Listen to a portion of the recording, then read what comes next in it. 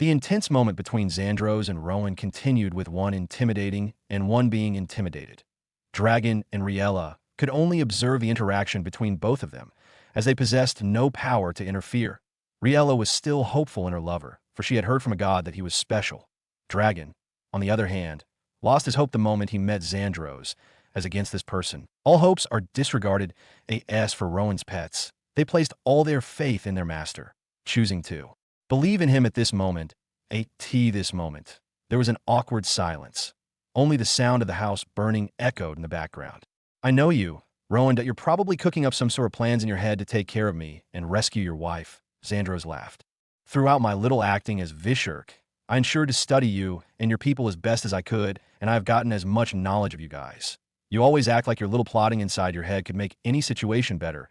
You act like you are better than everyone, like you're special. And those little acts have managed to make your people see you as some sort of divine savior. They see you as their only hope, and once you're taken down, they'll willingly accept death as life.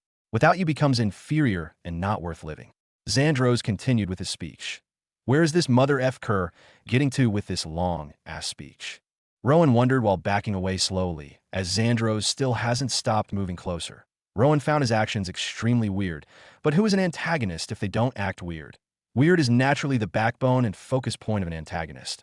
Rowan would do nothing more than to shove his long-ass sword down his throat and stop him from speaking, but that would basically be him seeking a faster death and the destruction of his territory.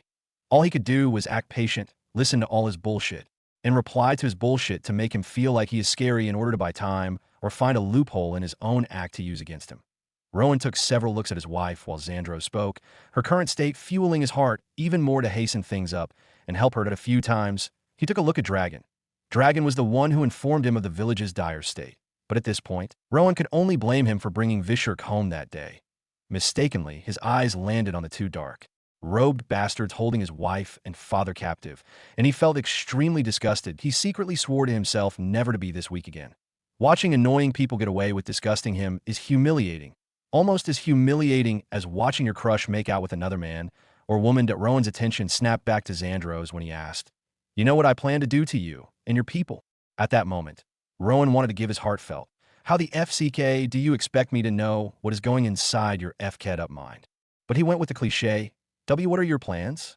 As much as he hated these cliché lines, at this moment, using otherwise would mean his death. "I plan to bend your image in front of your people and make them see just how pathetic you are. Once they lose that annoying hope in you, I would crush all of them while you watch." Xandros grinned widely. Meh, was all Rowan thought. The more Xandros spoke, the weirder he became. "Please don't hurt my people. You could do anything you want to me, but please leave my people out alone." Rowan pleaded that, of course, he wasn't heroic enough to actually lay down his life for people. He would rather lay down the lives of his enemies for his people than his own. For the first time, Xandros halted and laughed out loudly at Rowan's heroic words. Even his two minions could not help but laugh. If only Rowan knew who they were talking to. "If you know how many times I've heard that line, and how they failed to change my mind, you'll stop using them." Xandros went on for quite some time, painting a more fearsome image of himself to Rowan, but he even brought up lores about himself to make himself scarier. But Rowan only acted like he was scared to boost his ego. On the contrary, his mind was still plotting out ways to get himself out of this mess. He asked several questions, and Xandros played his part as an antagonist and replied as weirdly as he could. "What do you really want with me and my people, from all what you've said so far? None of us have actually done anything to make you harbor such hate towards us. Heck, none of us knew who you were before now. You're here for something, and if you ask, maybe I can give it to you, and you'll let us go?" Rowan asked seriously this time. "How dare you speak to our boss like that?" The two minions tried to butt in, but Xandros raised his hands to keep them shut. "Will you hand over yourself and your wife to us willingly?" Xandros' question surprised Rowan. "I can hand over myself if that is what you want as long. As for my wife, no, can't do."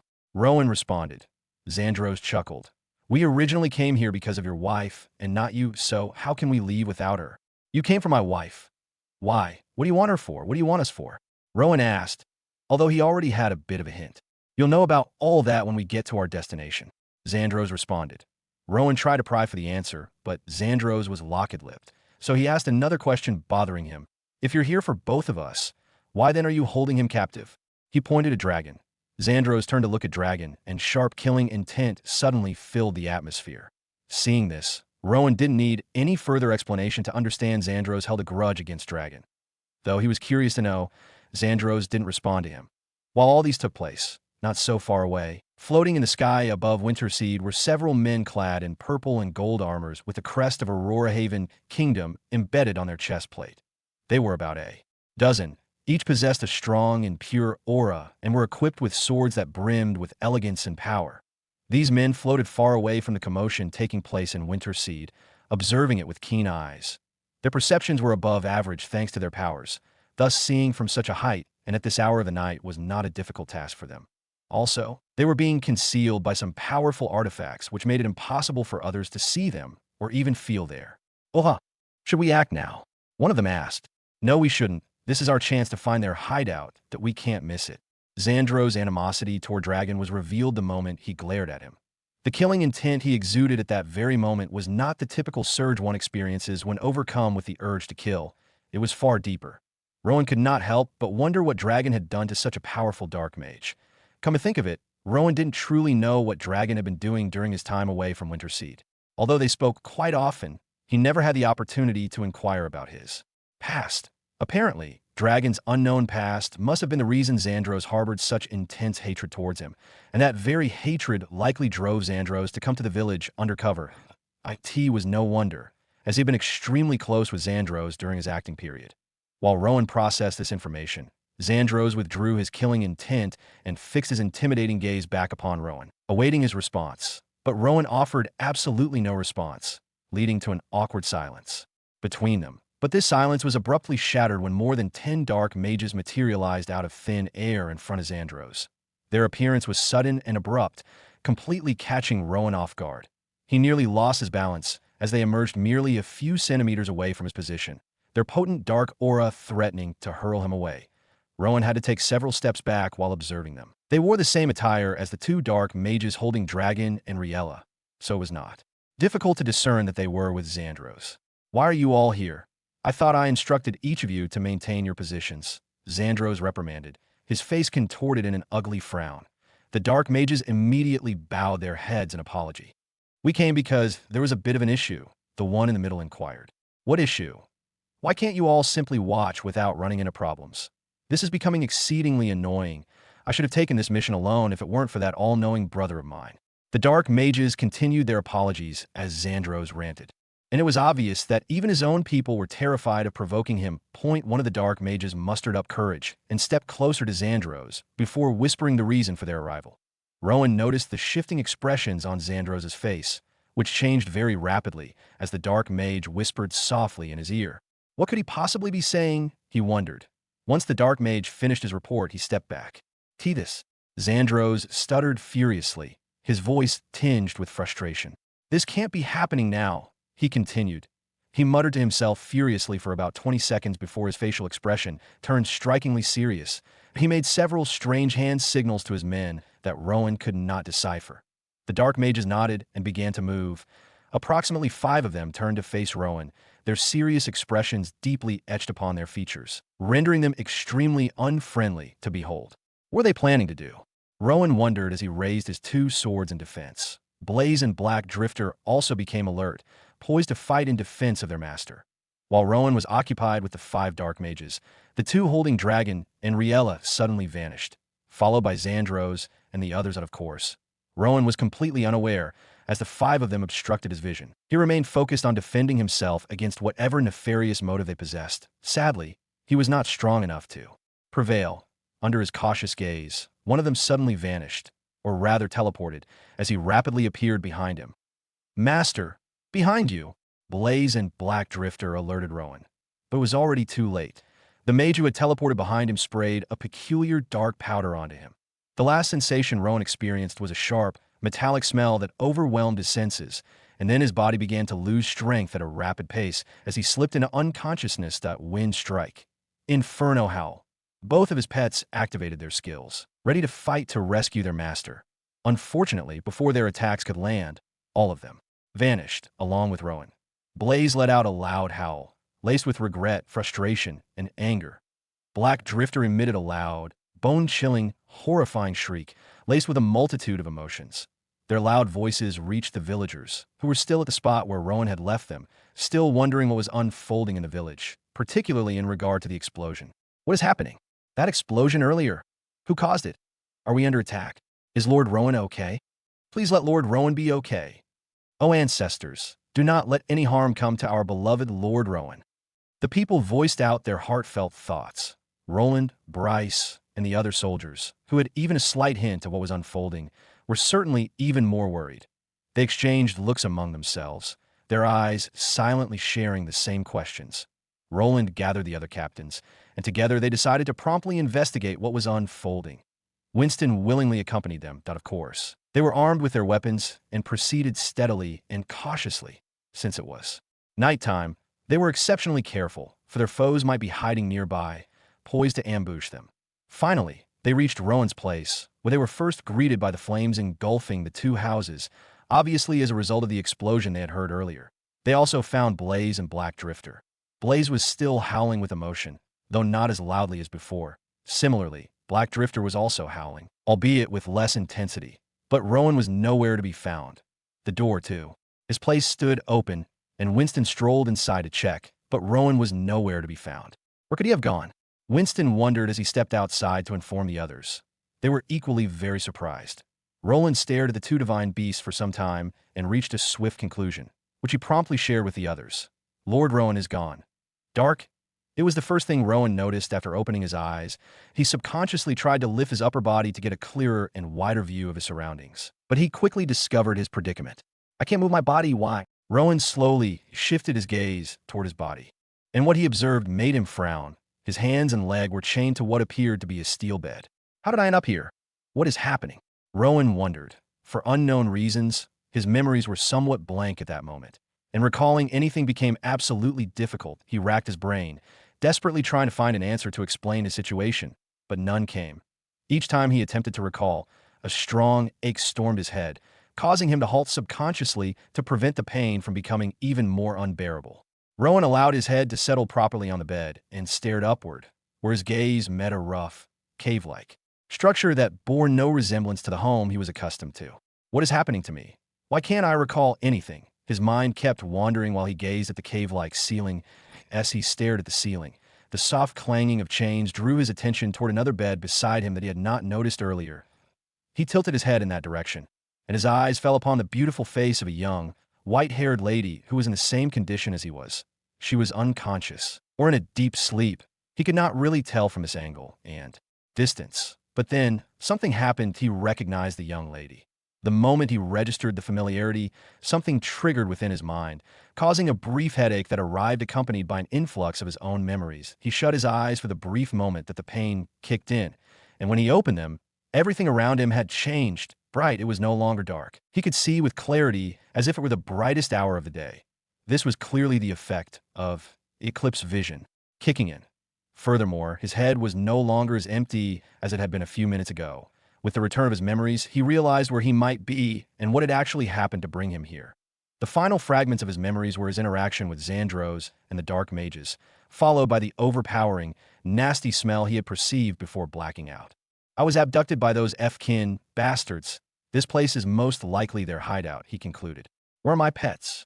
Rowan recalled, realizing that he hadn't sent his pets to the divine beast plane before he blacked out. Rowan attempted to connect with them telepathically, but he failed for an unknown reason. Using that skill was impossible, almost as though he had never possessed them in the first place. What the FCK? I can't even connect with my pet. What could be the cause? Could it be because I'm probably too far away from them? Rowan wondered. He turned back to look at Riella. Her eyes were still shut, and her body was not moving at all.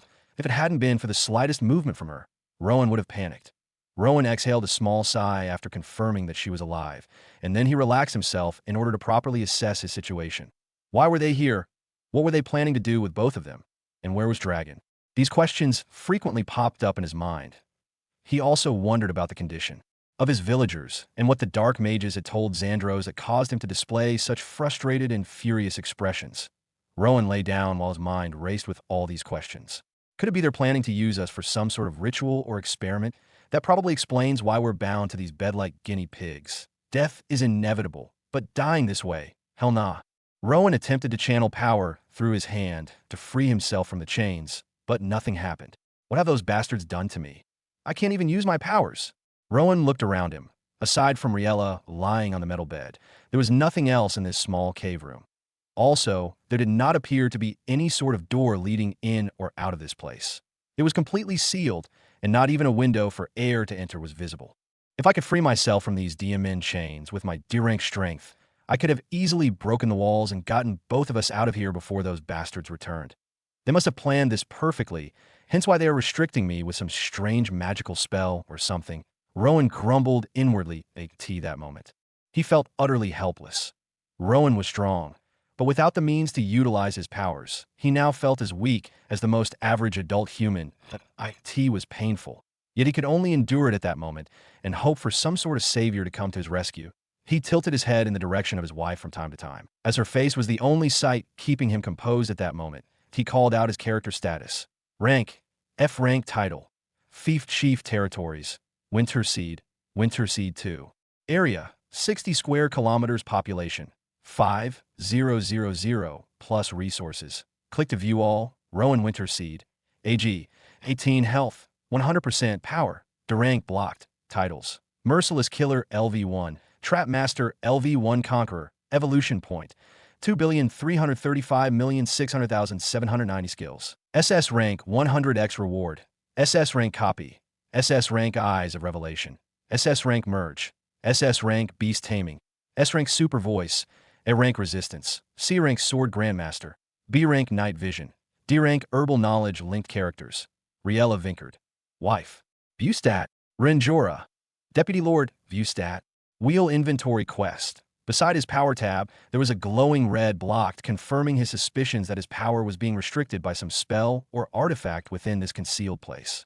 Aside from that, the number of evolution points in his possession made him smile, but his smile was brief. As he sensed a windy disturbance inside the room coming from a particular direction, he shifted his gaze in that direction and saw someone extremely familiar appear, which caused him to frown. Immediately, Xandros appeared inside the room after causing a slight disturbance in the room atmosphere that drew the attention of Rowan and woke Riella up from her sleep. When she opened her eyes, her reactions were the same as Rowan's when he first awakened. She was greeted with darkness, but her attention was immediately stolen by Xandros, who had just appeared. She wasn't even aware of Rowan lying beside her.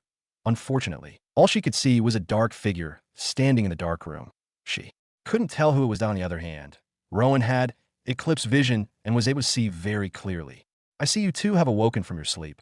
Hope you enjoyed your new beds. You've been asleep for 2 days now. That is great proof that you both enjoyed it. Xandros spoke with a smile. Riella quickly realized who it was from his voice, and his words also made her aware that she wasn't alone.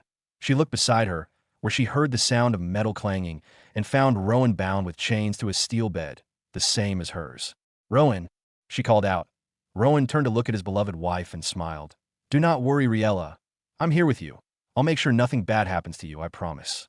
Riella nodded her head with an affectionate look on her face. Xandros scoffed while watching the couple show affection for one another despite the state they were in. He totally disliked the concept of love and romance. He believed the only thing that could be loved in this world was the idea of being stronger than everyone else, being invisible and immortal. Aside from that, nothing else was lovable. That he broke the affectionate moment with a gentle flick of his finger, causing the atmosphere in the room to become extremely unbearable, as a sensation of extreme heat and extreme cold attacked the two for about 10 seconds. Both Rowan and Riella cried out as the strange sensation permeated their bodies. What sort of magic is this bastard using? Rowan cussed, gritting his teeth to manage the pain. Xandros grinned, enjoying the scene of both of them suffering, before calling it off by flicking his fingers again. How does that feel? Refreshing, right? He taunted. What do you want from us, Xandros? Why are you doing all these to us? What do you hope to achieve? Rowan questioned. Power beyond anything you could ever imagine, Xandros replied. I know this bastard plans to use us for some dark ritual. I always knew dark mages are corrupted and twisted, FCK. Rowan cussed inwardly. How do you plan to make use of both of us when we are significantly weaker than you? Even your weakest accomplice is several times stronger than me. Rowan asked. Who said we took both of you in because of your powers, if it were by your powers? No one in your village is qualified, Xandros scoffed. Then what? Your magical talents, your affinity, cultivation speed. You two are special, and special is what we need for the Dark Seed ritual. Dark Seed Ritual? Dark Seed Ritual? Rowan repeated the words in his mind. He felt like he had heard those words somewhere before and racked his brain to recall where. I remember now. The memories from when he was still a gamer on Earth resurfaced. That particular name was very popular back then. It was the title of a server-wide quest granted to every player. The main storyline of the quest was that a powerful cult in the game world had succeeded in their dark rituals, which granted them extraordinary powers while granting powerful dark mystical entities access into the world to cause havoc. Now that I remember, the quest was never completed despite the combined efforts of millions of players, so Xandros is involved with this quest. Rowan confirmed, if this world is accurate with the storyline of that quest, then Xandros is not alone. There are definitely other powerful people with him.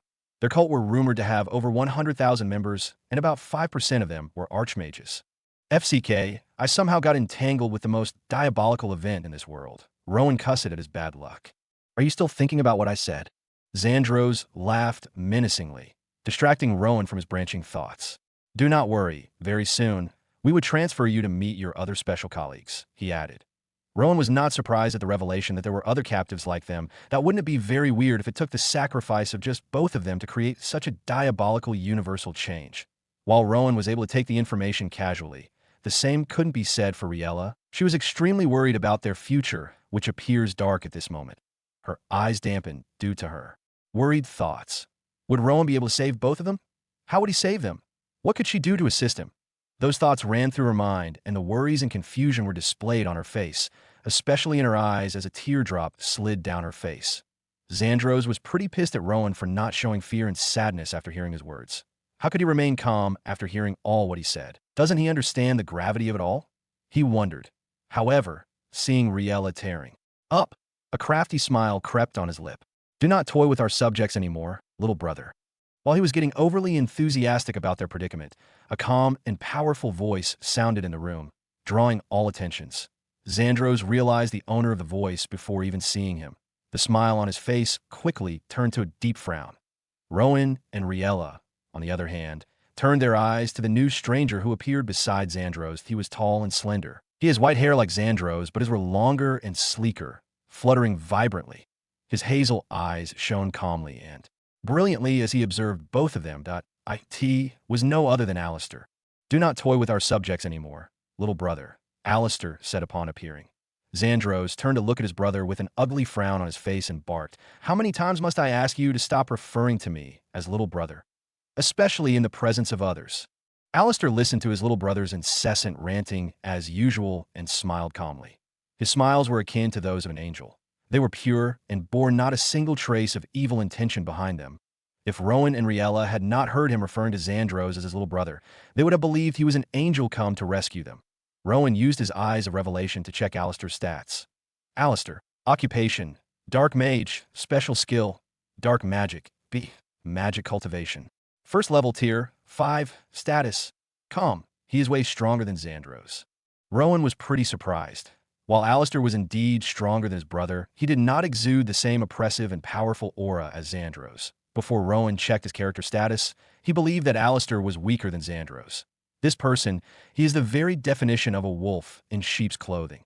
Someone who can conceal his intentions behind a smile and mask his power from others is no ordinary individual. Judging by how calm he is right now, I can say he is more of a brain person than a muscle person. Unlike Xandros, who is the complete opposite. Rowan thought to himself while observing the fella, as though Alistair could hear his thoughts. He turned toward Rowan and flashed a friendly smile at him, but Rowan's head twitched. He was annoyed by the act this bastard was putting on. He should be as sinister as Xandros, if not more so, thought Rowan. How are you two feeling?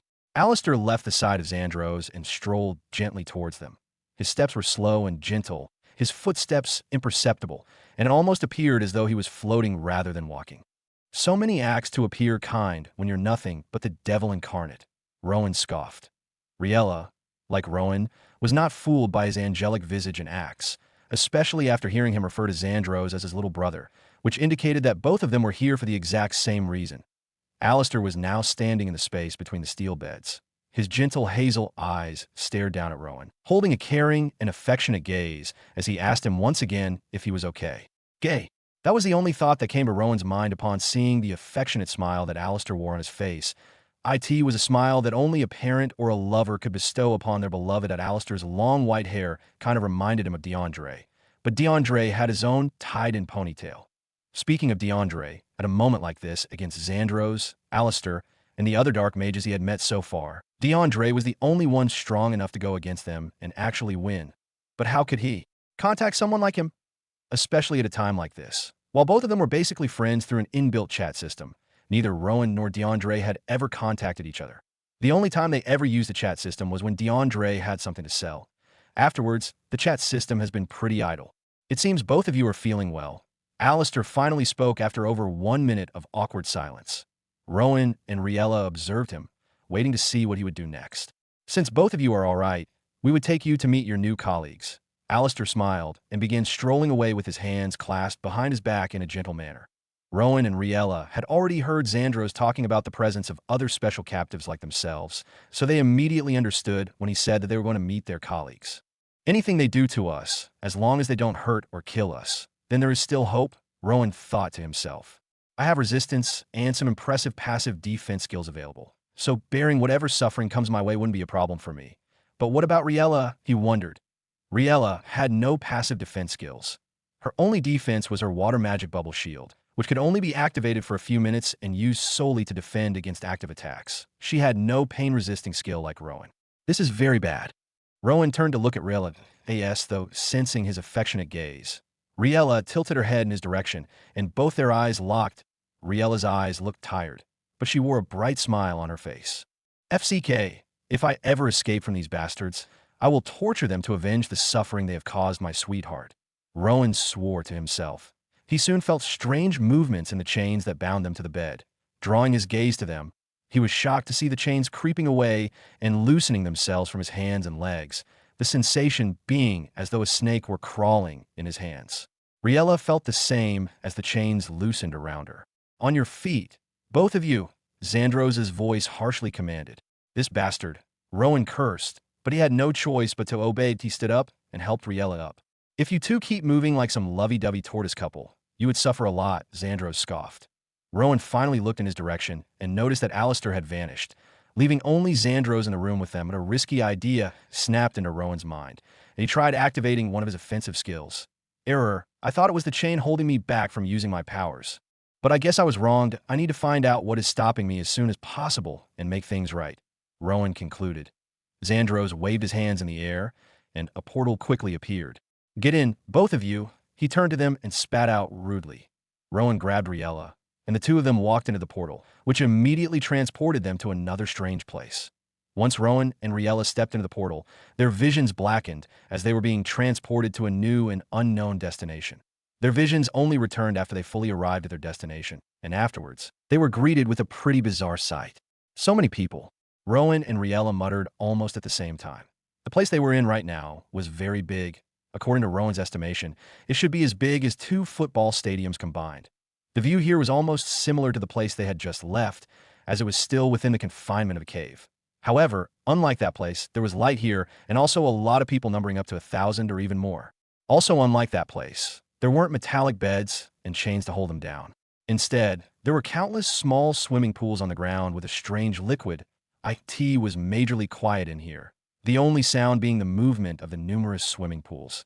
Everyone in the place, aside from both of them, was soaked in these pools. Some of them were meditating, while others who weren't meditating at the moment looked at both of them with strange looks on their faces. The looks ranged from confusion to visible disgust, as though their eyes had just landed upon a stinking naked lunatic. Of course, Rowan wasn't bothered by these gazes on him. But the same could not be said for Riella, who wasn't used to such intense gazes, especially from so many people. She moved closer to him and held his hands even more tightly. Rowan, who had watched movies with scenes similar to these, could only see this place as a breeding room. The only difference was that they weren't in transparent cylinders, but in small pools instead. After taking a better look at the place, Rowan proceeded to observe the people in these pools, who were diverse in many orders, including age, appearance, skin color, etc. When Rowan checked their character status, he discovered that more than 90% of them possessed light magic affinity/skill. There were only a few with dark magic affinity. Rowan even spotted one with blood magic affinity. He immediately felt a strong urge to copy and acquire the affinity for himself. But he quickly shook his head against it as he could still remember the words of Xandros. If I should merge with a new affinity now, I would only get myself into bigger trouble with the cult. The last thing I want now is drawing more attention to myself. Rowan made up his mind. If he could keep a low profile and observe this place even more, he might find a clue to break himself and Riella out of here. What do you feel about your new homes? Lovely, right? Xandros' voice sounded from behind them. Rowan frowned and turned to Xandros. What is this place? Why did you bring us here? Rowan asked. You have already witnessed the scene. I believe both of you are smart enough to at least understand the reason why you are in this place. Although Rowan already had a hint of the reason why, he still wanted to get the answer directly from Xandros, so he replied that he didn't understand. Xandros gave Rowan a strange look for a brief second. He had been with him for quite a long time and had witnessed how fast Rowan grasped and understood difficult situations. Thus, he was pretty uncertain at this point if Rowan clearly didn't have an understanding of the situation or was pretending. Nonetheless, he shrugged and provided the answer. Both of them wanted to hear. Every one of you needs to be at a certain level of magic cultivation before you can be useful for the Dark Seed ritual. This place was created to make that easier and faster. In other words, a breeding ground for your sacrifices. Rowan commented, If you say so. Xandros did not refute his words. Rowan scoffed lightly, though he wondered why the cult didn't just exercise patience and wait till they had reached their desired levels before capturing them and bringing them here. If Xandros could read his mind. He replied, Each pool contains powerful potions that supply a unique form of mana, in case you're wondering. For someone like you two who come from a place with weak mana, here is a treasure house. Well, he is not wrong. Rowan kind of agreed that if Riella had pools with this quality of mana at home, her magic cultivation would definitely improve way faster than with mana stones. While Xandros and Rowan discussed, the others in their designated swimming pools who weren't meditating were confused. I thought this devil doesn't speak to humans at all. He is speaking to that guy. Who might he be to cause a devil like Xandros to discuss with him? Strange, I have been here for years. I have witnessed more than 500 people get added to this place, but Xandros never speaks to any of them. If Rowan could hear their thoughts, he would be even surprised. Amongst the thousands of people in this place right now, only 20% know Xandros' name, and they only knew his name was Xandros when others referred to him. He didn't actually introduce himself. Some of them only knew Xandros as the cold-hearted devil who felt extreme disgust at the sight of weak mages and human beings. They wondered the identity of Rowan, especially because he was significantly weaker than most of them. Xandros and Rowan unknowingly spoke for 5 minutes, which was the longest time Xandros had ever spent in this place. You've known everything you need to know. Now it's time to begin your new jobs. Follow me. Saying this, Xandros began strolling to the back where some vacant swimming pools could be seen. Rowan and Riella had no choice but to follow him. He is even leading them to their swimming pools. Who are these two? The onlookers barked in their minds before shutting their eyes and falling into their meditative state before Xandros could fish them out for lazing around. They knew very well the penalty of those who lazed around in the past. Xandros halted in the middle of 2 vacant swimming pools and, with a serious expression on his face, nudged both of them to get in. Rowan and Riella gazed at the swimming pools for a few seconds, taking a closer look at the clear liquid in them before stepping inside. Once, their feet made contact with the liquid. A peculiar cool sensation steadily flowed through their bodies from their legs upward. The sensation proved difficult to describe, being neither uncomfortable nor entirely comfortable. Rowan frowned at the sensation, yet Riella experienced its reverse. She adored it as she gradually submerged herself in the swimming pool. She closed her eyes after offering Rowan a charming smile and commenced meditating. She could sense the pure mana within the swimming pool, resonating harmoniously with her mana core as she began meditation. Rowan observed her for a few seconds, his face wearing a composed, calm expression. It appears she adores the pure mana.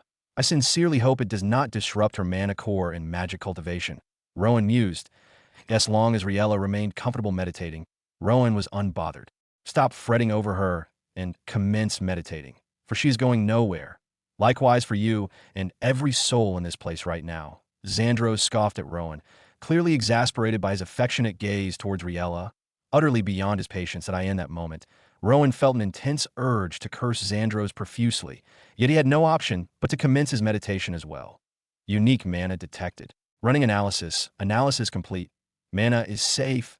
Thankfully, the system proved sufficiently effective to detect and analyze the mana within the swimming pool. Rowan finally eased his mind upon hearing confirmation that the mana in the swimming pool was safe for cultivation. With his mind relaxed, he gradually began meditating, steadily absorbing the mana from the swimming pool. Xandros scrutinized both of them for a few seconds, examining their forms and rate of mana absorption. He maintained this observation for nearly a minute before snapping his finger and teleporting from the room with a single thought in his mind. Time to deal with that traitorous bastard. A few seconds after Xandros vanished, the others, who had been feigning meditation earlier, quickly opened their eyes and faced the direction of Rowan and Riella. "Who do you suppose those two are?" One of them murmured softly to another.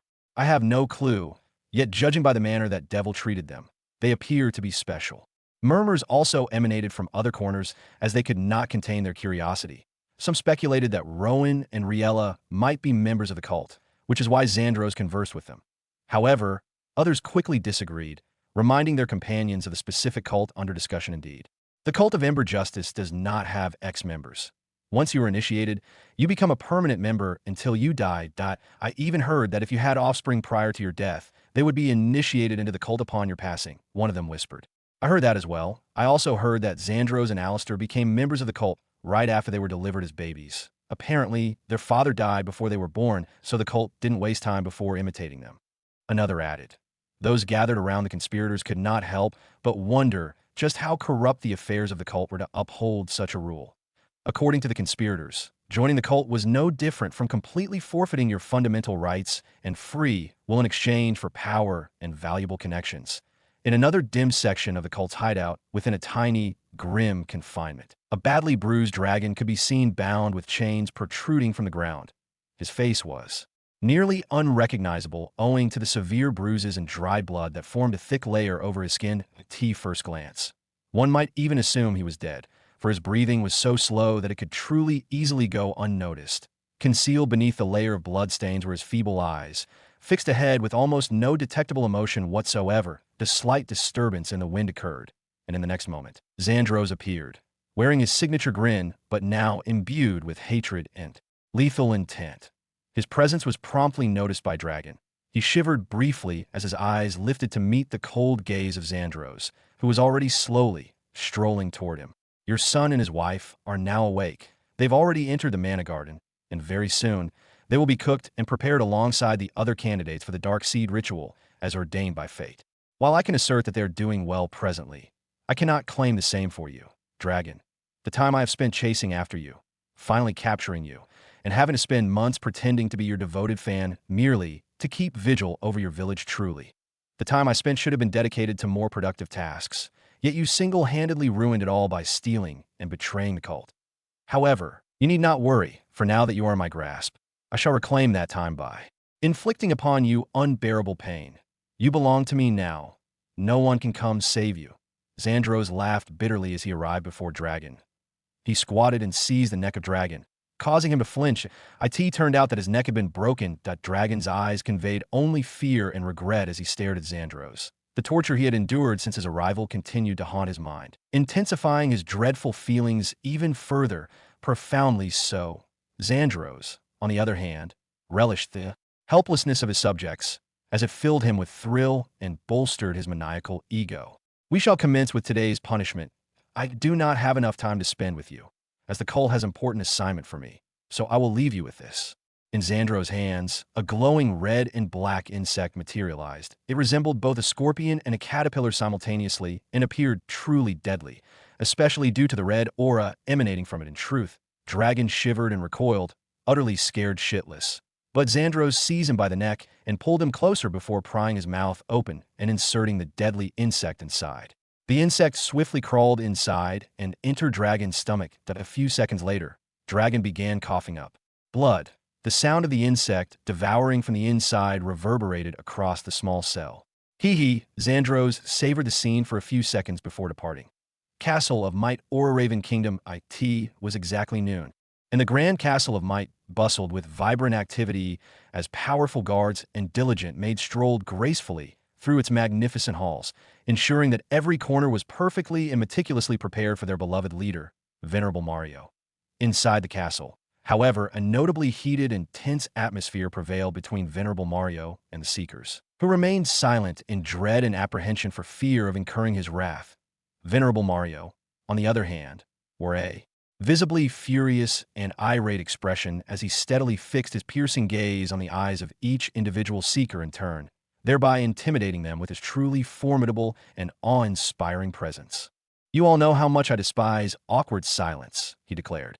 "One of you had better start speaking immediately, or I shall lose the last strand of my coolness, and none of you shall ever speak again for the rest of your lives," he threatened in a cold, steely tone, causing the seeker to visibly tremble. They exchanged nervous glances, and through an unspoken consensus that was palpably felt, they passed the mantle to their leader, urging him firmly to stand up and speak on their behalf. The leader gritted his teeth upon witnessing how his colleagues wasted no time in effectively throwing him under the bus. Unfortunately, he had no time to scold any of them, for doing so might cost him his very life before he could even finish his first venomous statement directed at them. "Oh heavens, help me!" he silently prayed, gathering every ounce of his dwindling courage to rise from his seat and confront Venerable Mario, whose eyes immediately locked onto his with relentless intensity. "My lord," he said solemnly as he bowed deeply. Venerable Mario offered no reaction at all to his respectful greeting. This left the leader of the Seekers feeling even more pressured. It was extremely rare to witness Venerable Mario in such an enraged state. The last time he had displayed such unbridled fury, the former leader of the Seekers was consigned to the dreaded Dungeon of Regret, a notorious and ominous prison feared by even the most powerful. The cult of Ember Justice has attacked once more. They have brought down 3 villages in the western part, and this time, no one was taken away since there were no mages present in those areas. According to our sources, the killings this time were carried out without any apparent cause, as the perpetrator not only slayed those people, but also destroyed their farmlands and properties purely for amusement. This can only be the handiwork of a high-ranking member of the sect, although we do not yet know the precise identity or exact rank. Although his voice trembled and he stuttered intermittently from time to time, the leader of the Seekers nonetheless managed to deliver his report as clearly and accurately as he possibly could. Despite the overwhelming pressure, he waited silently for Venerable Mario's reaction, and when none came, he proceeded with the next report concerning a city market that had been established by the cult, from which all the valuable magical items had been stolen.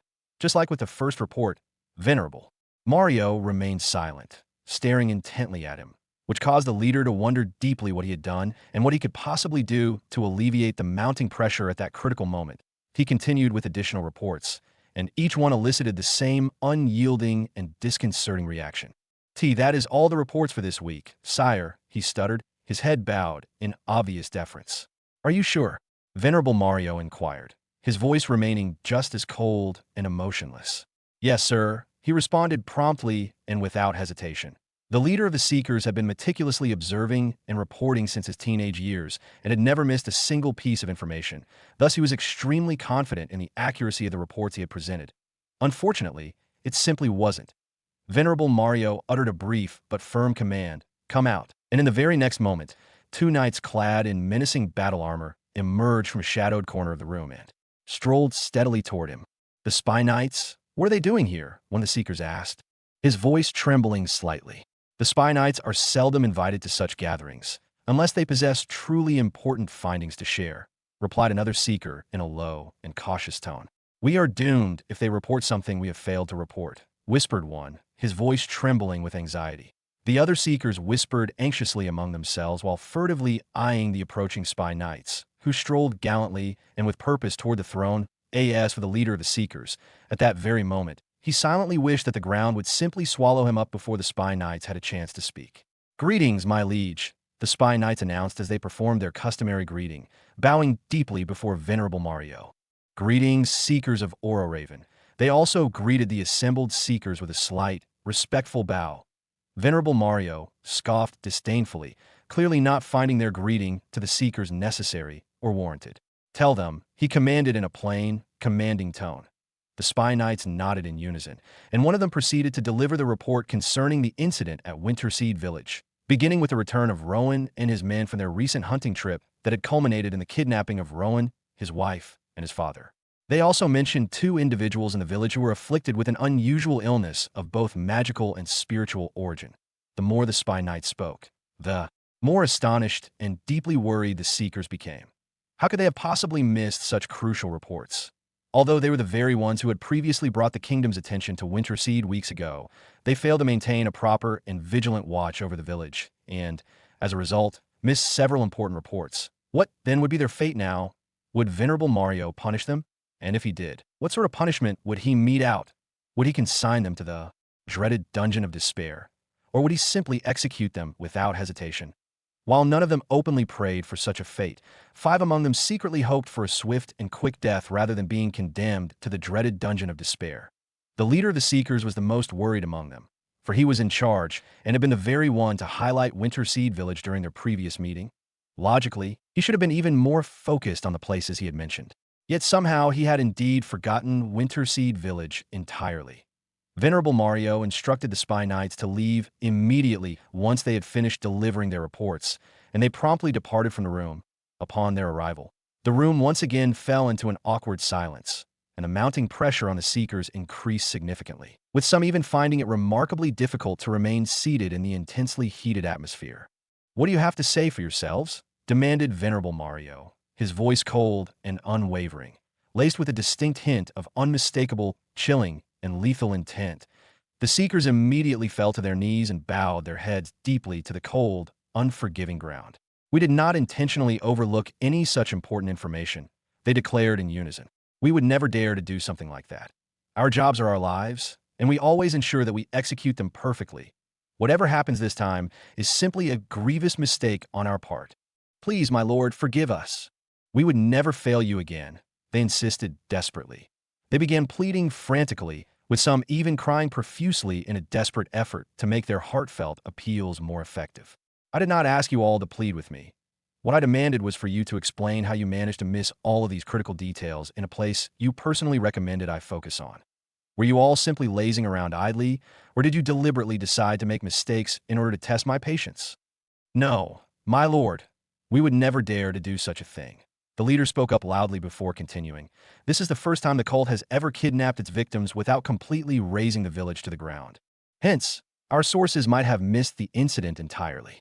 The leader spoke for a full 3 minutes, attempting in earnest to explain the situation to Venerable Mario, but he knew full well that his explanation would determine whether they lived or died at that crucial moment. Fortunately, while they were busy explaining themselves in a flurry of desperate words, someone suddenly appeared in the room using teleportation magic. It was a tall man with long, flowing white hair tied neatly in a ponytail, wearing a cheeky smile that soon vanished and was replaced by a deeply puzzled expression. What's happening here?" DeAndre said with a deep, troubled frown. Author note: "I am back for real."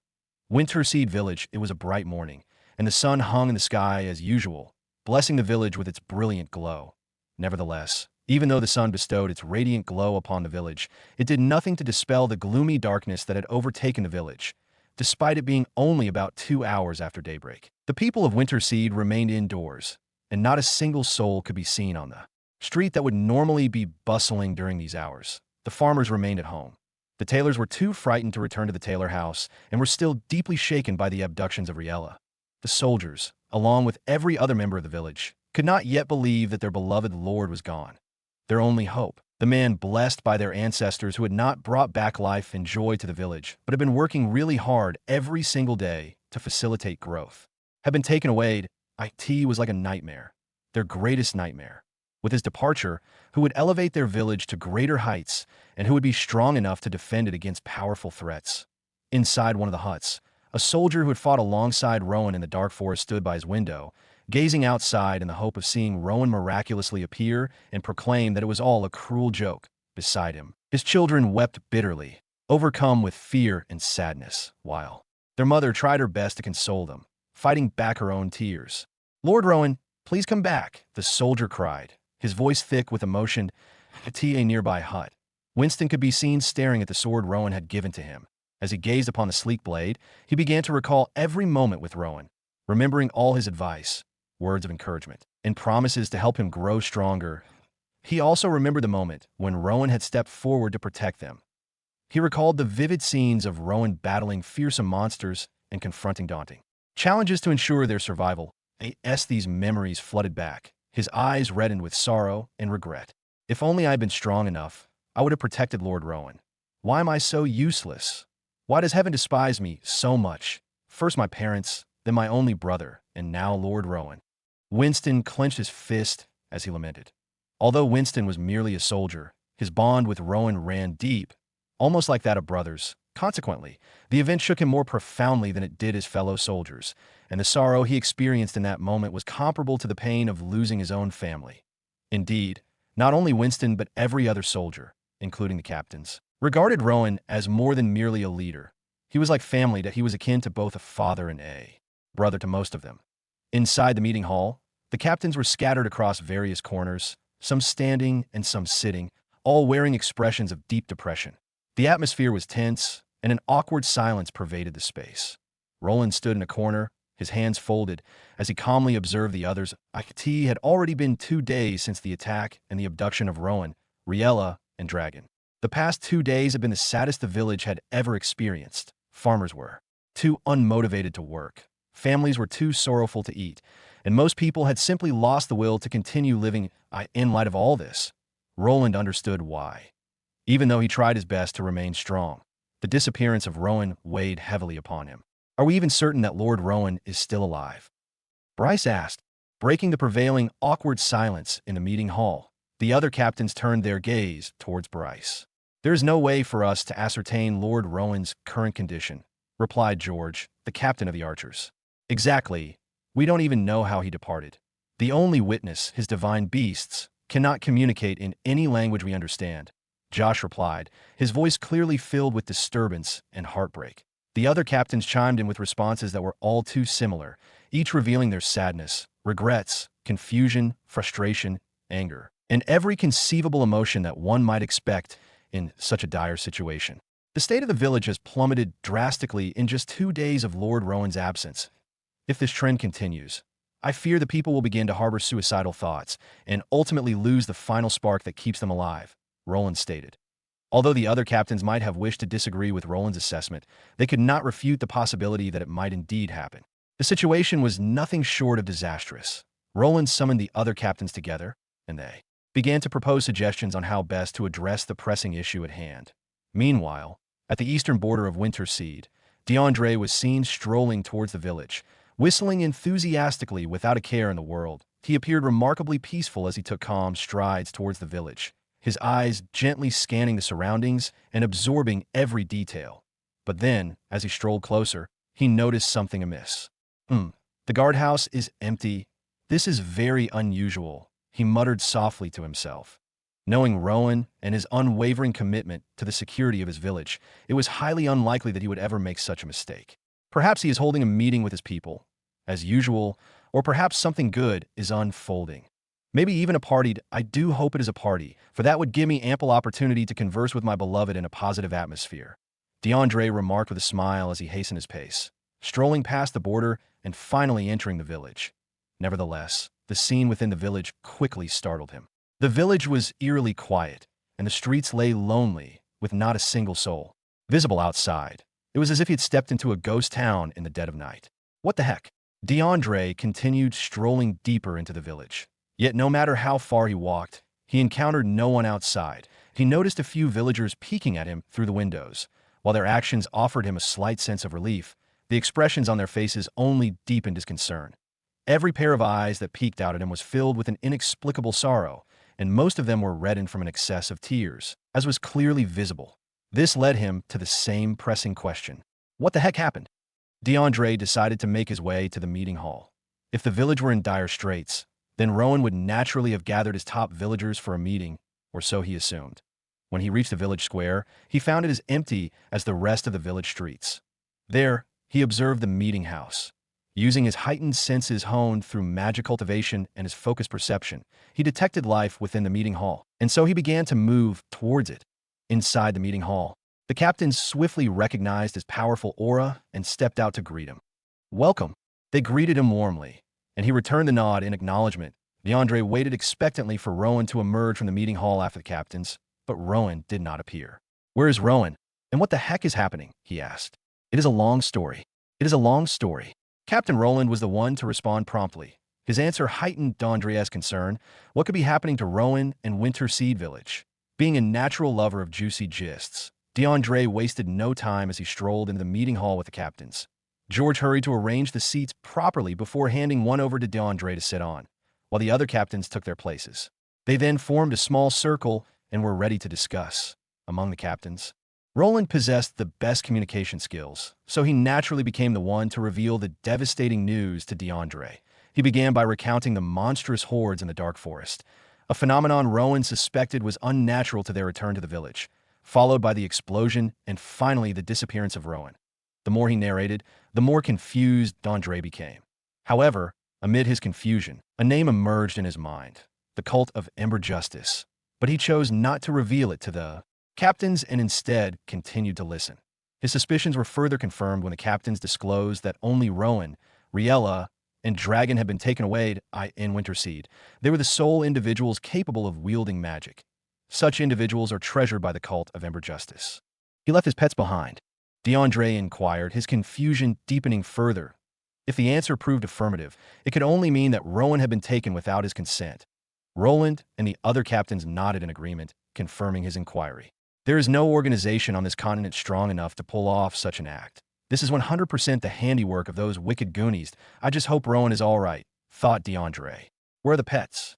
DeAndre possessed a magical slip that enabled him to communicate and understand the language of divine beasts for a few seconds that he intended to use it. The wolf is at Lord Rowan's place, while the giant bird flew away. I believe it went off to search for Lord Rowan, replied Josh. Cool then. Lead me to the wolf, he said. Without wasting any time, they all strolled toward Rowan's place.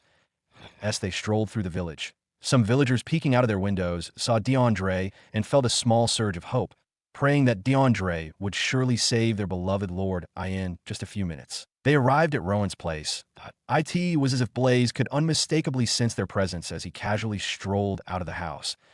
He wore a gentle yet defiant expression on his face, and his muscular body emanated a fiercely powerful, fiery aura.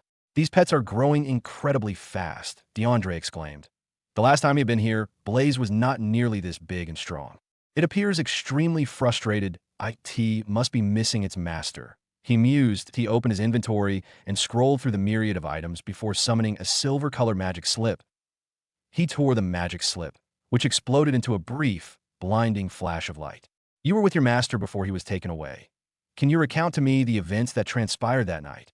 DeAndre communicated with the divine beast. However, the language he used was peculiar, a strange tongue that none of the captains could grasp, as it sounded like gibberish. Fortunately, the opposite was true for Blaze.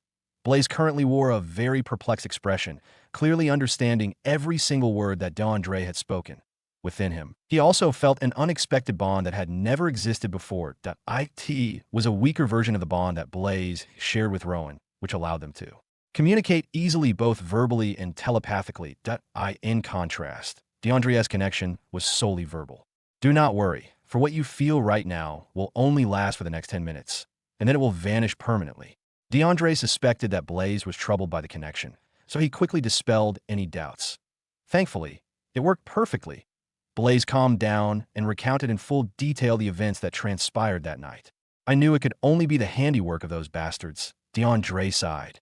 Rest assured, as long as they are still alive, I will do everything in my power to bring them back safely. I have powerful friends. Blaze nodded subtly in response. The magical connection that had existed for that brief moment gradually faded away until it was completely gone. DeAndre turned to the captains and offered them the same assurance that he was ready to leave when they called him back to ask for a favor. DeAndre scratched his head, feeling embarrassed after listening to their request. They wanted him to deliver a public address to the villagers to calm their worried hearts that DeAndre possessed superior communication skills, though they were most effective in a small group or with a single listener. When it came to addressing large crowds, however, he could not rely on his usual communication prowess. Nevertheless, he ended up agreeing to their requests. It was the least he could do for his friend. Half an hour later, the village square was filled to the brim with gloomy villagers. Although the square was truly packed, it remained mostly silent and somber.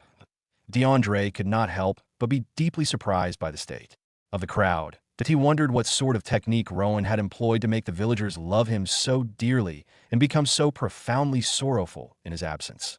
Not even Venerable Mario possesses such a deep connection with his people. Despite his strength and wealth, there remain a few of his subjects ready to kill and seize his throne the moment he lets his guard down. Rowan is truly different. DeAndre scanned the crowd, once more before softly muttering a quick chant. Employing wind magic, DeAndre levitated several meters above the ground so that all the villagers could obtain a clear view of him.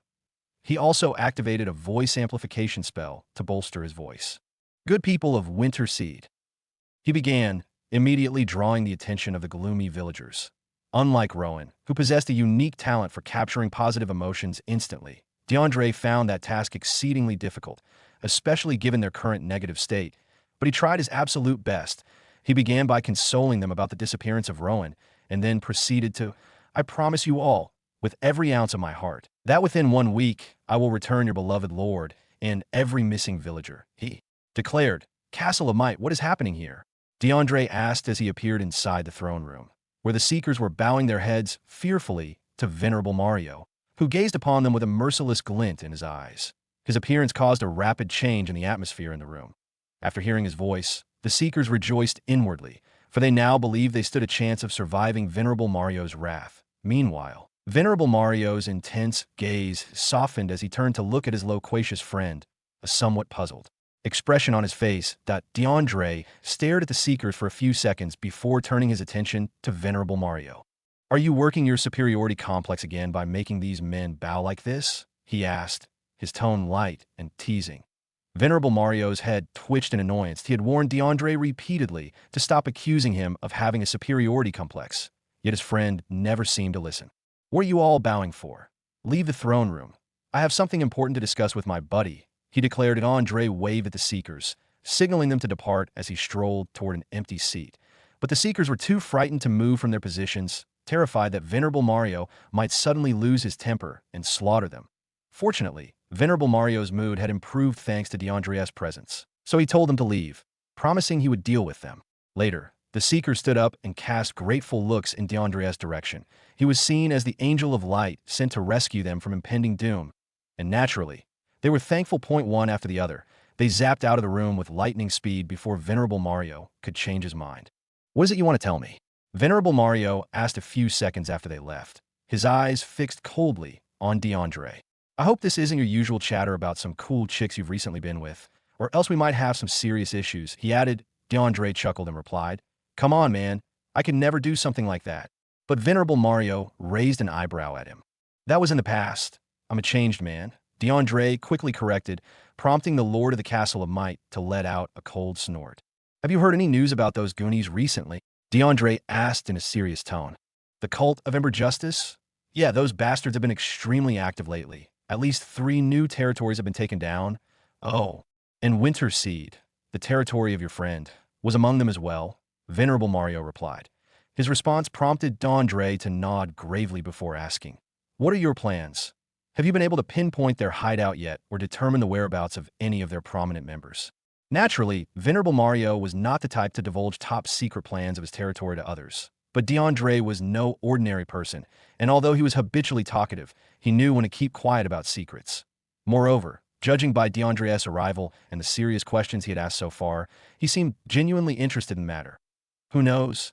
Perhaps the great merchant might have some merchandise to help expedite the mission and bring those disgusting Goonies down, maybe even offering it for free. With those internal confirmations, Venerable Mario proceeded to spill their recent plans. "Before the incident, Winter Seed was flagged as a potential target of the cult, so I sent some of my best spy knights to keep watch over them in case the cult attacked. However, their mission was strictly to observe, locate the cultists, and track them to their hideout. And fortunately, they managed to follow them to a secret location hidden deep in the dark forest. Sadly, they have no means to enter the hideout, as it is protected by numerous layers of illusion and security magics that are tough to crack."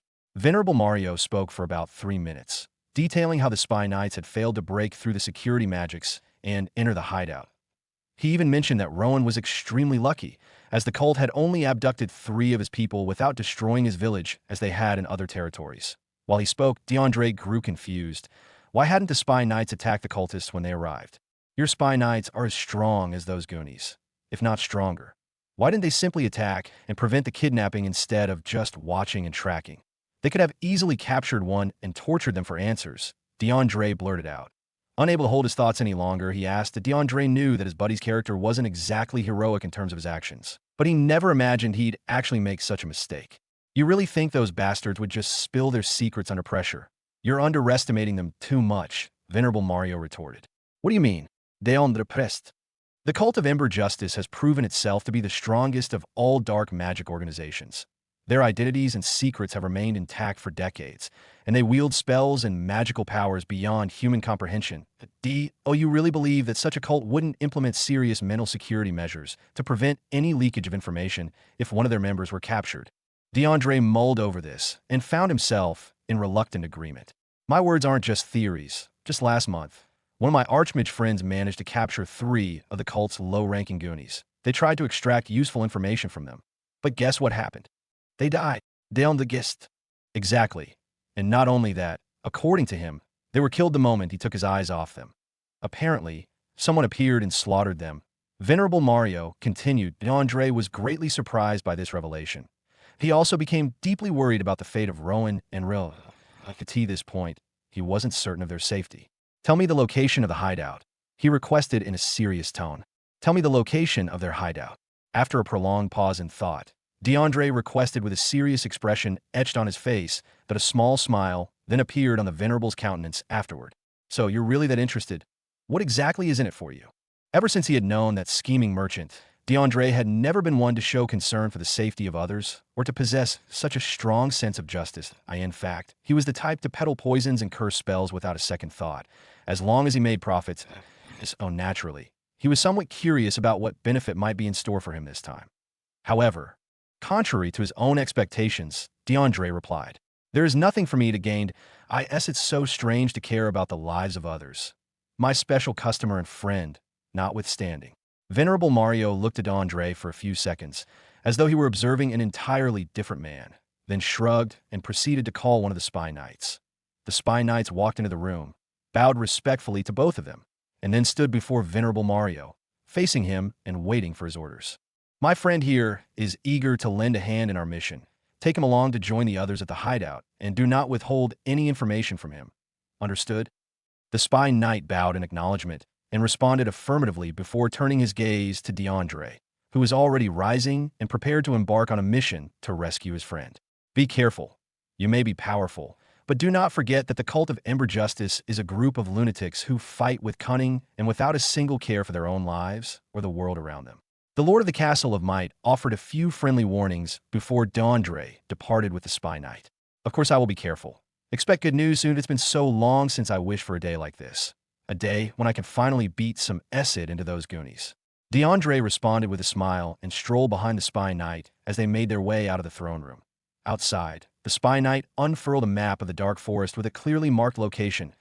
DeAndre studied the location for 3 seconds before producing a golden teleportation magic slip. He tore it, and both of them vanished. Meanwhile, inside the throne room, Venerable Mario could be seen smirking as he muttered a series of enigmatic words to himself.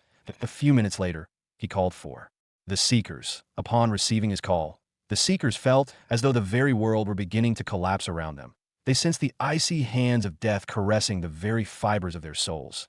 Yet they did not dare to flee and instead went to meet their Lord while offering fervent prayers to heaven. Dark forest. The popular vegetative landmass spread across a vast distance, bathed in the scorching glow of the midday. A random, hidden location in the dark forest, a cave that looked nothing out of the ordinary stood gallantly. If a stranger were to come upon this location and see the cave, they would think nothing of it. In fact, they might even feel compelled to step inside and relax, drawn by the cave's deceptively safe appearance. Unfortunately, the cave was a dwelling place of human monsters, a hideout concealing unimaginable evil, and a ground where a dark, world-conquering seed was being cultivated.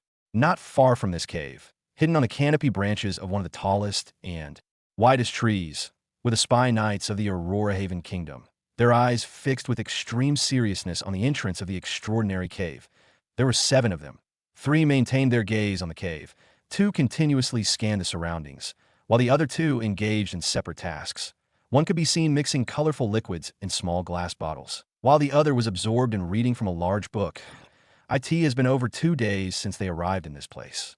Thanks to the teleportation tracking device they carried, they were able to follow Xandros and the other cultists to their hideout. Additionally, they had powerful concealing spells wrapped around them, which prevented the cultists from sensing their presence. thereby giving them enough time to plan their invasion and attack. Sadly, given the time they had spent here, they have not been able to figure out ways to activate the hidden door of the cave. They have scanned through several books about space manipulation and security magic and experimented with sending items cloaked in certain portions into the cave. Those items managed to enter the ordinary cave, but were unable to permeate the formation set over it. If they were to move out on their own right now, reveal themselves, and try to enter the cave, they would catch the attention of the cultist, naturally making their tasks 10 times harder than they already were. Thus, they continued patiently seeking ways to make everything right. The spy knights worked, silently and calmly, without a hint of pressure despite the complexity of their tasks. While they were working, the wind pressure on their hideout surged abruptly, indicating some supernatural presence. In the next moment, DeAndre and another spy knight appear behind them. The seven turned and met the eyes of DeAndre and his companion with intense gazes. However, upon recognizing them, the intensity of their stares diminished, and they bowed respectfully to DeAndre to pay their respect. DeAndre nodded before accessing his inventory and retrieving a magic slip containing a telepathic connection spell that forms a bond among a small group of people, allowing them to communicate through their minds. Once he tore the magic slip, the spell imbued within activated, and they were able to converse telepathically among themselves. "Tell me how it has been so far," DeAndre requested. The spy knights wasted no time and began narrating their journey thus far, omitting no detail. Thanks to their clear narrative, DeAndre was able to understand the problem better, and his mind instantly began processing how to make things right. "I think I have a way." His voice was like a ray of sunshine, quickly brightening the troubled hearts of the spy knights. Inside the hideout, Rowan could not fully concentrate on meditating, for every thought reminded him of his dire predicament and the crushing helplessness that barred any escape from his current situation. He sat down inside the pool and scanned the area, observing the other captives as they sat in rigid silence, forcefully and fearfully cultivating mana with a desperate determination. Meditating, under normal circumstances, is not a difficult task once one possesses a mana core and fully grasps the mechanics of cultivating magic. However, the same could not be said when one is forced to cultivate as though every moment might be their last. And even worse, no matter how hard one labors, safety is never guaranteed. So how could Rowan, a man who loves freedom, ever hope to concentrate in such an oppressive environment? The challenge was insurmountable and, in his eyes, utterly impossible. Secondly, Rowan didn't really have any need for meditation since he could supplement his mana for evolution points, which he already had in bulks, making the forced practice all the more futile. Rowan let out a small cry of frustration and fixed his gaze on the cold, rugged ceiling, its uneven surface reflecting the harsh reality of his confinement. "What should I do now? I might go insane with the endless nagging of my thoughts." Rowan let out a resigned sigh and turned his attention to the captive meditating on his left side. The man, who appeared to be in his early 20s, sported curly black hair and a slim physique that was distinctly visible even in the dim light. Employing his keen inspection skills, Rowan carefully observed him and found himself quite impressed by his magic cultivation rank. It was around the same as Dragon's, a silent testament to rigorous training. "Hey, buddy," he whispered softly, though the fellow was so deeply immersed in meditation that he remained oblivious to Rowan's presence. "Hey." Rowan raised his voice slightly, and thankfully, the man's attention was captured. Yet the expression on the fellow's face was difficult to explain. It conveyed a curious blend of confusion, surprise, curiosity, annoyance, and even a trace of anger. "Yo, calm down. I'm just trying to talk to you," Rowan said in a low, measured tone. "Are you insane?" the guy whispered back. His voice was so faint that one might easily miss his words regardless of closeness. He appeared almost afraid to fully use his mouth. Fortunately, Rowan's heightened hearing caught every delicate nuance. "Insane," Rowan echoed, his curiosity growing as he tried to gauge the man's intent. The man looked at Rowan with a deep frown before asking, "Are you new?" Rowan nodded in acknowledgement and informed him that he hadn't been here for more than 24 hours. Immediately, the guy face-palmed. "That explains it.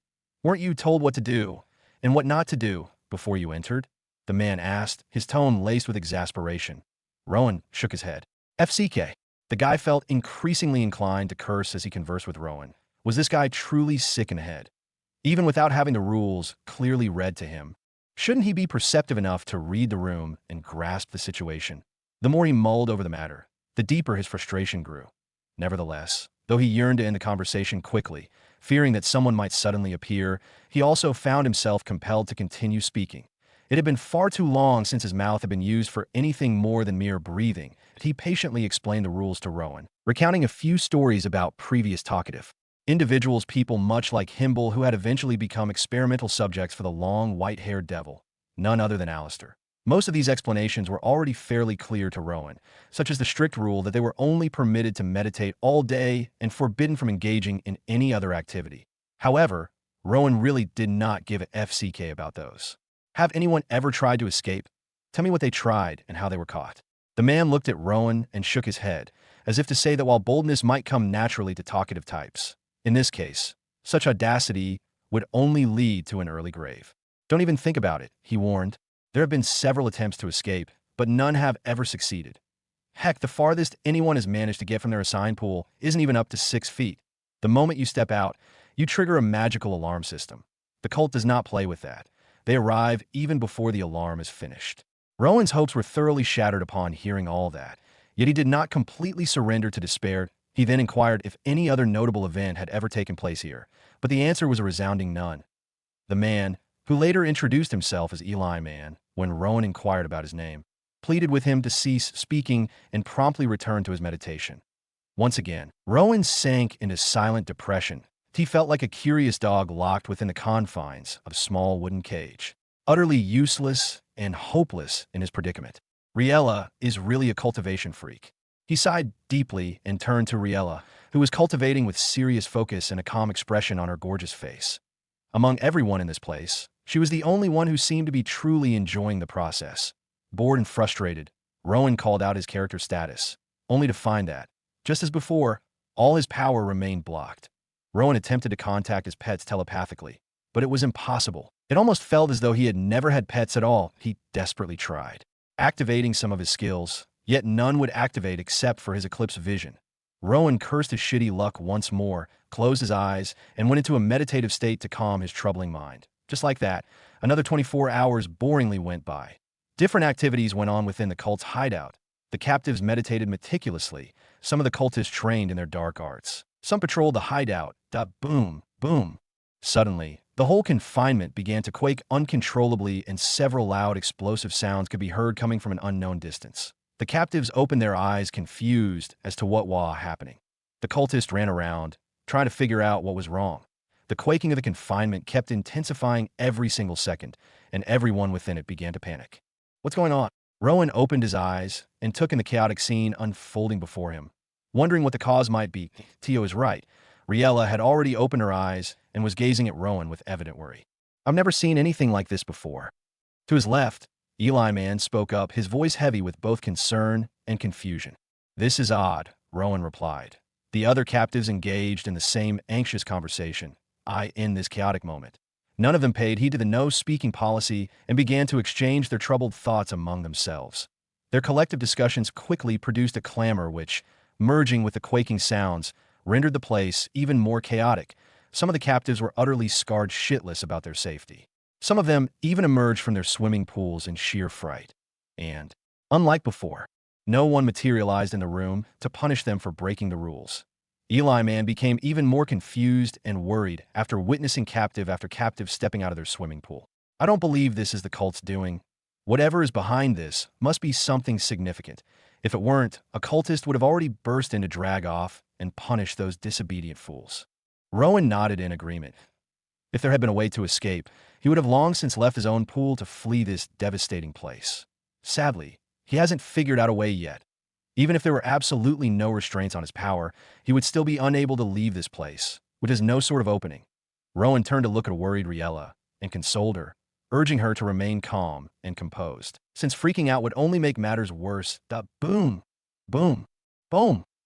As he spoke to Riella, another round of explosions began, this time even louder, as the source of the sounds appeared to be drawing ever closer. The cult is under attack. Someone has undoubtedly found a way to breach their formidable security. That would explain why none of them have come to warn this chaotic crowd. They must be caught up in an intense battle right now.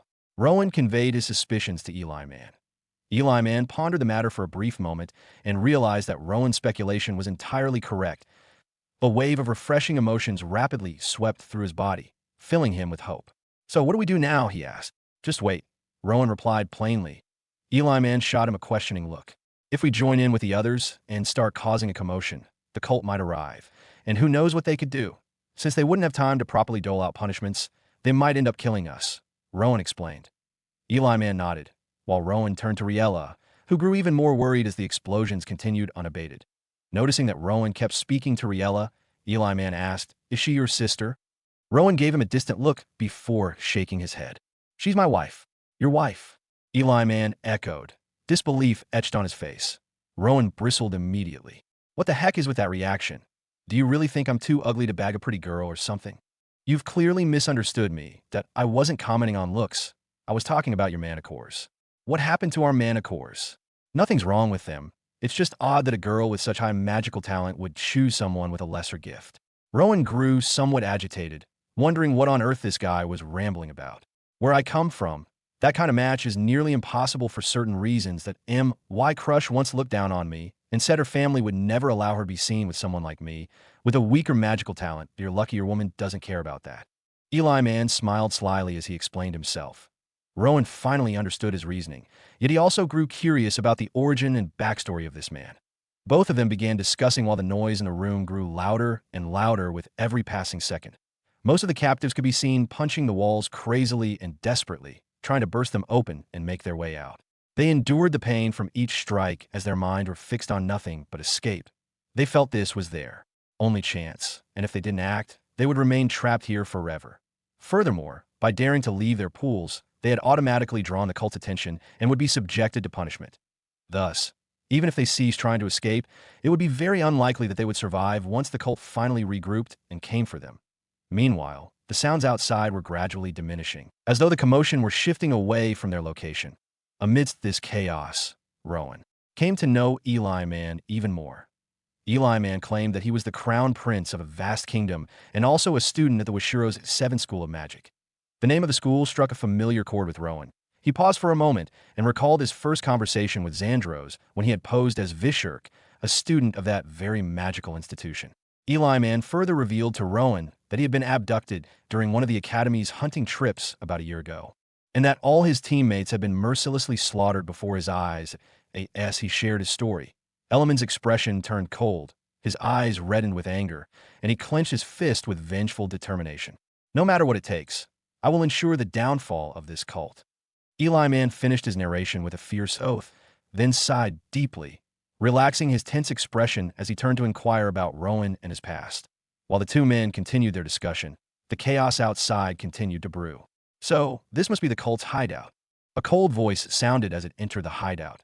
Few hours ago, it was a bright and scorchy afternoon, and the spy knights could be seen working diligently as usual, carefully surveying their surroundings and brainstorming ingenious ways to infiltrate the hideout and free the captives. They were 8 in number this time, including the one who arrived with DeAndre, although DeAndre himself was nowhere to be seen. "How much time has passed since Lord DeAndre left?" One of the spy knights, his voice low and measured, inquired telepathically of his colleagues. "About 3 hours." How long did he say his journey would take?" 3 hours. The spy knight hummed softly and returned to his former position, his mind abuzz with anticipation. Just a few seconds after the conversation, the familiar disturbance of a teleportation wind signaled someone's arrival. In the very next moment, DeAndre materialized, but he was not alone. Standing beside him were 2 dwarfs, their long, unruly hair and beards adding to their rugged appearance. One with hair as dark as night, and the other with pale, blonde locks. The dwarfs were shirtless, clad only in thick leather pants, and their feet were encased in worn-out leather sandals. They looked utterly homeless, helpless, and unreliable. The spy knights, who were not inclined to pass quick judgment, found themselves somewhat perplexed by the situation, questioning why DeAndre had brought them along. One among them even speculated whether DeAndre intended to use the dwarfs as living test subjects to assess the cave's security. Another believed that DeAndre's intention might be to have them inside a small commotion, perhaps even sparring amongst themselves, to lure out the cultists, but they were entirely wrong. Meet SECU and Righty. They're the famous portal breakers in Southreach Continent. The spy knights were immediately thrilled by the introduction, their eyes lighting up with recognition and hope. Spy knights. It was natural for them to know about the existence of this rare occupation. They'd also heard of CCU and Righty, the famous brothers known for their ability to break through every form of magical security. Sometimes, they were even regarded as myths and legends, for few truly believed in their existence. Seeing them in person, the Spy Knights felt not only excitement, but a renewed sense of hope that their long struggle might finally bear fruit. Since the dwarfs were unaware of the telepathic conversation, they looked genuinely confused as they observed the shifting expressions on the Spy Knights' faces. Thankfully, DeAndre noticed the confusion and quickly clarified the matter before it could cause any misunderstanding, for the dwarfs were known to have short tempers and big egos. After DeAndre explained the situation, the dwarfs nodded silently and tilted their heads toward the caves, their expressions softening just a fraction. They observed the cave for a few seconds before beginning a leisurely stroll toward it, their pace measured and deliberate. The Spy Knights immediately grew alarmed. If the dwarfs appeared on the cave's radar, the cultists would become aware of their presence, and their carefully laid plan would be ruined. They explained their concerns to DeAndre with evident worry, and he conveyed their confusion to SSS and Righty both. Dwarfs snorted and replied, "With this setup, it is impossible for them to notice anything occurring outside." The Spy Knights exchanged knowing looks and relaxed slightly, reassured by the dwarf's confident retort. The dwarfs finally reached the front of the cave. Siu, the one with the dark, bushy facial hair, raised his hands and began making rapid, intricate hand and finger signals at the same time. Righty began chanting in unknown tongues, his voice growing louder with each passing second, and the pace of his incantation quickened perceptibly as Siu's signals increased in speed, matching the rising intensity of the moment. Within a few seconds, numerous simple, glowing gray magic circles materialized in midair around the cave. The magic circles began to float and coalesce, gradually forming a larger and even more complex circle of magic. Shortly thereafter, changes became apparent. The wind pressure increased, dust lifted from the ground, and several miniature whirlwinds twirled about, sending light objects drifting in random directions. The whirlwinds grew bigger and stronger, becoming powerful enough to uproot even the smallest grasses. From their positions, the Spy Knights watched in amazement. They could not fully explain what was unfolding, yet they were certain it would finally resolve the problem they had been battling for the past 3 days. "Prepare yourselves," DeAndre warned firmly, his tone laced with unwavering determination. The Spy Knights unsheathed their gleaming swords, took measured sips of their potions, and braced themselves to infiltrate the hideout, every muscle taut with readiness. DeAndre's expression turned grave as he mentally steeled himself to deal with the scoundrels who dared to take his friend away. Quake. The entire structure of the cave began to vibrate vigorously, causing the area to experience tremors, reminiscent of an earthquake. Moments later, a portal materialized. The security had been completely breached, and the very air seemed to shimmer with newfound possibility. "Now!" DeAndre commanded without hesitation, his voice resonant with determination. The Spy Knights darted forward immediately, their faces set in serious, battle-ready expressions that betrayed their inner resolve. DeAndre briefly chanted a spell as the Spy Knights charged forward. Inferno Barrage. Several magic circles emerged in midair. From these magic circles, rapid and powerful balls of flame were propelled toward the portal. The spell unleashed roughly 10 fireballs per second, and the sheer force and speed of each made them exceptionally lethal. SECU and Righty calmly stepped away from the brewing commotion, strolling casually toward DeAndre, as if the chaos were but a passing shadow. "Sorry for the disturbance, my dear friends," DeAndre said with a warm smile that belied the gravity of the moment. The two nodded and replied, "This is the last favor we owe you. Do not come disturbing us next time." After exchanging their words, they activated their teleportation magic slips, tore them, as was customary, and vanished without a trace. DeAndre smiled briefly before his expression turned eerily serious, and he began strolling purposefully toward the portal. Meanwhile, the Spy Knights had already passed through the portal. DeAndre stepped into the portal.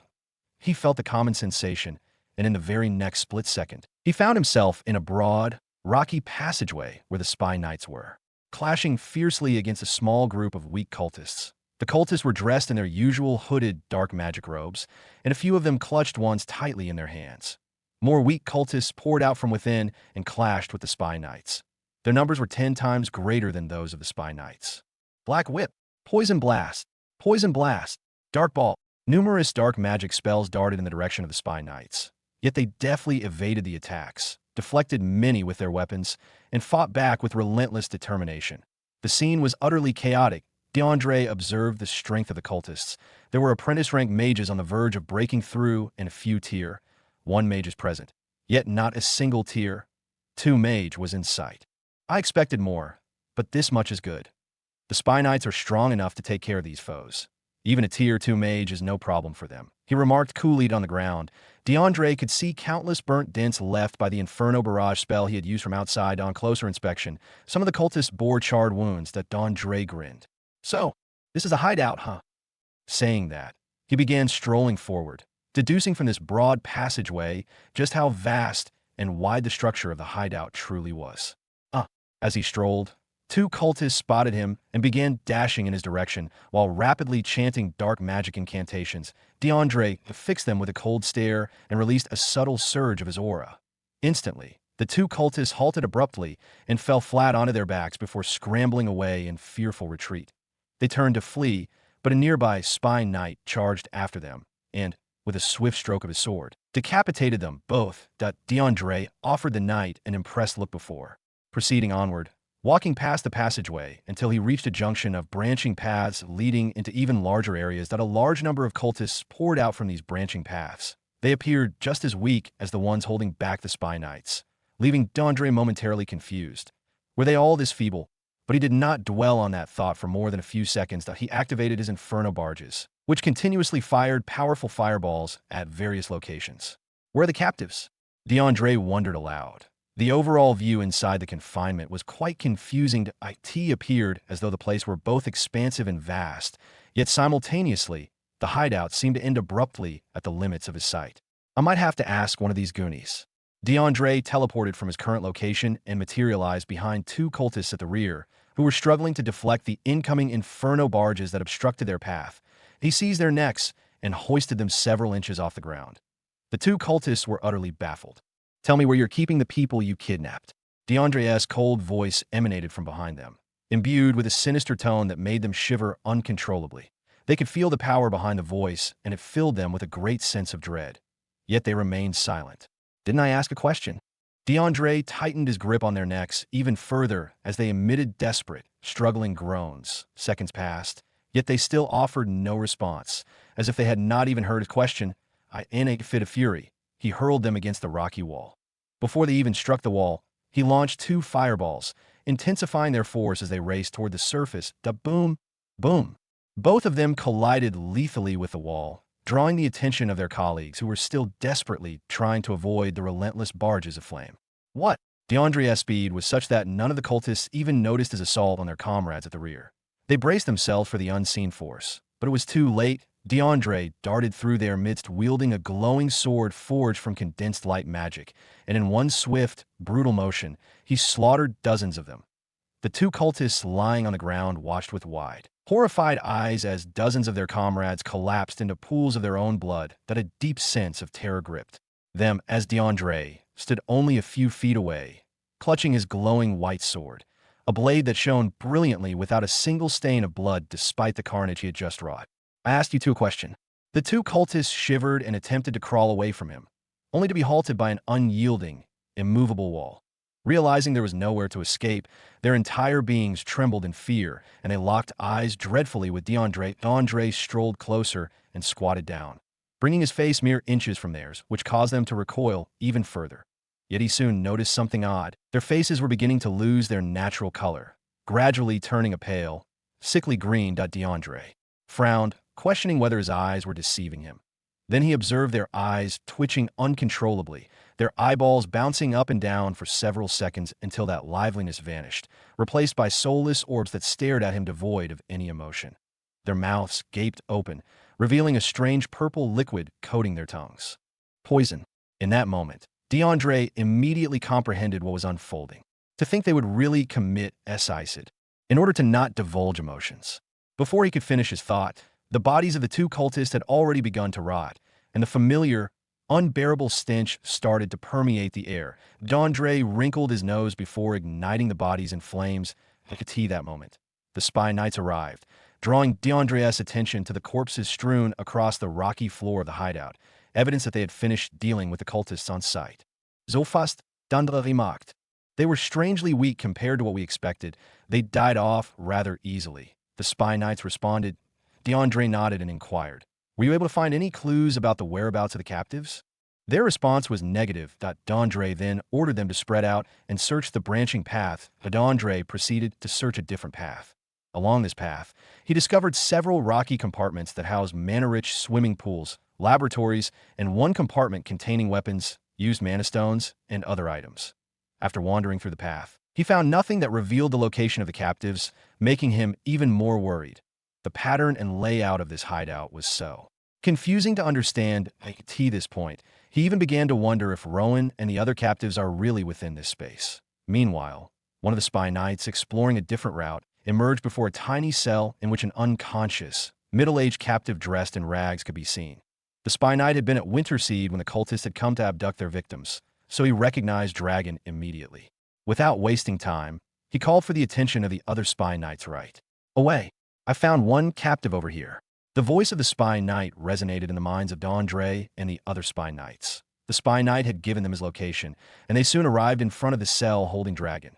Dragon was unconscious, his clothes badly torn, his face bloodied with bruises and swelling that made it extremely difficult for anyone to recognize him. Akati took DeAndre several minutes before he finally recognized him. "Dragon?" He uttered the name with a deep frown etched on his face. "You know him? He was abducted alongside the lord of a small village." "Yeah, I know him. He's the father of the guy who brought me to this place," DeAndre replied. The spy knights exchanged curious glances, wondering who could be so important to DeAndre that the wealthiest and most powerful merchant would personally risk everything to rescue him. Using sheer brute strength, the spy knights shattered the cell and gently carried Dragon's unconscious body outside. Laying him softly on the ground, DeAndre accessed his inventory and equipped a powerful healing potion. He carefully pried open Dragon's mouth and poured the liquid inside. The healing potion took effect immediately. The Dragon's body was bathed in a pale green glow that brightened over the areas most in need of healing. The wounds on his face were slowly concealed under the vigilant gaze of the spy knights, and the swelling gradually disappeared as well. Cough. Cough. Dragon coughed as he awoke, his eyes fluttering open abruptly. He was met by the familiar face of DeAndre and the unfamiliar, yet determined, faces of the spy knights gazing down at him. As his mind gradually rebooted, Dragon recalled the harrowing abduction and the weeks of torment he had endured, and his body shivered in response. "How are you feeling, Dragon?" DeAndre's steady voice pulled him back to reality. Are you working for the cult?" Dragon demanded, his voice laced with disbelief. He had not expected to see DeAndre there. Moreover, the presence of the unfamiliar spy knights deepened his suspicions even further. DeAndre shook his head firmly and helped Dragon to his feet. He explained everything in careful detail, convincing Dragon that he was not allied with the cult, and only then did Dragon begin to relax. During their discussion, Dragon's eyes landed on the corpses littering the ground. Most fell by sword wounds. Observing that the spy knights were armed with swords, he became convinced they had truly come to rescue him. But he soon sensed that something was missing. "Did you happen to battle any white-haired archmages?" "There were two of them, one with long hair and the other with short hair," Dragon asked, his voice trembling as though merely naming them might summon their presence. The spy knights simply shook their heads. "There were no archmages among those we killed. The strongest foes we faced weren't even up to tier 2. Why do you ask?" One of the spy knights inquired. Dragon's eyes widened as he realized they were still in grave danger. Without those two dead, all their efforts might be for nothing. So preoccupied was he with the whereabouts of those two nemesis that he momentarily forgot Rowan and Riella were also captives of the cult. "Your son, we didn't find him or his wife. You know where the cult took them?" DeAndre asked the frustrated Dragon. Dragon's eyes widened further as a memory finally surfaced. "I know where they are." With that, Dragon began walking in a determined direction, and the others followed closely behind him. He arrived before a plain section of the wall and began muttering a chant. As he chanted, the wall started to morph magically, and soon a huge, heavy door materialized. He pushed it open, revealing a place filled with chaos. The confinement still trembled chaotically with the clamor of other captives fretting and scrambling, desperate to find a way out. The noise outside persisted, echoing with uncertain menace. Meanwhile, Rowan, Riella, Eli Man, and a few other captives remained in their pools, some meditating, others discussing the precarious situation, while a few simply watched without uttering a single word. Riella continued her meditation, while Rowan and Eli Man engaged in animated conversation. "You're a fief chief?" Eli Man asked, disbelief thick in his voice after Rowan had introduced himself. Rowan nodded steadily. "How is that even possible? You barely look 20, and yet you're already a fief chief. Even if you were in charge of just one village, that would be hard to believe, but 2 villages? How did that come about?" Elliman's reaction gave Rowan a subtle boost of ego. "Well, you could say I'm exceptionally special and smart," he boasted confidently. Eli Man nodded thoughtfully. Though he still found it hard to believe that someone so much younger could command a territory at IT, was no wonder he mused that such a remarkable man had also won the heart of a beautiful wife. The two continued their discussion, sharing past stories and memorable experiences. Eli Man spoke of his magical journey, recounting the unique monsters he had battled and the mysterious dungeons he had explored, while Rowan recounted his feats during the war his village had fought and the significant improvements he had managed to bring to his territory. He also mentioned the windmill and sewing machine, which immediately captivated Elliman's interest. "Wow, those are incredible. I've never even heard of anything like that before. If I could bring something like that back home, it would really help the farmers and tailors by saving them time and energy," Eli Man remarked with genuine excitement. "Well, if we manage to leave this place, we could definitely do business," Rowan replied with a hopeful smile. "Are you sure we'll be able to get out of here?" Eli Man pressed, his tone laced with concern. Rowan nodded, even though he wasn't entirely certain himself. Almost as if his nod had activated a hidden switch, the noise outside suddenly fell silent. "It's over. There's no sound coming from outside now," someone observed. "What happened?" The captives began to murmur among themselves. Their panic escalated noticeably as the external clamor died down. If the commotion outside had ceased and the cult remained intact, their punishment would be inevitable. Some of the captives fearfully retreated back to their assigned pools, while a few continued punching and kicking the wall frantically, desperate to tear it down. Minutes passed, and suddenly the wall of the confinement emitted a loud sound suggesting it was moving. Soon they noticed the wall shifting, and a door that hadn't been there before materialized and opened. Almost simultaneously, in another space where hundreds of dark-robed cultists had gathered for a meeting, a loud beeping sound suddenly erupted, unleashing chaos. The tremor on the walls of the confinement ended once the door appeared, surprising everyone. There was a door. "I've been here for more than a year, and I never knew there was a door in that location. If we had our original strength, does that mean we would have been able to break ourselves out and escape?" Different speculations floated across the confinement the moment the door appeared. The next second saw the door creaking open slowly, and the entire confinement became eerily silent. And no one dared to speak or even move. They simply stared at the door with one question: what would walk through that door? Their rescue or their death? The door opened completely, revealing the strangers outside, that a graceful man with long white hair tied in a ponytail, carrying a graceful presence, was the first to step inside, followed by a middle-aged man dressed in blood-stained rags and a group of 8 men dressed in gold and red knight's armor. The appearance of these people spelled out nothing sinister. Unlike the cultists they had grown accustomed to over time, some of the captives even noticed the small crest of the Aurora Haven Kingdom on the chest plate of the spy knight's armor. "They are knights of the Castle of Might. We're safe. We are safe. Weya, I can finally go back home." The crowd soon erupted into emotional cries as they realized they had been rescued. "At the back." Riella instantly recognized DeAndre and Dragon. Her eyes widened excitedly as she stood up from the swimming pool, water dripping from her robe. Without a single care in the world, she began sprinting towards Dragon while tears fell from her eyes. Clearly excited to see him alive, she hugged Dragon tightly, not caring about the bloodstains on his clothes and body. Eli Man and Rowan also joined the others in their rejoicing, but in reserved manners, only smiling and strolling out of the pool they had been caged in for a long time. Eli Man was curious about Rowan's relationship with Dragon after seeing his wife hug him. She speculated that he was Rowan's father-in-law due to his magic cultivation rank. "You are so good at making wrong assumptions. Can't you see the resemblance? He is my father, for crying out loud. Why do you love judging everything based on magical talents and ranks?" Rowan was a little bit annoyed. Eli Man apologized with an embarrassed expression. He had a strong urge to share a part of his past that had made him that way with Rowan, but quickly decided against it. Although he considered Rowan his friend after their lengthy conversations, he did not think that sharing such a deep past would be logical, as they had known each other for less than 48 hours. Rowan wasn't really that annoyed about his personality. He could tell from their conversation that Eli Man was an honest person.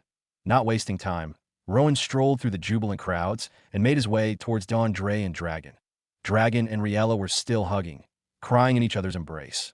Both of them thought they had lost each other to the cold hands of death, wrought by the cult, but luckily they were still alive. It was natural to be very emotional over it.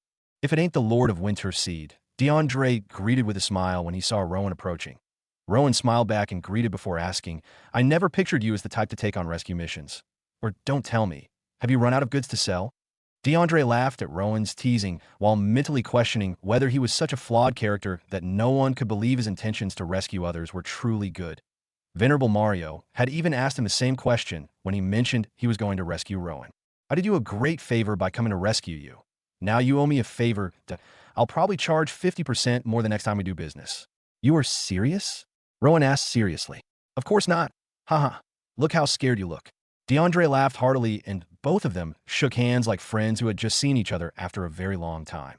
Seeing the connection between Rowan and Dre, the Spy Knights finally understood why he had come here personally to rescue them. On the other hand, after greeting his buddy, Rowan also proceeded to politely greet and shake hands with the Spy Knights one after the other, thanking them for sparing their time to rescue them. Afterwards, Rowan halted in front of Dragon. Both of them stared at each other in silence for a few seconds, creating an awkward tension between them. Dragon wore an apologetic look on his face while Rowan had a questioning expression. That day when they were kidnapped, Xandros revealed that Dragon was part of their cult, and, for an unknown reason, Xandros had a beef with him. Rowan wanted nothing but the entirety of the story, what Dragon was doing in the cult, why he joined, and what he did to incur their anger. Dragon, on the other hand, knew just what was going on in his son's mind. He had not only failed as a father, but also as a leader. Not only did he put his family in danger, he also placed the entire village in jeopardy. I will explain all of it when we are out of this place successfully. We need to leave before the higher-ups of the cult return, Dragon informed. Rowan shrugged. The Spy Knights had already kicked into action a few seconds ago, cutting the jubilation short and asking all the captives to make their way out gently. They all formed a line, following every order of the Spy Knights as they made their way out, even though they were stronger than them. It was the least they could do to show their appreciation. Under the jurisdiction of the Spy Knights, they successfully made their way to the entrance where the exit portal could be seen swirling magically. Gradually, they strolled out of the portal and into the outside world, experiencing nature and freedom for the first time since they were abducted. As they stepped into freedom, they became extremely emotional. Most of them fell to the ground and began weeping, while some simply stood still and stared at the clouds with peaceful smiles on their faces. Finally, the sun. Never thought I would one day set my eyes on this splendid inferno ball. So glorious. Trees, clouds, birds. Who would have thought that my major desire for so long was to experience these once again? After such a long time, I would finally get to see my family. It was evident on their faces how much they missed nature. Those who had been kept in the facility for a long time felt the most emotions after receiving their freedom. Even Rowan and Riella, who had barely spent a week inside the facility, were extremely grateful for the natural scene. The Spy Knights felt proud of their achievement. They could not help but imagine the praises and rewards they would get from their master after returning. Unfortunately, fate did not share in their excitement. Suddenly, a dark cloud resembling the beginning of a storm appeared over the area, and in the next moment a strong wind pressure drifted amidst them, signifying the arrival of a powerful force. The jubilation was still ongoing when, suddenly, dark clouds descended upon the area, and, a few seconds later, a strong wind pressure appeared, tossing light objects in different directions at a pretty chaotic speed. Dust and dirt gradually created a dirty fog that disrupted their sights. The sudden change caused the jubilation to halt right away as everyone braced themselves for what was to come, some with bravery and others with cowardice, praying that whatever it was would not be the cause of their death. The dark cloud kept getting denser by the seconds, and the wind pressure grew even stronger, indicating the closeness of the approaching evil.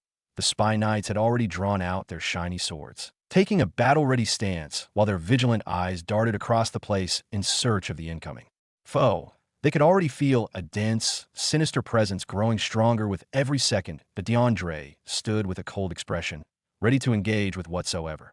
Amongst the newly released captives, some had already activated several defensive spells and were preparing themselves to engage with their offensive spells.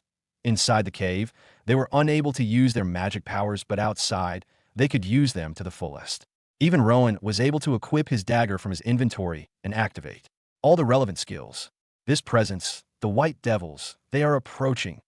Eli Man spoke with unease in his voice as he stood beside Rowan, his body releasing a subtle reddish energy. If it's any of those two, our only hope of survival would be DeAndre and those knights, Rowan noted to himself. Riella was standing closely beside him and had already activated a water bubble spell which blocked the dirt and dust spraying across the place. Do not worry. Riella, stay behind me at all times and I will protect you. Rowan whispered into her eyes with a confident expression on his face, concealing the uncertainty drifting through his heart. Few seconds passed. The area surrounding the cave was already as dark as the middle of the night. Suddenly, under their panicky and vigilant gazes, the dark clouds began swirling chaotically and, in the next second, a big dark portal appeared above them. Before they could understand what was happening, countless dark-robed figures began to pour out of the portals in dozens per second. Their appearance made the captives shiver fearfully. About 20 seconds later, an army of more than 500 cultists had already stationed themselves in front of them. The eyes of each cultist shone with sinister glows, emitting thick rage and killing intent that caused the entire group of captives to shiver in fright. The sheer number of these cultists was more than 5 times their population. There were only about 100 captives, and most of them weren't even as strong as the weakest member of the cultist army standing in front of them. This would be a deadly battle for sure. Rowan whispered, after a long, tired sigh. He had already observed the ranks of the cultists and noted that the lowest ranked one was already a tier 2 mage at the early stage, that a large percentage were in their mid and peak stages of the same rank, while a few had already reached tier 3, but amongst the captives, the larger percentage were mid-stage and peak stage tier 2 mages as well, but the others were either tier 1 or apprentice-ranked mages. The cultists not only overshadowed them in numbers, but also had a major advantage thanks to their cultivation ranks.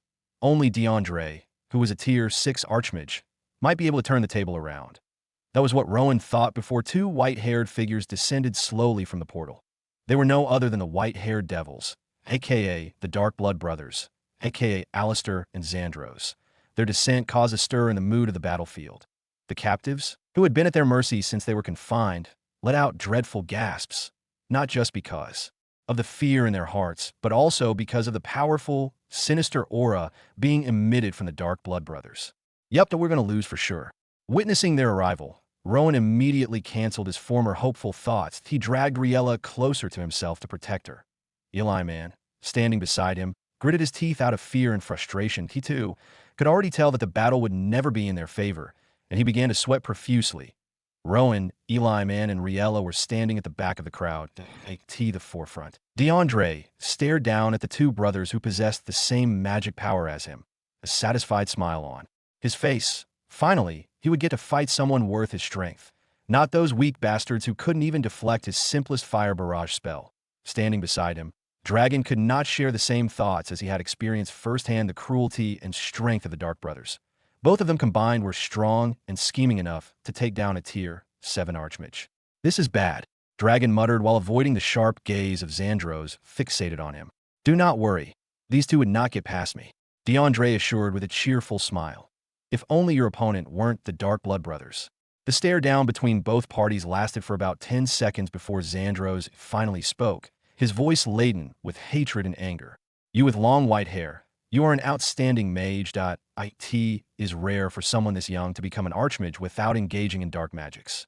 You would be a great addition to the cult. While you are with us, we would help you become a tier 7 archmage in less than 2 years, and after our plan has succeeded, you would receive enough mana to become a tier 8 supermage. What do you say? When Xandros opened his mouth, Dragon expected him to be brazen and rageful as usual, but he was shocked to actually hear him speak with a plan in his head. However, he could tell that his speech was either influenced by Alistair or one of the cult's higher-ups. Dragon turned to DeAndre.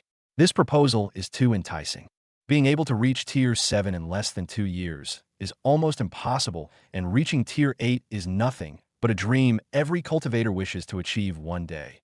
Even the strongest rulers of the cult are unable to attain that rank. That I fear, if I were in his place, I would accept without a single hesitation that if he accepts, our hopes of leaving this place would be tarnished. Dragon feared that DeAndre would accept, but his reply changed his mind. Shove your proposal into your black asses. Shove your proposal into your black asses. DeAndre rejected the proposal rudely, provoking varied reactions from both teams. Dragon and the other captives heaved out surprised gasps, while the cultists gritted their teeth in fury, clearly enraged by DeAndre's blatant disrespect toward their bosses. Xandros and Alistair smirked on the other hand. It was as if they had been secretly hoping all along that he would reject their proposal. That is great, we will not force you to accept our offer, but are you aware of what befell the very few individuals who rejected our proposals in the past? We kill them, and not merely kill. We slaughter them without mercy. Xandros taunted with a grin, while his words seemed to serve as boastful intimidation meant to nullify DeAndre's disrespect. Only Dragon, who had long been within the cult, understood that they were not bluffing. Those who had acted righteously in refusing the cult's evil proposal were, regrettably, no longer among the living. Dragon could only pray fervently that DeAndre would not meet the same fate as those unfortunate, righteous individuals. I thought too highly of the cult of Ember Justice that I never expected you guys to be this annoyingly talkative. Well, I don't really care. Will you allow me to remove these people peacefully, or will you be foolish enough to instigate a fight? DeAndre demanded rudely. The cultists became even more furious. Their fists clenched and their eyes shone with sparks of indignation. Alistair smiled slyly and gracefully raised his right hand. Attack, he spoke casually. Upon hearing his command, the cultists roared in anger and surged forward to charge toward their adversary. DeAndre issued a succinct order to the Spy Knights, who already looked more than prepared to engage with the cultists. The Spy Knights, grasping their brilliant swords, zapped out of the gathering and boldly clashed with the oncoming attacks that clang. Boom! Clash.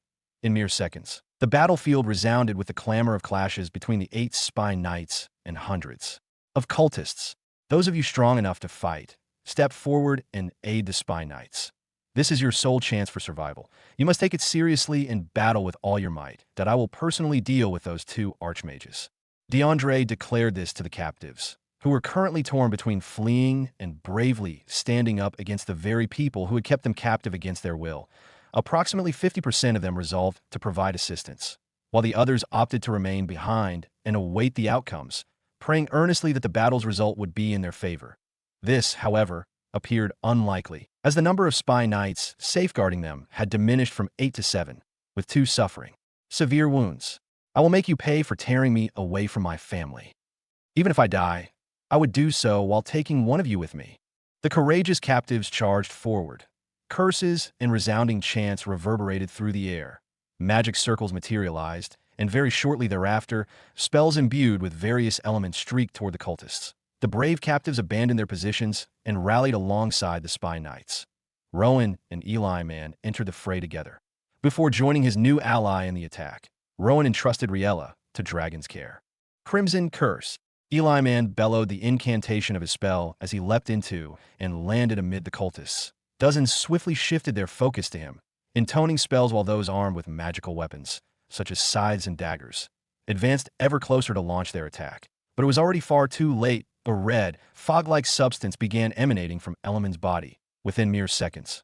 The crimson, foggy substance enveloped dozens of cultists. For the initial split second, they felt nothing, and their attacks continued unabated. And then, cough, cough. My chest, cough, I can't breathe. Why can't I move my hands? What is happening to me? Dozens of the cultists encircling Eli Man began collapsing to the ground. Some sank to their knees while convulsively coughing up unhealthy mouthfuls of blood. Some simply clasped their chests with trembling hands and struggled to catch their breath. A few bled profusely from every facial orifice, and others became completely unable to see. My Crimson Curse spell wasn't meant to be so impressive, but thanks to your ample mana pool, I have become stronger, and so has my spell. Eli Man grinned mockingly as he strolled over to one of the cultists and snatched his scythe from the man's feeble grasp. Without wasting a moment, he wielded the scythe and decapitated the weakened cultist with ease. Then he advanced to another and performed the same swift act as quickly as possible. The red, fog-like substance lingered, and being its user, he was naturally unaffected by the Crimson Curse. But this could not be said for the other cultists who rushed into the red fog in an attempt to rescue their comrades. They were quickly met with the same abrupt weakness as their fallen counterparts. Eli Man found it relatively easy to finish them off, although he also had to deflect long-range spells hurled at him by the unaffected cultists. That is an impressive spell, Rowan remarked as he observed his friends slay their mutual enemies using a spell he had never before witnessed or imagined. He stood amidst several headless cultists, his 2 equipped swords dripping with fresh blood. You foolish bastard! How dare you attempt an escape? 2 cultists stepped onto the carpet of corpses and launched an attack on Rowan. But in the very next second, Rowan vanished from his spot as if he had teleported, leaving the two cultists disoriented as they hurried to locate his new position. "I am foolish." Rowan's voice echoed from behind them. They both reacted swiftly, turning rapidly in his direction and loudly chanting their spells. Dark Fist, Dark Blast. A fist composed of dark matter and a spherical mass of dark energy materialized and surged toward the source of the voice. Unfortunately, Rowan proved far swifter than the combined speed of their spells. He evaded with ease and swung his sword at their feet while assuming a squatting position. Both cultists experienced a sharp pain. In the following second, they found themselves on the floor, atop the corpse of their fallen comrades, their eyes locking with Rowan's piercing ocean blue gaze. And then, in the very next moment, their heads involuntarily detached from their bodies. Slate X2 foe plus 23,000. 100x reward activated. You've received 2,300,000. Was expecting more. Rowan scoffed as he wiped the blood off the dark robes of the dead cultists. He rose and surveyed the blood-soaked battlefield. The battle raged with an almost boiling intensity every single second. The forces of evil still held the upper hand in sheer numbers. Although dozens had been killed, hundreds still remained standing and actively engaged in combat. Regarding the captives, Rowan could observe up to 5 corpses, while others were desperately crawling away from their pursuers, bearing ghastly injuries. Even Rowan, who usually strove to remain hopeful in such dire circumstances, found his hope diminishing upon witnessing the current state of affairs. He looked back. Riella was still concealed behind Dragon. The other captives still observed with fear and uncertainty in their eyes. He could see their mouths moving, uttering whispered prayers. "Where's DeAndre? Where's DeAndre?"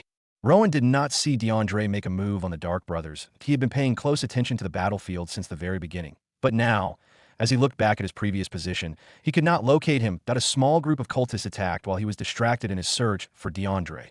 Thankfully, another captive quickly alerted him, and he responded immediately by evading the attacks before launching his own counter, earning tens of millions of evolution points following his hard-fought victory. Boom. As he was calculating his rewards, that a thunderous explosion shook the entire battlefield, causing the earth to quake beneath the strain.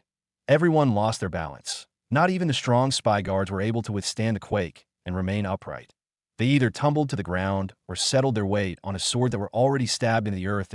As for the cultists and captives, they too fell to the ground.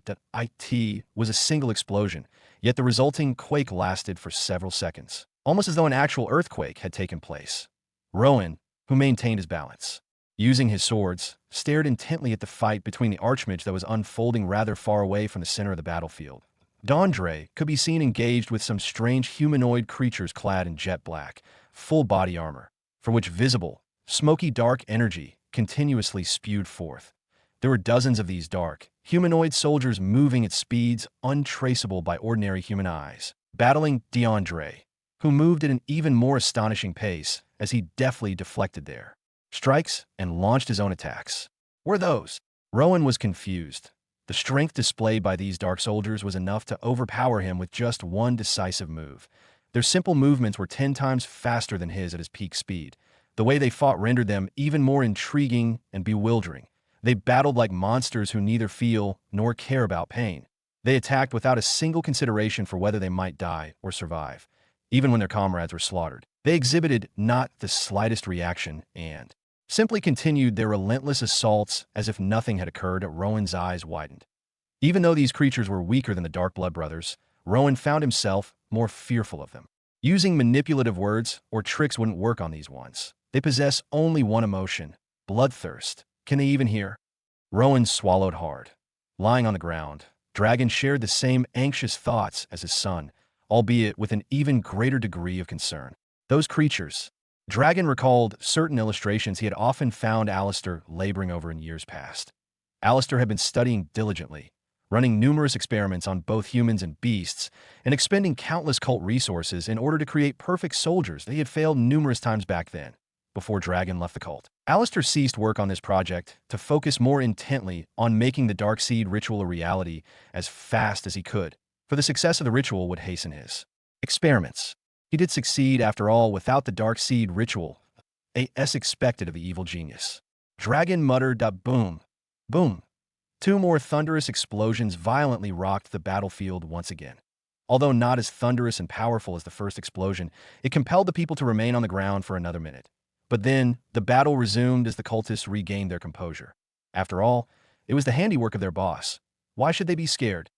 Haha, your hero will be killed very soon. You guys are done for. Give up and let us take your life peacefully. The cultists taunted with boisterous laughter and resumed their onslaught, displaying even greater confidence. In the first few seconds after they resumed, 2 more spy knights were slaughtered and dozens of the brave captives perished. Now, fewer than a dozen captives, including Rowan and Eli Man, remained standing against hundreds of these evil people. It quickly turned into a hopeless battle. I can't die. I won't die. I will enjoy my freedom. One captive gritted his teeth and began chanting a powerful spell that summoned the wind from the atmosphere to coalesce around him, materializing into a large, potent ball of wind energy. But then, stab, stab! 2 cultists appeared before he could finish his attack and plunged their hands, wreathed in dark energy, into him. They stood on opposite sides of the hopeful captive's point. One drove his hands into the captive's chest from behind, his hands protruding from the front, wrapped in fresh blood along with fragments of the man's organs. The other stabbed into the stomach area, revealing his innards. Power wore off from the captive. The ball of wind energy he had been gathering dissipated. His eyes widened dramatically as he gazed down upon his mutilated body. The white robe he had been donning was now bathed in his own blood. Sorrow, pain, frustration, and anger swiftly filled his eyes, which began to drip with tears. Tears streamed down his face, eventually landing on the hands of the cultist who had just stabbed into his stomach. Please. He strained to have his final words heard by the other captives who were watching him intently. Rowan suspected that he was about to make a final plea.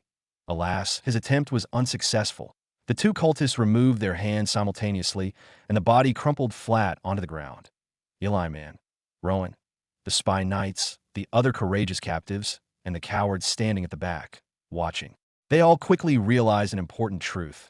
Each one of them was going to die. Time seemed to slow, comically as. These thoughts sank into the hearts of the cowards. If their courageous colleagues were to perish completely, what would be their fate, if not death?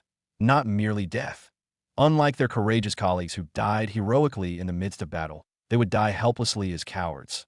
The very thought struck a nerve deep within them. Their eyes widened. A strange wave of energy surged out of nowhere, and a brave glow began to appear in their eyes in their hearts. They shared a singular goal: die as heroes, not as cowards. And then, Argharai! They erupted in thunderous, rage-filled cries. They began chanting spells, some grabbed weapons, and they attacked. Both the weak and the strong among the remaining captives joined the battlefield, displaying on their faces both rage and a steadfast will to survive. They cast spells of varying elements, ranging from the simple and basic fireball spells to the rare light magic spells. One of them, a beautiful raven-haired female, even summoned dozens of creatures resembling hobgoblins, creatures that were of the same size and build as typical hobgoblins. Yet their appearance was notably different, for they exhibited dark purple skin instead of the usual green, honking skins. Rowan was pretty excited at the sight of the summoner. As this was his first time witnessing one in this world, he knew there were tens of thousands of summoners out there. But unfortunately, he had been sent to a place lacking magic, and thus could not see summoners as frequently as someone like Eli Man, who lived in magic-oriented territories. Attack those dark-robed bastards. Kill every last one of them. The summoner commanded, his voice burning with rage. The purple hobgoblin's eyes blazed with fury, mirroring that of their summoner, and they immediately charged into the battlefield. They dashed past Rowan, who observed them with sheer amazement. Intelligently, these purple hobgoblins dashed past all the captives without hurting a single one, attacking only the cultists. They smashed their foes down with their fists. They brutally swept the cultists aside with their heavy, crude weapons summoned alongside them. The addition of the summoned creatures augmented the advantage of the righteous side by a large margin. The confidence of the former cowards, who had just joined the battlefield, increased manifold. At this point, their hopelessness was being replaced by a strong determination to become their own protectors and fight their way to freedom. The sheer longing to be reunited with their fellow humans and to embrace their loved ones pushed them to fight with even greater ferocity. Great! Rowan was greatly impressed. He kicked the blade of his sword, which had been stabbed into the ground previously, and assumed a battle-ready pose before charging back into the fray. Boom. Chance. Clang. The battlefield morphed into a chaotic melange of several violent clashes, anguished cries of pain and death, as well as triumphant shouts of victory and triumph. The dark cloud above had long since disappeared, and the scorching ray of the sun shone upon the gory battlefield. Within the battlefield, death itself defined victory and defeat. Those with the fewest losses were surely on the path to victory, while those suffering an increasing death toll were doomed to defeat. Fortunately, the heavens smiled upon the captives. They managed to overpower the cultists despite their small numbers. While a few of the captives fell every minute, an even larger number of the cultists met their demise in that same span of time. This moment.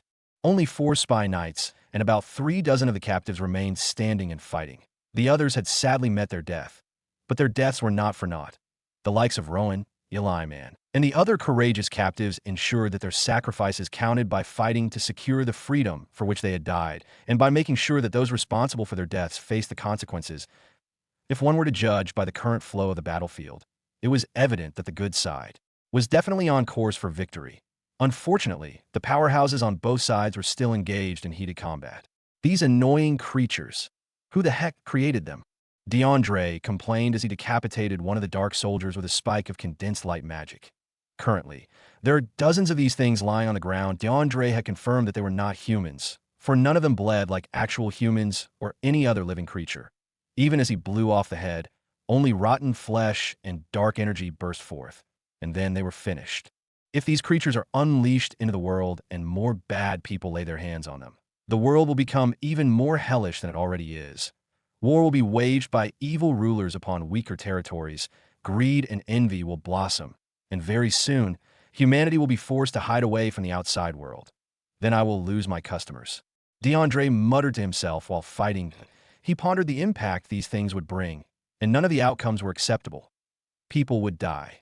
Nations would perish and the world would become darker than it already was. If he, an archmage, a rare existence in this world, finds it difficult to defeat a dozen of these creatures, how then would a nation without an archmage be able to survive? Throughout the entire world, there were only a few thousand archmages in total, with fewer than a thousand residing on the entire Southreach continent, which is considered the second largest. With 10,000 of these creatures at their disposal, the cult might even be capable of toppling the entire Southreach continent, if they so desired. How gruesome. The cult of Ember Justice must be brought down by all means. In the past, he cared little about the cult and their influence on the world, so long as he continued to acquire rich customers and his business kept booming. But now, facing off against them, he realized how dire their existence was for both the world and his business.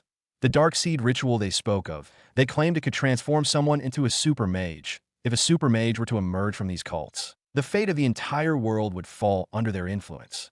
With each passing second that he considered the cult, a new reason to bring it to an end emerged. Meanwhile, he fought with all his might. The Dark Blood brothers floated in the sky, watching the battlefield, one with analytical eyes and the other sporting a cold, maniacal grin. Time flew by. Under their watchful gaze, DeAndre slew the last dark soldier. The white-haired archmage could be seen breathing rapidly as he lifted his gaze toward both brothers, whose eyes gleamed with a sinister glow. "Go and deal with him," Alistair said, turning to Xandros. "My pleasure. My pleasure," Xandros replied in a sinister tone and flashed a grin at DeAndre, as though silently urging him to prepare himself. DeAndre opened his inventory and swiftly retrieved several potent potions, which he promptly consumed at the speed of light, as their effects began manifesting immediately. The minor injuries he had sustained from slaying those bastards quickly healed, leaving him even more invigorated and prepared for his next fight. Time for those 2 bastards, he muttered to himself as he began preparing himself. Dust rose up under his feet as he appeared to be charging up for an attack, and then, boom! Causing a small explosion and sending forth a shockwave, DeAndre rocketed toward the dark-blooded brothers on his hand. A powerful veil of light magic materialized, clenched into a formidable punch. Xandros chuckled and descended with supernatural speed toward the white-haired archmage. His hands enveloped in potent dark energy, the verm a loud hum, reminiscent of missiles rocketing, resounded through the air as the 2 powerhouses drew closer. In that instant, their powers collided in a fierce, radiant burst. The sound resembled a mythical roar, a ripping, explosive impact that merged the brilliance of light with a menace of darkness. A massive, powerful shockwave resulted from the collision, spreading at an astonishing speed and force across the expanse. Clouds that had been gently flowing above were abruptly disrupted. Small objects below were forcefully uprooted while tall, strong trees, either bent under the shockwave's force or lost a large portion of their upper bodies. The weaker mages fighting below, along with the captives and cultists, were tossed high into the air by the overwhelming force, including Rowan. Everyone was pushed away from their previous positions before they could even react to the thundering roar of colliding light and darkness. The impact of the simple punch exchanged between two powerhouses disrupted nature on an immense scale. However, the powerhouses remained unscathed. Alistair stayed suspended. Midair with his hands folded, his focus fixed on his brother and the white-haired powerhouse. He even maintained a calm smile, a complete contrast to the chaos unfolding around him. A.S. for the harbinger of this chaos. They both withdrew from the collision, creating a brief distance between themselves as they exchanged a tense stare down before closing in for another attack. "You evil bastards! I shall bring your end," DeAndre declared with raw rage and seething hatred. "Our end. You overestimate yourself too much for a common archmage," Xandros scoffed. Boom. Boom.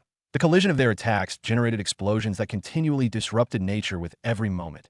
None of them gained the upper hand, and none appeared to be on the losing side. They simply exchanged fierce attacks while hurling curses at one another.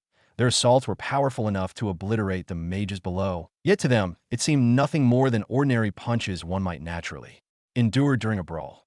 Thankfully, they were deep within a forest, surrounded by both nature and mages. Had they been a settlement of ordinary humans, those people would undoubtedly have suffocated to death under their overwhelming aura or been reduced to nothing by the aftereffects of their assaults. Not only that, but the houses would have certainly been turned to sand and dust. Already, they are this strong, and they aren't even at the peak of magic cultivation yet. Rowan was thrilled. This was his first time witnessing a battle between powerhouses, and he was already pondering how disastrous a fight between being stronger than them could be. What might a duel between super mages truly look like, and to what extent would the damage of their attacks be?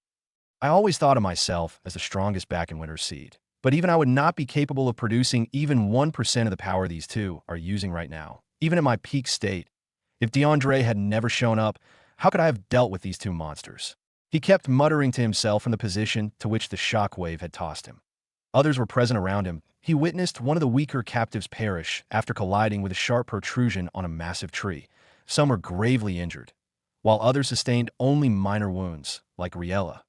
Thankfully, Dragon, who had been observing the battle between the powerhouses from the very beginning, quickly shielded himself, and Riella the moment he saw DeAndre rocketing towards Xandros. As an experienced mage, he knew the impending collision between the two would bring nothing but destruction upon the weaker mages, so he acted decisively. Although it was a split-second maneuver, it managed to protect both of them from the full brunt of the shockwave, and they incurred only light injuries that would naturally mend over the course of several days.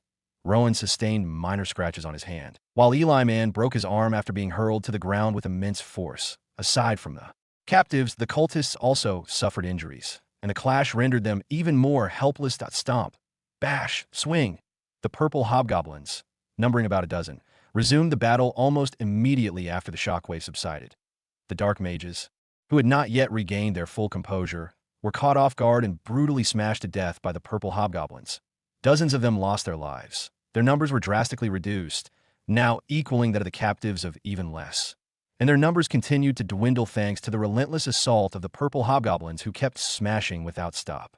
Victory among the weaker caste on the battlefield was already in favor of the righteous side, with evil and darkness once again rendered powerless and defeated by good and light, the AS for the stronger caste. The momentum of the battle alternated frequently, sometimes favoring the bright side, and at other times the dark side. From the perspective of the weaker caste, darkness and light zapped across the sky, darting from one point to another at lightning-fast speed, impossible to notice with ordinary eyes.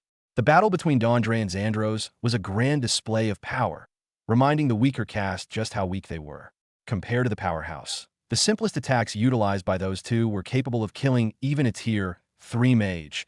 Just their speed was even enough to slaughter a group of hundreds Tier 3 mage in a matter of minutes. These displays of power reminded Rowan just how strong he wanted to be. If he was as strong as his friend when the cult arrived at his village, he would have stood his ground and drove them away. I will never let that happen again.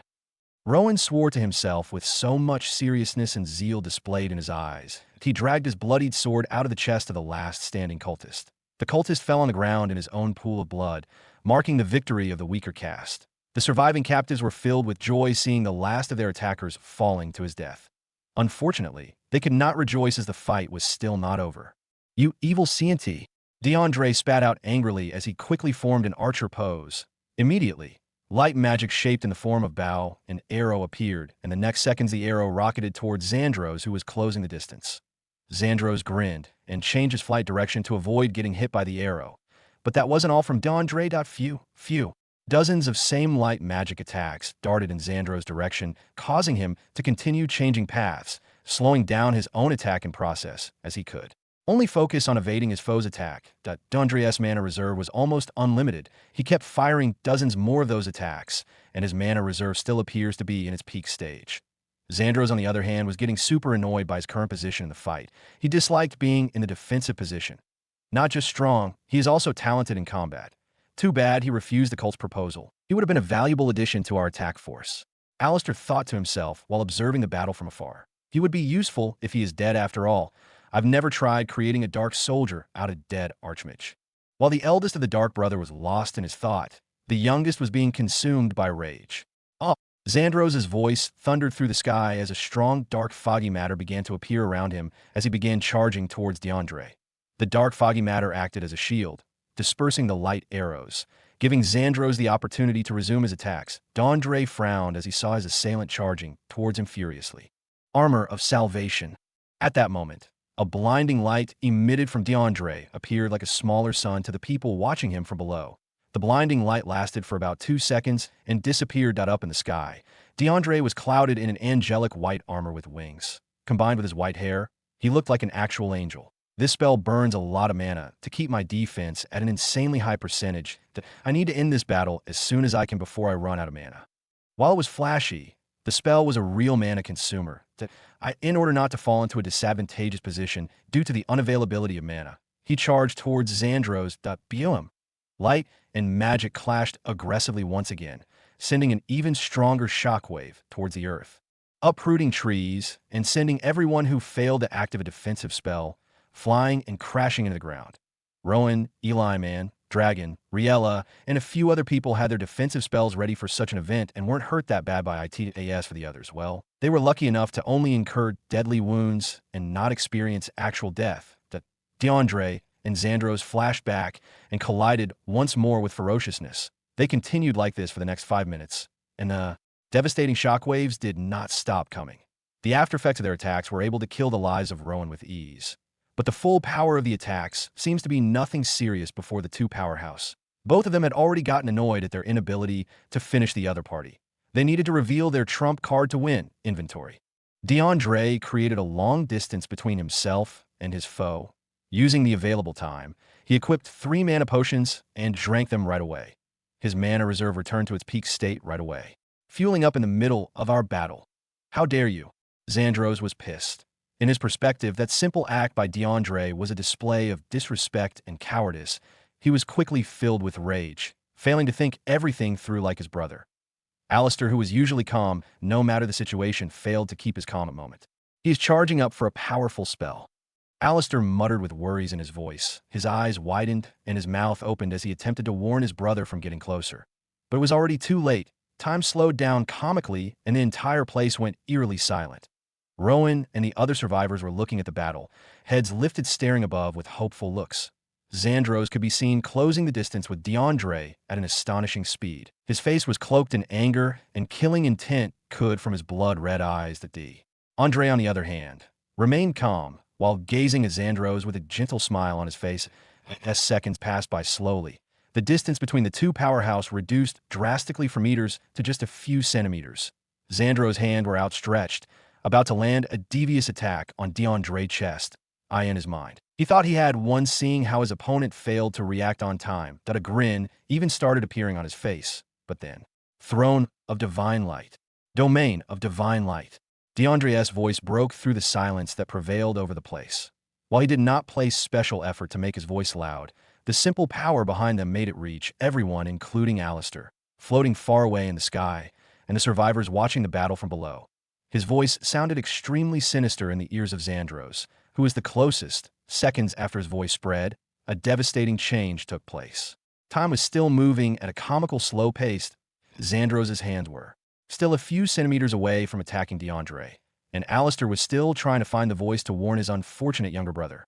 Just then, a blinding sphere of light appeared and enveloped Xandros and DeAndre, shielding them away from the eyes of the onlookers. Immediately this took place. Time went back to moving at a normal pace. The blinding sphere of light was stationary as it floated in the sky. Its glow was extremely bright, on par with the scorching ray of an afternoon sun. The entire area became extremely brighter than they were a few seconds ago. No! Alistair let out a ground-vibrating shout.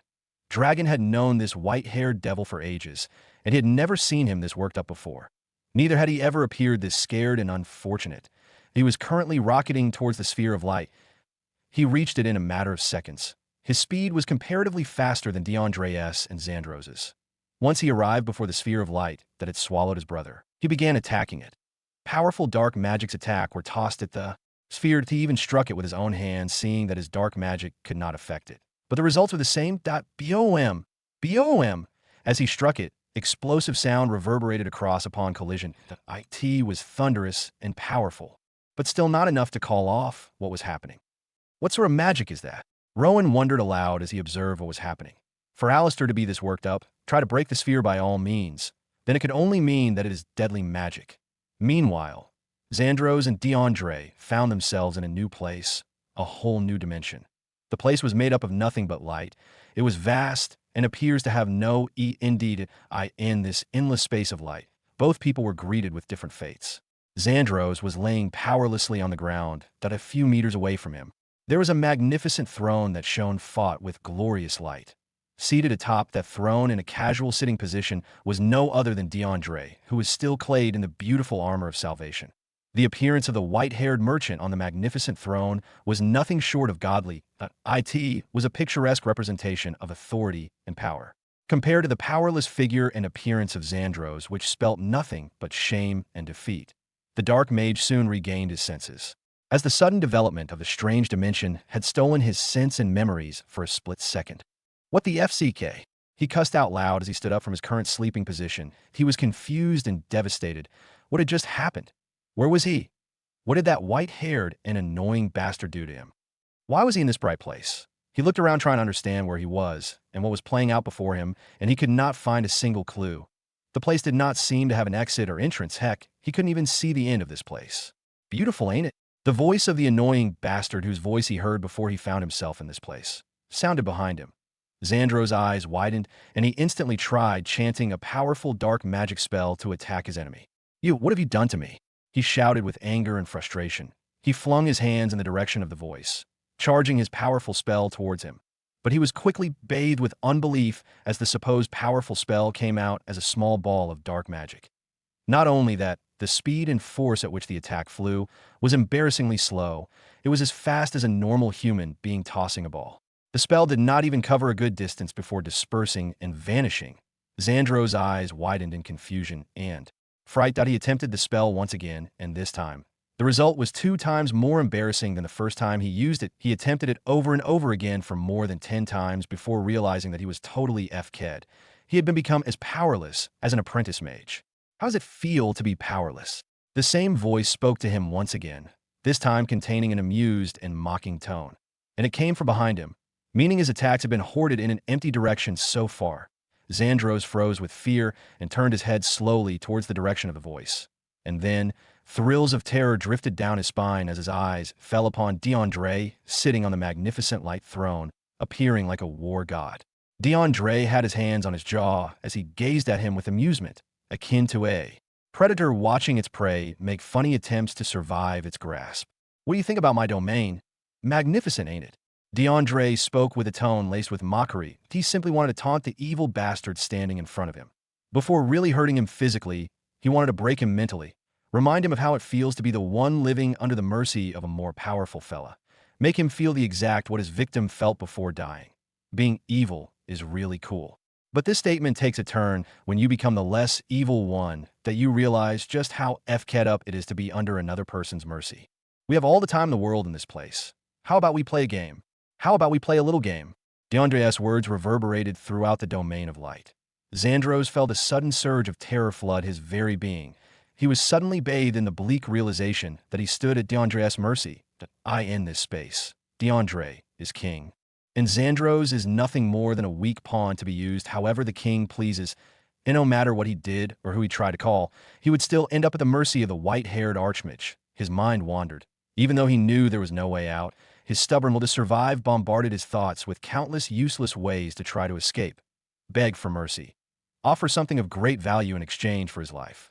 Reveal the cult's secret if need be. Who cares at this point?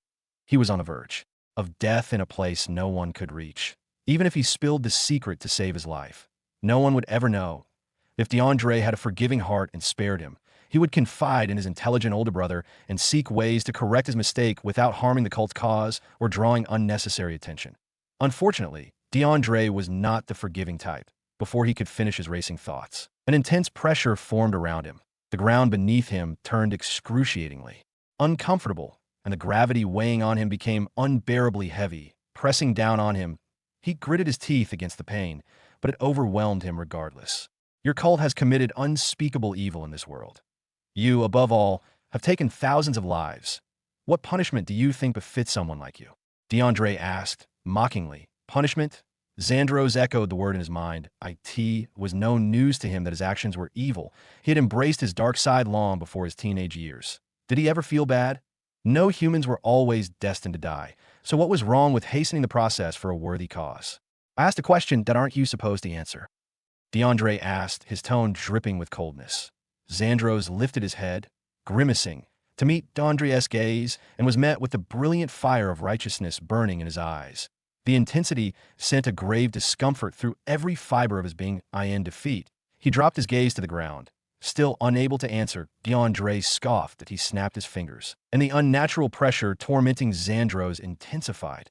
Heat, blinding light, and a gravity that dragged him to his knees, these three torments bombarded the powerless cultist. Xandros fought the urge to cry out in pain under the onslaught. I asked, what punishment do you think you deserve? The question came again. Did he have an answer? Yes, but would he give it? No, killing a single human naturally subjects you to the same fate. Killing hundreds makes you a murderer who deserves a torturous death, and killing thousands makes you a demon. In this case, death itself is mercy. Death alone is eternal slumber, eternal rest. All your struggles and accomplishments die with you. You lose the human urge to face problems and find solutions, or the desire to set a tedious goal just to feel fulfilled. You simply rest. For someone like him, that was mercy. Did he want that mercy? Of course not. He hadn't even seen the Dark Seed ritual succeed. He had worked for far too long to not see his cause come to fruition. Then what punishment does someone like him deserve? Even DeAndre, the one who asked the question, could not find the right answer. I am not the creator of this world, charged with absolute judgment. But that doesn't change the fact that a bastard like him does not deserve to walk the earth again. DeAndre thought that on earth, some religions believe in forgiveness and cleansing of sin. A murderer can become innocent, a whore can be made pure, and a deceiver can become the most truthful person. He didn't subscribe to such beliefs. Every sin deserves fitting punishment, but on earth, humans were foolish enough to create laws that save murderers and cheaters from damnation. Serial killers who brought nothing but death are set free to walk among us, while the victim's family remains torn apart for eternity. Some even take their own lives, unable to bear the loss. Meanwhile, those with unforgiving hearts seek revenge and end up serving time. What kind of bullshit is that? DeAndre frowned as his mind drifted through various schools of thought. He was upset. His mood made the domain even more unbearable for the powerless cultist. Ah! Xandros cried out as the torment seemed to intensify by the second.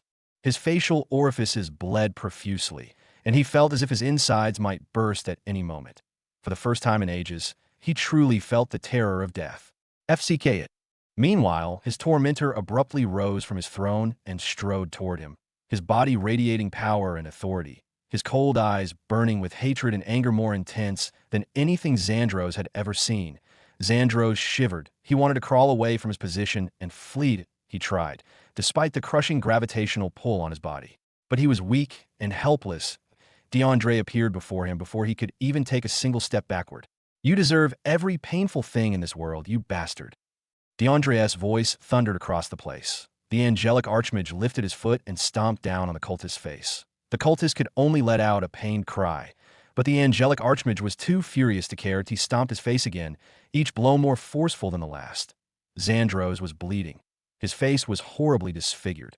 His mouth was missing dozens of teeth, even when he tried to scream. No sound came out. He felt death's tight grip on his shoulder. When he opened his eyes, he saw no endless brightness, only blood. His OWAT that moment. He began to recall every moment he had ever lived. His beginning. Memories flooded the mind of the cultist as he lingered closer to death's door. He recalled his childhood, living with his beautiful and loving mother in a peaceful city alongside his older brother. He recalled a certain house, his home. It wasn't that lavish, but it was extremely beautiful, filled with nothing but love and peace. There was plenty of food to eat, friends to play with. Friends, I had friends? His mind wandered. His last 20 years, he never had any friends. After joining the cult, he never really made friends. The cult forbade friendship, but the memory of his old friends kept appearing in his mind. Himself and other kids running around happily, memories of them stealing food to hide from their parents to share with each other, memories of them acting as soldiers fighting against evil. I really had friends. It was as though this memory had long been clouded in his mind, pushed to the extreme end so that he could never recall any of them. Was this ever my life? He wondered. The memories kept playing out. It was filled with peace and laughter. And then, darkness, blood. A particular bloody scene played out. The beautiful house at the beginning of his memory was on fire. He was in the midst of it, alongside his mother, friends, brother, and a stranger whose face was hidden behind a mask. The mother figure had a dagger stabbed her chest. She was dead, but her eyes were open, filled with sadness and dripping with tears as she looked deep into his eyes beside. Her corpse were his friends, killed in brutal manners. One decapitated, one with missing limbs, one with her entire inside burst open, and the others died from daggers stabbed in their stomachs. Dead. They died? Why? He could not find an answer. The memory was just a replay of an event that had taken place. Until this moment, these memories were hidden. How could he find an answer? Who was this man? The masked man was emitting a peculiar dark aura as he looked at the corpse. His hand were placed on his shoulder and that of his brother, who stared at the scene with bewilderment. Tears were dripping down his eyes. But he wasn't even crying. The fire in the background was still burning hot. But somehow both of them were unaffected, unlike the corpse, which was gradually consumed in flames. Why? I never had these memories. Did I ever live these moments? Come to think of it, I never really remembered. How my childhood was. I never had a father. The realization that one's entire life had been a lie was painful, especially when it was only realized moments before death. Who was that masked figure? How come he never recalled meeting this person? How come he never recalled any of these? How come he only believed that he had a childhood and never really recalled any of it? The cult. They made him believe all these. You and your brother were born into the cult with a special destiny to fulfill the grand cause and rise up to become our ambassadors. These words summed up his childhood. Those are the words he grew up with. They shaped his beliefs and his mentality to this moment. His mind brought up something he fought hard to toss aside, but it just kept bringing it up. They were used by the cult. How can that be? The cult would never do such a thing. Or could they? Once again, a question only he could find an answer for. The memory kept replaying, repeating the same dark scene of death and blood over and over again, as if trying to send a message. What message? The moment this question appeared in his heart, the memory fast-forwarded to a scene that had never been included in the previous replay. A scene of the masked man placing his hands on their head while muttering unknown chants. What is he doing? The hand of the masked man was wrapped in foggy, dark magic. His eyes traced down to his brother, who began zoning out and then, after a moment, collapsed. And then blank. The memory entered a blank state. Nothing was being displayed anymore. Xandros' mind wandered as he gradually questioned and understood the last scene. This was when our childhood memories were hidden. No wonder he never recalled them, and oh wonder he never realized he ever had them, and oh wonder he never cared for a family or a friend, and oh wonder he only sought after the cause of the cult and not his personal goal, and oh wonder he was devoid of the ability to love and feel loved. The blankness gave him more than enough time to recollect these facts. And then the blankness ended. The memories began to replay. Scenes of him slaughtering innocent humans in cold blood. Scenes of him committing all sorts of atrocities in order to fulfill the cause of the cult. I end this memory. He was nothing but a furious killer, always wearing a dark grin as he took the loved ones of others and destroyed thousands of homes. Then he recalled the first set of memories about his family. The sadness, disbelief, and other emotions he felt watching his friends and mother die. That same feeling is what he had proceeded to cause other innocent humans to feel. And for what? Because a group of people called him special, the same. People in charge of stealing the love and brightness away from his life. Disbelief, regret, anger, frustration. These three flooded his mental sphere. Disbelief that his life was all a lie, regret of the life he had lived under a false reality of his own life. Furious that he could not exact revenge on those people who altered his life. Frustrated that there was nothing he could do to change his past or even warn his brother about their false reality. And then came sorrow. I do not want to die. But does he have a choice anymore? And no. The realization that his life was overcame with the sound of DeAndre's foot smashing his face. He was back from memory lane to reality. He was embraced by pain. And then came death. It all ends? Just like that? His last question to himself, stomp, stomp. The sound of feet stomping brutally against flesh reverberated across the domain of light. DeAndre could be seen stomping angrily on the head of Xandros. His boots were bloody, covered in the cultist's blood. Xandros had stopped reacting to the stomps seconds ago. DeAndre realized Xandros was dead, but did not feel the urge to stop moving. Recalling how many people had died at the hands of this evil bastard made forgiveness impossible. Even after death, that he simply continued. This time he wasn't doing it to kill him, but to make himself feel better and less furious. He continued for about 3 minutes before he finally halted his attacks on the corpse. Serve him right. DeAndre scoffed as he stared at the corpse. Its head had been shattered beyond recognition. It was nothing but mashed flesh at this point. DeAndre did not feel a single twinge of remorse for what he had done. How could he? He had just washed scum off the surface of the earth and prevented the deaths of millions. If anything, he deserved an award. He was looking at the dead fella. You've slayed one foe, plus 25 million evolution points. 25 million evolution points with a huge amount of money, even for someone like himself. But at this moment, he was in no mood to rejoice over his victory. He simply closed the holographic window and proceeded to grab some mana potion from his inventory to refill his mana reserve, which was dwindling really fast. 2 activated spells were consuming a bulky amount of mana every second. Especially the elemental domain, it is amongst the top 3 strongest categories of spells that only an archmage could activate. The elemental domain is a pocket dimension owned by anyone who activated it.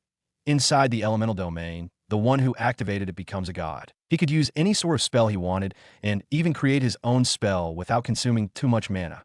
Inside this space, they could use their strongest spells more than 100 times without running out of mana.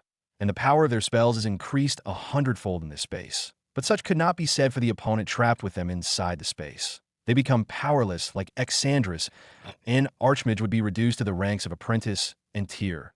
One mage within this space, and those below Archmage will become nothing but mere mortals, even weaker than a child.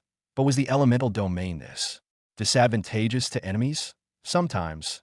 Inside the elemental domain of an Archmage, his elemental affinity with that element is boosted manifold. Even if they had other elements, those other elements would become extremely weak. However, an opponent possessing the same element as the elemental domain would not be completely powerless. They would still be able to use spells to their peak powers. The only difference being that they would not experience the same boost as the creator, even with the same element. They would still be in dire condition once they are trapped within, as long as they are not the creator. Also, the mana consumed to keep an elemental domain up for more than 2 seconds was more than the entire mana reserves of a tier 3 mage. It is no debate why it is amongst the top 3 strongest spells to ever exist in the whole world. After consuming the mana potions and feeling his mana reserve return to its peak state, DeAndre grabbed the corpse of Xandros by the neck and prepared to deactivate the domain. Minutes passed in the real world. The entire place remained blinded by the glow of DeAndre's domain.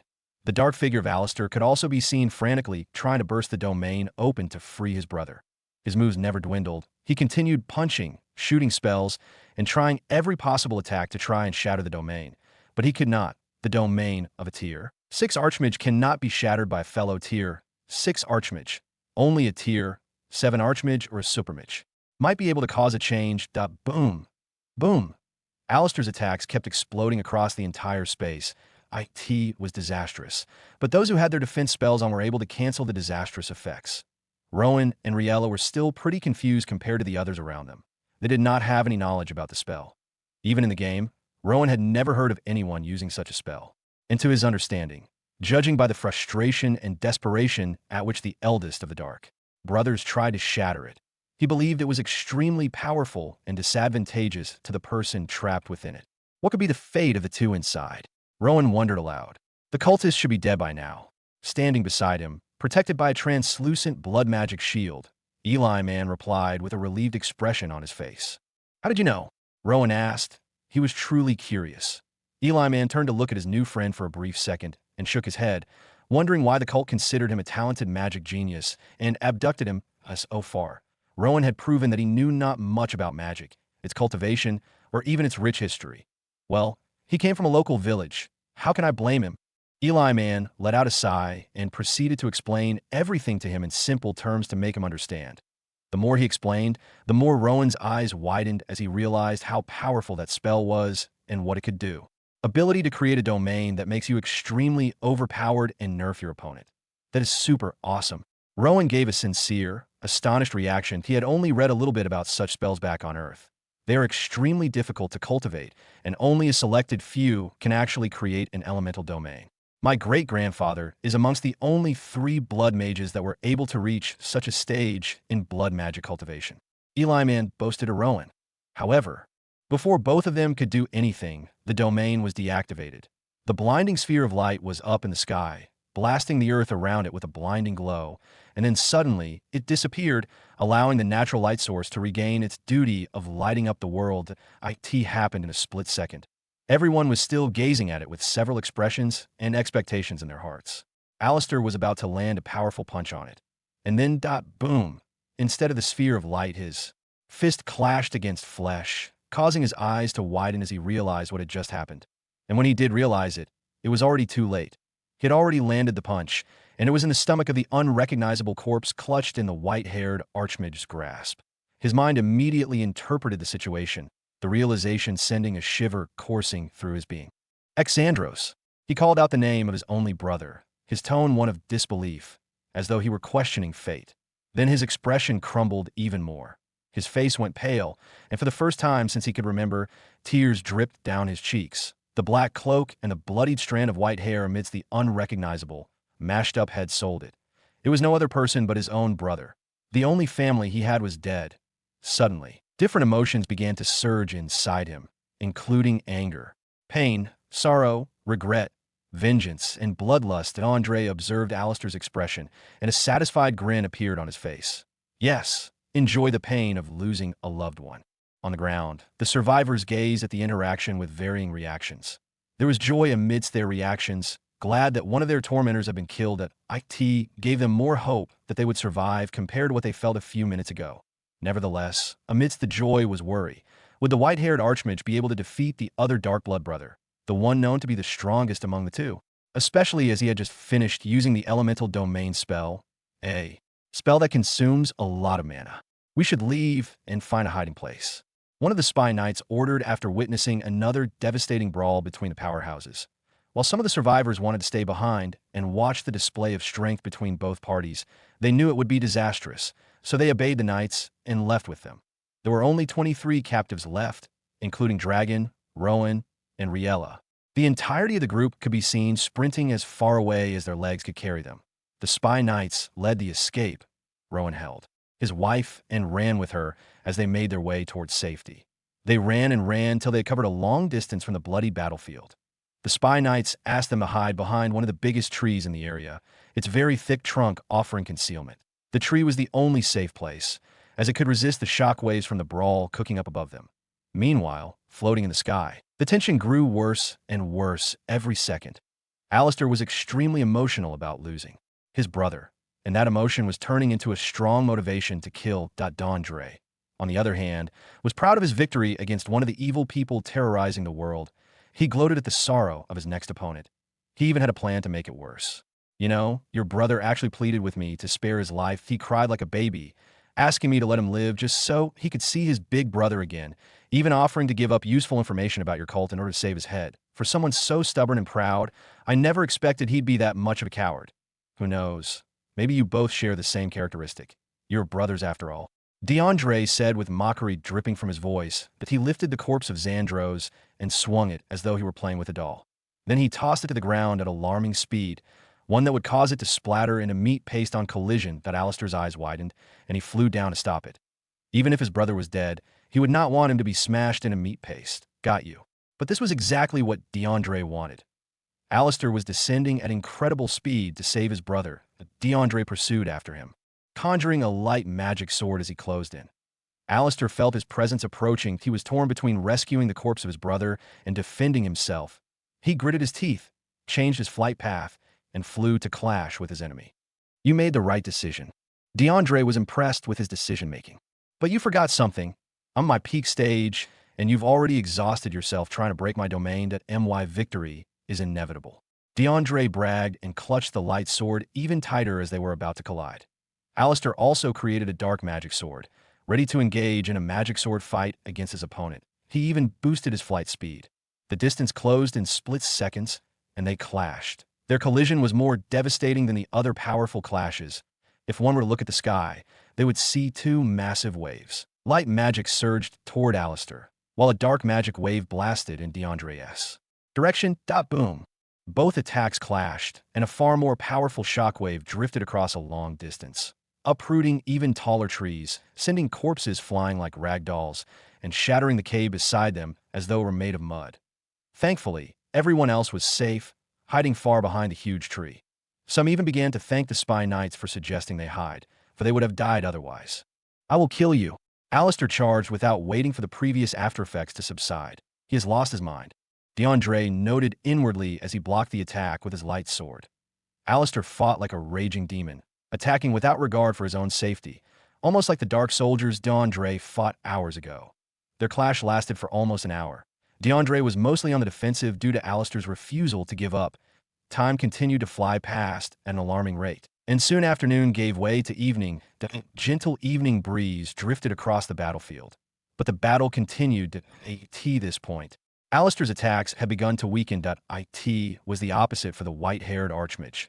He was still full of mana and energy to continue fighting for another 24 hours. Also, as he had only been blocking and dodging, he didn't use as much mana compared to Alistair, whose every attack was fueled with magic. DeAndre enjoyed the fight as much as he could. He loved seeing the broken spirit of the Dark Archmage as he fought hopelessly to avenge his brother's death. He simply held on, waiting for the moment Alistair lost the will to continue or exhausted his mana reserve. That moment came hours later. I will make you pay. Alistair stuttered as he launched another weak attack. His voice lacked the energy it had at the start. You expect to make me pay? Fighting like this, you make me laugh. DeAndre blocked the blow easily, then swept a kick into Alistair's stomach, sending him skyward like a rag doll. Without giving him a moment to recover, he closed the distance and punched him relentlessly toward the ground. Alistair coughed up blood as each brutal strike met his body. He was too weak to defend himself at this point, and DeAndre was too brutal to relent. Boom. Boom. The explosive impacts echoed across the field as Alistair neared the ground. He lost control of his consciousness. His eyes drooped with each punishing blow. Where's your will now? DeAndre laughed, bringing his hands together, ready to land the final, crushing smash and end the battle once and for all. The battle between the Archmage and the cultist drew closer to its end. As usual, the bright side had the upper hand. Where's your will now? DeAndre laughed, bringing his hands together, ready to land the final, crushing smash and end the battle once and for all. He was drawing closer to his weakened foe. There was nothing that could stop him from killing Alistair at this point, or so he thought. Before he could connect his attack, all of a sudden, the clouds began to grumble, letting out a deep rumble that shook the heavens. In a split second, the gentle evening vanished and was quickly replaced with utter darkness. Not a single light permeated the earth as the darkness cloaked all its existence. An ominous atmosphere descended upon the entire area. Rowan and the others hiding behind the huge tree felt fear like never before. Some fell on the ground and hid their faces as though they were scared of staring at the darkness. Riella found Rowan and hugged him really tight, afraid to let go. Even the spy knights who had received special training were beyond afraid at this moment. What kind of power is this? Rowan wondered. The power was even beyond what they felt when the cult of Ember Justice first arrived at the scene. What the FCK? DeAndre was baffled by the sudden changes happening, that he did not need the confirmation of another person to tell him that whatever was happening was not ordinary. I can't even see. What sort of darkness is this? DeAndre said to himself. He called out a ball of light to serve as an illumination in this darkness. Phew. A strong wind blew, and the ball of light disappeared like he never activated the spell in the first place. He tried once again, and he got the same result. To this point, he let go of all his plans to slay the cultist, and instead focused on finding the source of the changes happening around. The time those bastards appeared out of their portals, there was only partial darkness covering a small distance. But this one is total darkness, and the whole world seems to be covered in it. DeAndre tried to understand his current situation. He was on high alert. He was silent, listening to the flow of wind, noticing every minor change that happened. His mind was split between different schools of thought as he tried to arrive at a conclusion, but there was none. Kra boom. Lightning flashed across the sky, and thunder blasted across the place, increasing the ominous atmosphere. Something extremely powerful is approaching. DeAndre felt a great shift in the balance of the atmosphere as a stronger presence suddenly appeared. The presence brought about a stronger, ominous atmosphere that even DeAndre could not help but shiver at the feeling. Terror washed over his being.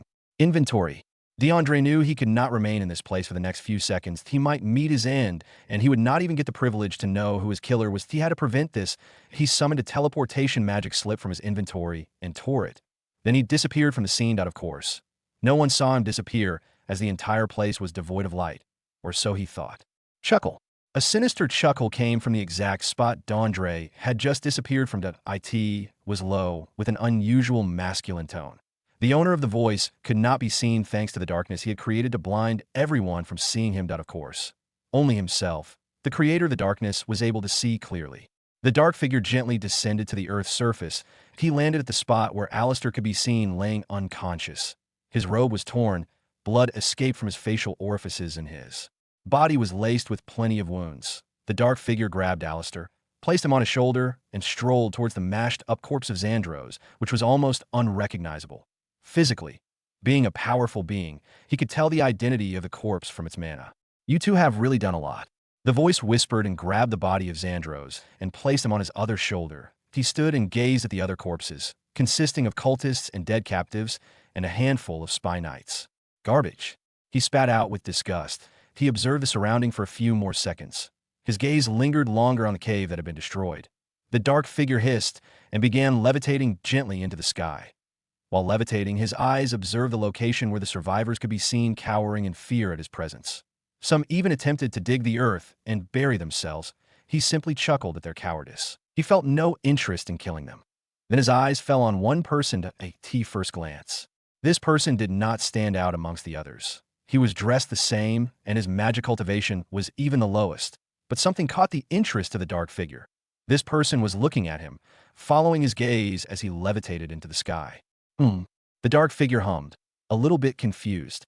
"He can see me. Could he? That should be impossible. His darkness is supreme. It blinded everyone.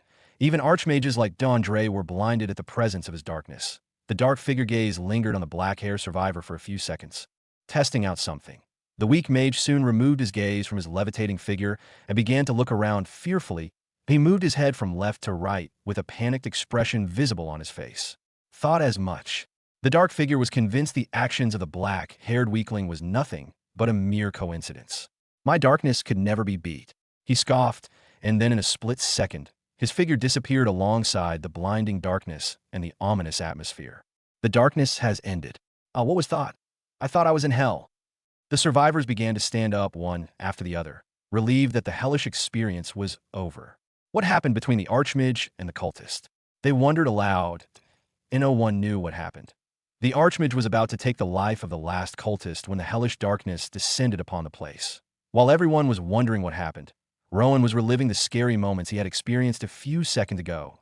The appearance of the dark figure kept reappearing in his mind. A strong sense of terror made him shiver uncontrollably. The face of the dark figure was hidden behind a scary black mask. His entire being was wrapped in a powerful dark aura, far stronger than that of the Dark Brothers combined. Eclipse vision made it possible for Rowan to witness everything without a single obstruction. He saw when DeAndre teleported, when the scary dark figure appeared, when he took the corpse of the Dark Blood Brothers, and when the gaze of that fellow met his. The moment their gaze jammed, Rowan was dumbstruck for a long time, that he realized that his death was pending if the dark figure realized he could see through the dark. When he realized this, he immediately began acting normal, as though he was really blind. This simple act was able to save not just his life, but the life of the other survivors. However, the scary image of that powerful figure lingered in his mind, that welcome to Volume 6. Confusion spread across the group of survivors, everyone wondering what had become of the Archmage and the cultists. Did the Archmage succeed in landing the finishing blow? He was just a few seconds away from finishing off the last evil cultist when that strange darkness enveloped everywhere. What really happened? The darkness this time was unlike the one that appeared when those bastards first appeared. Could it be that there was another portal, and both the Archmage and the cultist left through the portal? Are they dead? Different assumptions spread across the group as everyone tried to come up with an answer to their current situation. Dragon was even confused. Despite his knowledge about the activities of the Cult of Ember Justice, he had never experienced such devastating darkness before. He had no clue about anything that happened. The Spy Knights, just like the other survivors, were extremely worried and confused about the situation. DeAndre is alive. Rowan spoke out, causing everyone to turn their eyes in his direction, wondering how he knew. Why do you say so? The Spy Knights asked Rowan. Rowan shrugged. My hearing sense is pretty advanced. I heard the sound of someone tearing a magic slip. Only DeAndre could possess such an artifact in a place like this. Rowan lied, telling them that he saw the Archmage disappear was a better action to take a point like this. But that would only draw unwanted attention to himself. What if these people start asking about what happened to the bodies of the cultists? What if the masked figure gets to learn that he actually saw him and starts sending cultists to get him? He could not risk his life and that of his territory by telling the truth, so he simply lied. Even if you have great hearing sense, hearing from such a distance is still impossible. As expected, the Spy Knights did not believe him. What is he saying? How can we even believe him? Strong hearing sense my foot. He is the weakest amongst us, and his senses should be weaker than ours. The other survivors also doubted his words. Even Eli Man did not believe that his friend was telling the truth. Riella and Dragon wanted to believe, but they failed to do so, knowing how impossible such a feat was. Rowan felt no obligation to explain to them at this point. The more he tries to prove his point, the more the chances of him drawing unwanted attention to himself grows. Thankfully, the truth revealed itself. Look over there, the Archmage, he is alive. Eli Man drew the attention of the crowd to the sky where DeAndre had just appeared. Everyone turned their heads in that direction right away. Seeing the Archmage, collective sighs of relief escaped their mouths. They began discussing happily amongst themselves. The appearance of the Archmage reignited their hope. Meanwhile, the Archmage stood and observed everywhere calmly. Then he disappeared. The next moment, a strong wind pressure appeared above the group, and the figure of the Archmage appeared. Above them, DeAndre was still dressed in a neat white robe. There wasn't a single stain of blood or dirt on his clothes. It was as though he never fought. He had a calm expression on his face as he stared down at the survivors. The cultists are gone. You're safe now. His gentle voice settled amongst the survivors, and they exploded into jubilation right away. Hugging each other and jumping around, they celebrated the great news. Some even fell down on the ground and cried tears of joy. We survived. Riella cried out happily and hugged Rowan, who stood silently and watched the others celebrating. He had no reaction to the news, as though he didn't believe that he was finally free. He was quickly distracted from his conflicting thoughts by the hug of his wife. He reciprocated the hug and perked his wife on the forehead lovingly with a faint smile on his face. Riella was so overjoyed with the assurance of freedom that she failed to notice the fake smile her husband displayed to hide his thoughts. Andre stared down at the group of survivors with a calm expression done on one side of his mind. He felt accomplished seeing the joyful expression, but at the same time, he felt really bad knowing that he had just lied to them. That presence I felt before teleporting away, T took the corpse of the two brothers. That was the sad reality that DeAndre was not certain if the Darkblood brothers are actually dead. He had managed to kill Xandros and was about to finish off the other one when that powerful presence appeared. But the owner of that powerful presence he felt had taken both of them away from the battlefield. If they could raise those powerful inhuman soldiers, they could possibly raise those two brothers back from the dead. DeAndre knew this very well. The Cult of Ember Justice are capable of every impossible thing you could ever think of. If he told these people the truth, they would not be celebrating right now. They would be thinking of a way to end it all. Instead, he made up his mind. Before those bastards returned to the surface again, he would strive hard to be stronger than he is currently. Both DeAndre and Rowan shared the same affirmation in their heart. Both have experienced true power. Both have felt the dread of true powers, and both of them wanted that power for themselves. DeAndre heaved a long sigh and descended to the ground. Gather around. I will activate a teleportation formation that would send all of you to the Castle of Might. From there on, you'll be taken to your home, he said.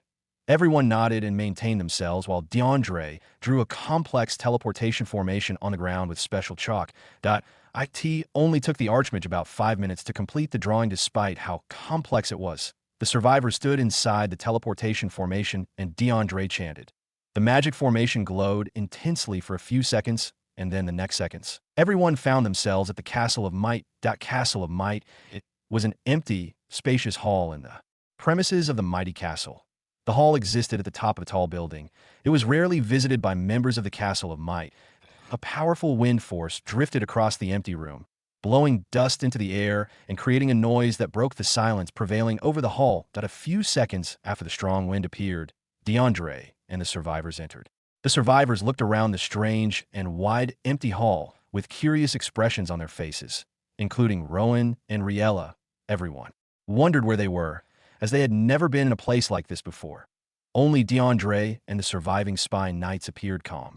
They could already tell where they were by the appearance of the hall, though it had been a long time since they visited this place. Take care of them. I have to discuss something important with your master.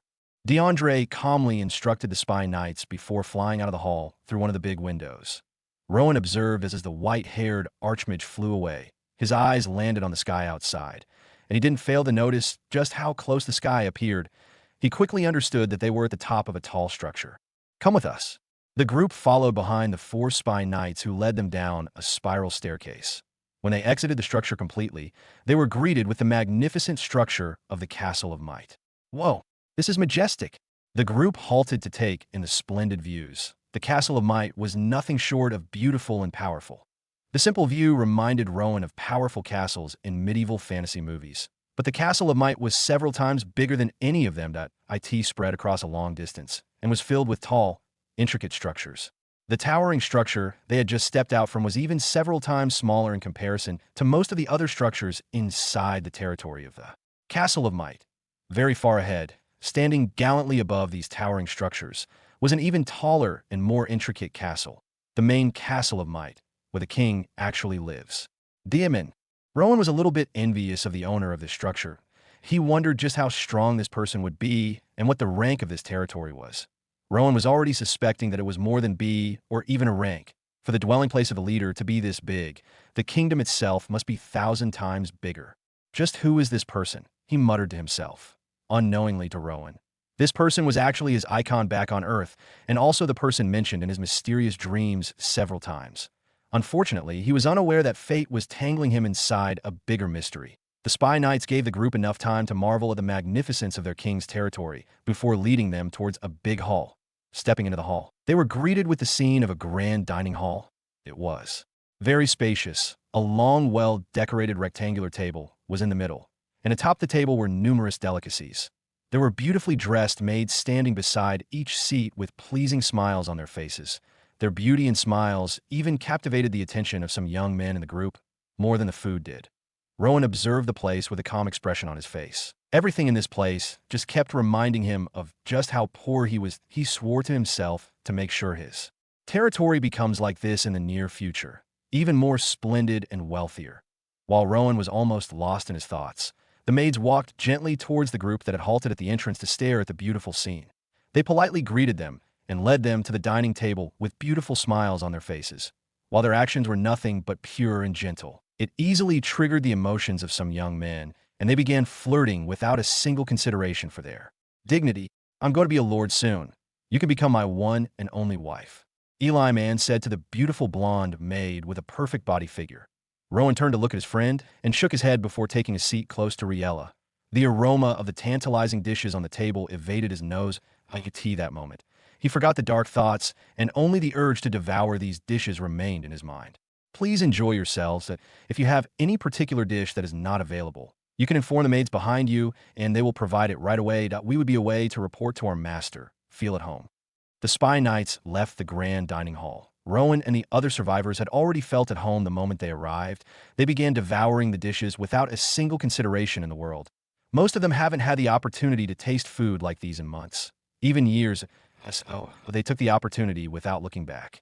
The grand dining hall was soon filled with the sound of brandishing cutleries and peaceful discussions. A soft harmony dwelled over the dining hall. Throne room. Castle of Might, the white-haired archmage could be seen sitting opposite the red-haired leader of the Castle of Might. Silence prevailed over the throne room as both powerhouses appeared to be deep in their thoughts. Dondre looked especially serious.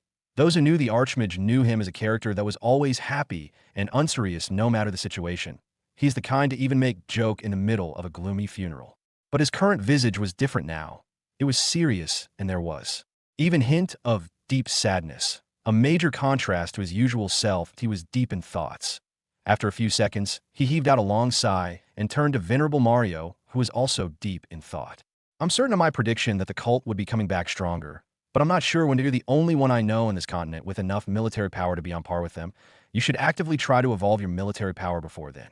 Those bastards are no jokes. DeAndre and Venerable Mario discussed for a short amount of time, and then the archmage left after both of them came to a conclusion. Dining in the grand dining hall of the Castle of Might instantly became an absolute cherished memory etched deep into the hearts of each and every survivor. Everything about that magnificent chamber, from the awe-inspiring, intricate decor to the rich, mouth-watering delicacies and the gracious, attentive maids, remained unforgettable. Even nobles of bloodlines like Eli Man were positively thrilled. If they had the choice, they would gladly serve here rather than ever return to their distant homeland. After they finished dining to their satisfaction, the maids led them through a corridor to a separate, spacious building housing lavish, state-of-the-art bathrooms fully equipped with man-operated showers and bathtubs capable of precisely adjusting the water temperature according to each user's exact desire. That once again became a treasured memory etched into their hearts. None among them had encountered anything nearly as grand as what they had experienced since arriving in this place. They were provided with clothes to change into once they finished their bath. Afterwards, they received secure private rooms in a separate building to rest comfortably before safely being teleported back to their homeland. Rowan and Riella requested to share the same room. Their quarters were truly spacious and elegant, featuring a large, soft bed, a desk, and tables.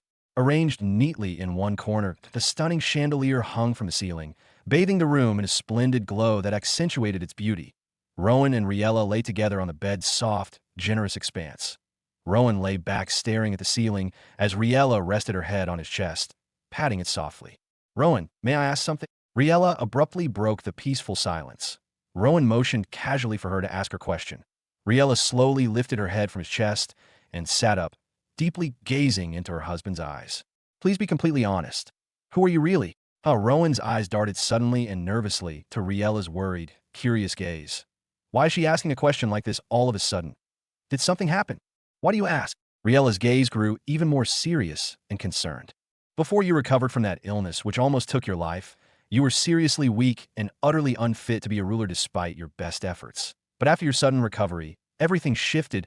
You became noticeably smarter, stronger, bolder, and all our village's fortunes began to favor us more than they had in decades. Be completely honest, what truly happened? Did I accidentally reveal something I shouldn't have that made her so curious? Rowan pondered while observing her. He sat upright, held her hands, and looked deeply in her eyes with a serious yet tender gaze.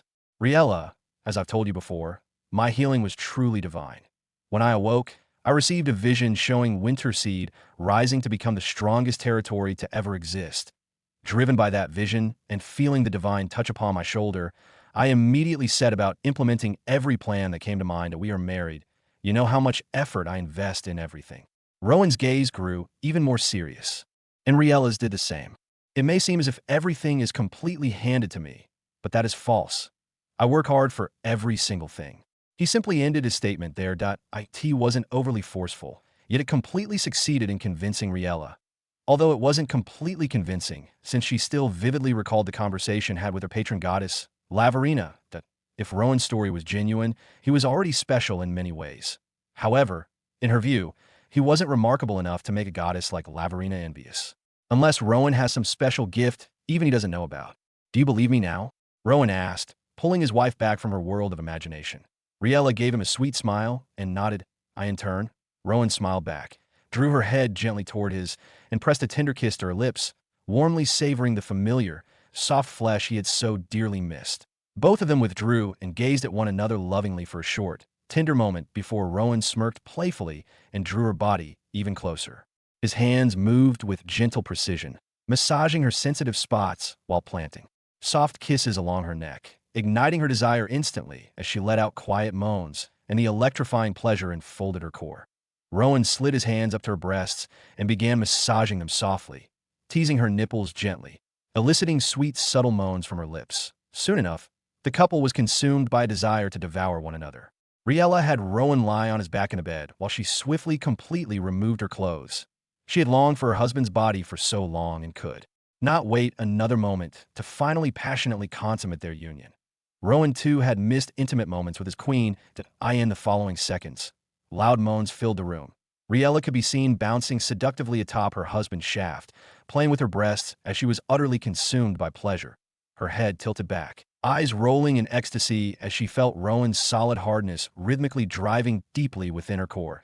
Rowan's shaft was bathed in her lover's fluid. Her tightness and wetness sent new level of pleasure through Rowan's body.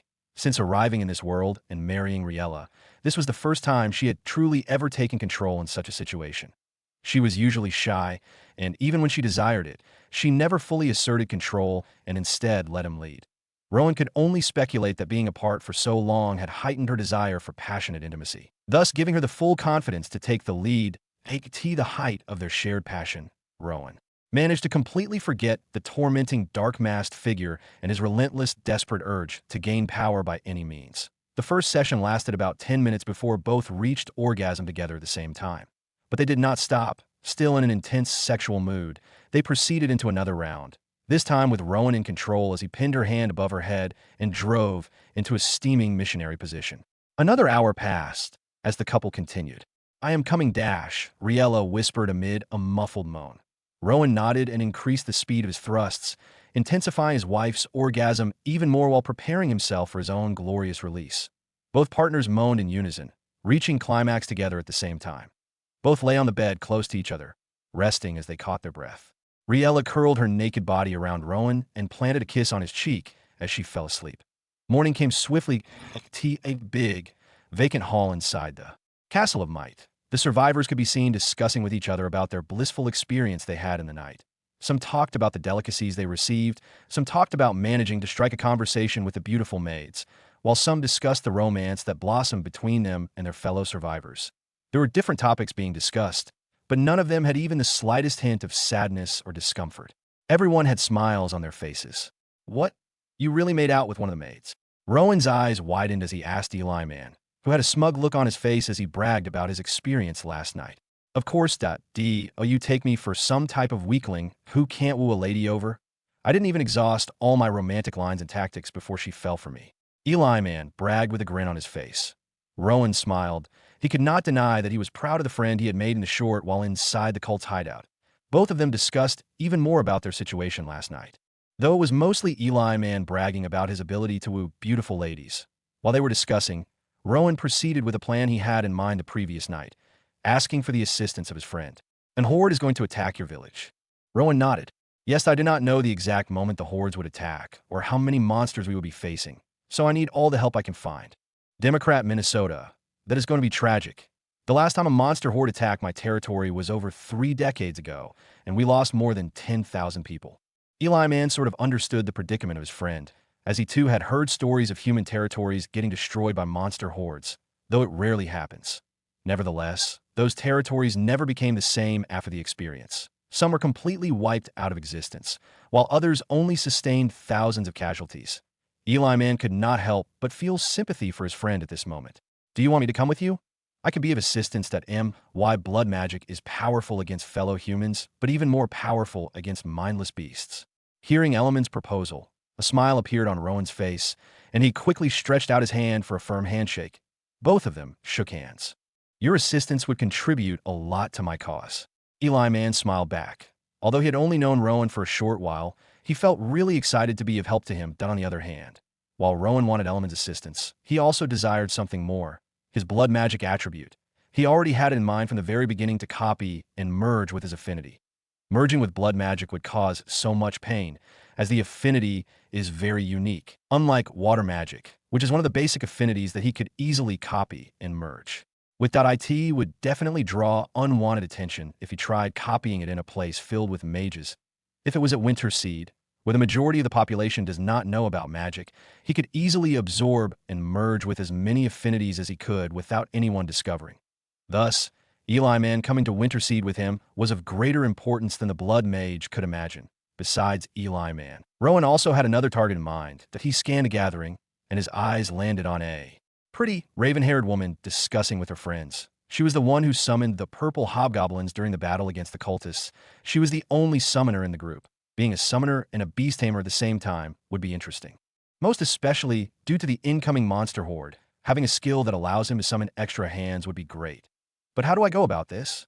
Rowan was pretty social that he could approach her, make friends with her in a short time, and manage to get her to come with him to Winterseed. Then he could copy her summoning affinity or he could simply copy her affinity here and now, with the risk of drawing unwanted attention. I am in the castle of a powerful lord. He definitely has some powerful mages lurking around who would easily notice when I attempt something like that. After the incident with the cult, Rowan has made up his mind to calculate his every step to prevent becoming the center of attraction for a bad group of people. If he knew Xandros was a cultist back then, he wouldn't have merged with Riella's water affinity right in front of him. What are you thinking about, darling? Riella arrived before Rowan and hugged him from behind with a smile on her face. She spoke in a soothing voice. Rowan smiled at the sound of her enticing voice. Well, I can just use Riella to get the help of the summoner. When we reach Winterseed, obtaining her affinity wouldn't be that difficult because I already have beast taming ability, which is somewhat similar. A smile adorned his face as this thought settled in his mind, that he spoke to his wife and gave her the assignment to win the assistance of the raven-haired summoner. Riella was happy to help. She strolled towards the raven-haired mage. Rowan could see both of them getting along pretty fine. They discussed and laughed. Rowan also noticed the moment Riella introduced him to the mage as she turned in his direction and flashed him a calm smile. Rowan smiled back. The next minute, he noticed a concerned expression on her face having heard about the monster horde. Apparently, monster hordes weren't that uncommon among bigger territories. Everyone in this place had either heard of or experienced a monster horde once in their life. They knew just how disastrous it was at the few minutes past. Riella and the raven-haired mage strolled towards Rowan. Riella had an accomplished smile on her face, while the mage had a concerned expression. Hey, the name is Merla. She introduced herself upon contact. Rowan shook her hand and introduced himself. Without hesitation, she revealed her intention to help, which Rowan was already aware of. Rowan thanked her for her kind heart. On the other hand, Eli Man, who was standing beside him, could not stop staring at the summoner. It was as though he was love-struck at first sight. He became even more motivated to help after hearing that she would be coming with them. The agreement was quickly made. Rowan promised her an unforgettable gift for her assistance. The four discussed amongst each other while awaiting a response from the Castle of Might. The response did arrive in the form of aged mages dressed in long sacred white robes with big hoods that covered their heads. There were 7 of them. About 4 of them could only walk with the assistance of walking sticks. Nevertheless, despite their weak appearance, they radiated a powerful, magical presence. Rowan even checked their character status and was surprised to see that they were only 2 ranks away from being archmages. The men introduced themselves as the Seers of the Kingdom. They were here to do a final examination of the survivors' cores to check for impurities or abnormalities that the cult might have inflicted on them. Fortunately, there were none. Confirming this, the 7 seers left, and another group of younger mages entered the hall. Leading them outside the hall, where a group of unique, tamed flying beasts could be seen, creating a peculiar scene. The flying beasts were their only means to their homeland, very, very far away that a few minutes passed. Each survivor had already mounted a flying beast alongside the mage assigned to them. They waved a final goodbye to one another before flying away. 5 flying beasts flew in a particular direction. Rowan, Riella, Dragon, Eli Man, and Merla were approaching Winterseed. Winterseed, it was the early hours of a solemn but bright afternoon, and the people of the village could be seen going on about their daily tasks pretty sluggishly, as they had long since lost the will to work the farm. The farmers could be seen working very sluggishly compared to their usual hard-working selves, the livestock area. Alara could be seen feeding the birds that had grown bigger over time. She and her assistants distributed the feed into the wooden feed-throughs. Their faces were etched with sadness. Their minds were heavy with conflicting thoughts. Were their beloved lord still alive? What was he going through? Those questions had slowly become the daily recitation of everyone in Winterseed. They were concerned. Some had lost hope. Some were losing hope. Only a few believed he would return in Rowan's absence. The village was managed and protected by the captains with the assistance of the divine beasts who patrolled the village severally. Thankfully, there had been no attacks. not even for monsters or humans. However, there have been a few visitors from neighboring territories with intention to build a business relationship with Winterseed, having heard of the unique merchandise they were in possession of. Unfortunately, those people had to be sent back as Rowan wasn't around, but they were asked to return after a few weeks. While the village did not face any physical battle for the past 2 days, there had been frequent prevailing signs of a powerful storm. It first started 2 days ago. It was afternoon, and everywhere suddenly became dark, revealing that it was about to rain heavily. But it lasted for only a few hours and disappeared without a single raindrop, which was pretty unnatural. It was as though a powerful force was holding back the rain a few hours after that happened. In the evening, lightning flashed across the sky repeatedly and loud thunder blasted across the village. The sky had a different shade of dimness, showing signs of a heavy rain. But it also ended up returning back to normal after a few hours. This greatly confused the people and became a great cause of worry for the captains who were managing the village. But that wasn't all. At night, the lightning and thunder continued, accompanied by an unusual cold temperature. The cold was so strong that many of the villagers woke up with cold the next morning. Some were feverish, while others were sneezing and coughing non-stop. It instantly became a matter of concern. None of them had ever experienced such scenarios. Even the oldest amongst the villages, a man in his late 80s, found the situation odd. The cold prevailed until morning and more villagers got sick. The tailors had to act up. They began distributing the cold resistance robe that Riella had made to the villagers. But the robe was only able to prevent cold from entering their bodies. It could simply not force out the ones that had already evaded their systems. In the morning, the captains had a meeting about the situation. They were concerned, but what could they do about the weather and the sick villagers? They could only pray that the weather goes back to normal. And it did. The afternoon sun rose up early. It bathed the village in scorching heat and drove away the cold that lingered throughout the night. The people were relieved, but in the evening, they faced the same situation as last night, and it prevailed till early morning before disappearing once again. What is happening? Is this a sign that Lord Rowan is not okay? My son is sick. What should I do? Oh heavens, please bring back Lord Rowan and Lady Riella. Prayers and questions continued across the village. The village square. Some villagers had already gathered to sort out comfort in the companies of one another. The captains were present. They even tried their best to calm the crowd, but it was fruitless. The only person that could calm down now was Lord Rowan at a corner of the village square. Blaze could be seen resting quietly, while Black Drifter could be seen flying in circles around the village square. Both divine beasts were just as concerned as the villagers about Rowan. Minutes passed, and the gloomy silence prevailed, but then it was quickly shattered as Black Drifter let out a sharp sound that alerted everyone, and then it rocketed away towards an unknown destination. The alert of the divine beast caused all the villagers to stare at the direction it flew at.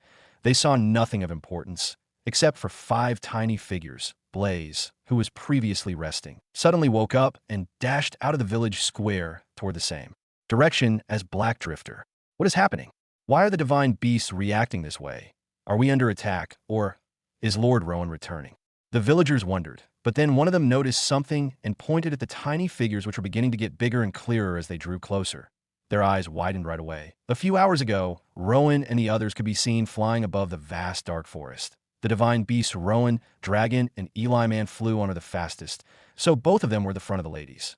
Rowan enjoyed the view above the dark forest. He was pretty surprised at just how big the dark forest was even from the sky. It appears to stretch out without end. Rivers, hills, giant beasts, barren lands. All these could be seen within the dark forest from above. Rowan even spotted several strange structures. Some were in the form of caves, but were bigger, and at the entrance there were glowing portals. Other structures were pretty tall. They stood in twos, and in between them were the same portals. Rowan easily recognized them as dungeons. They are special territories for demons and unique monsters. They are pretty popular in the game world. Players usually book dungeons to slay the monsters within them to gain experience and also unlock mysteries which include new powers or even treasures. Rowan spotted many of them within the dark forest. He counted more than 100 before he got tired and stopped counting. The party continued getting closer to Winterseed. Only a few minutes away from the village, their gaze fell upon a shocking scene below them. What the FCK? Rowan cussed it out loud as his gaze fell on the tens of thousands of monsters of varying races and ranks approaching his village. The calamity trials are beginning. The farmers working at the farm in the afternoon worked really hard, despite the scorching sun beating down on them and the heavy thoughts in their mind. Some were weeding, a few were picking fruits, while others planted new seeds, the animal shelter. Ilera, and the others attended to the livestock. But then, they heard a loud shout from a fellow farmer, which caught their attention and caused them to look in the direction the young farmer was pointing, bringing their gaze to 5 mighty flying beasts approaching their village. Their gazes quickly met that of 2 familiar figures sitting atop the divine beasts. It was none other than their hope, Lord Rowan and Lady Riella. The farmers could not react properly. Rather, they did not know how to respond to the situation. Their mental spheres were blasted with so many emotions that they did not know the exact one to reveal. Lord Rowan. Lord Rowan is alive. Yes. Hooray. A few seconds later, the farmers erupted in loud cheers. They let go of their farming tools and began jumping around, hugging each other, while some even broke down in joyful tears. Those inside the shelter were alerted by the shouts. When they got out and saw the cause of the commotion, they too joined in the jubilation. That moment. Black Drifter rocketed past the farmers and approached Rowan. It shrunk to the size of a dove and perched on Rowan's shoulder. Rowan gave it a soft pat. Almost a few seconds later, Blaze shot into the farm area and halted. That It began howling loudly, its bestial voice revealing its excitement. Wow! Eli Man and Merlo were flabbergasted by just how much joy the arrival of Rowan had brought to his people. Both of them were even more surprised when they saw the 2 unique divine beasts that came to welcome the village head. Rowan, on the other hand, smiled calmly at the welcoming gesture of his people. It was nice being back in the place where he is celebrated and worshipped. Nevertheless, he could not be completely happy knowing a monster storm was approaching the village in a few hours. Dragon and Riella were the same. They were glad to be home, but concerned about the monster horde approaching. The 5 soon flew past the farmlands. The mages controlling the divine beasts flew lower, giving Rowan the chance to wave at the villagers. Lord Rowan! Lord Rowan! The chants got louder as Rowan flew past them toward the village square. All of them began sprinting after him. Democrat Minnesota, I never knew you were this great with your people. Eli Man spoke while looking back at the villagers chasing after them. This is just a little display of how much love they have for their handsome lord. Rowan bragged and fixed his gaze on the village square. The village square. Most of the villagers had already gathered and were jubilating. Their loud chants thundered across the village. Once the divine beasts arrived and Rowan dismounted, the crowd became even more erratic. Everyone wanted to get closer to get a clearer look at their lord. It only took the effort of the captains and some soldiers to maintain the crowd. The others also dismounted and strolled beside Rowan. The mage from the Castle of Might bade them farewell and wished them good luck with the pending monster storm before flying away. I have to get my soldiers ready immediately. The more time we waste, the closer those monsters get to the village. Rowan thought while looking at the happy villagers he would have loved to continue enjoying the scene, but unfortunately he had to cut it short for the moment. Everyone, please return to your homes. Rowan announced with a loud voice that spread across the entire village square. The chants and noise of the villagers died at once. They all looked at him, curious and surprised.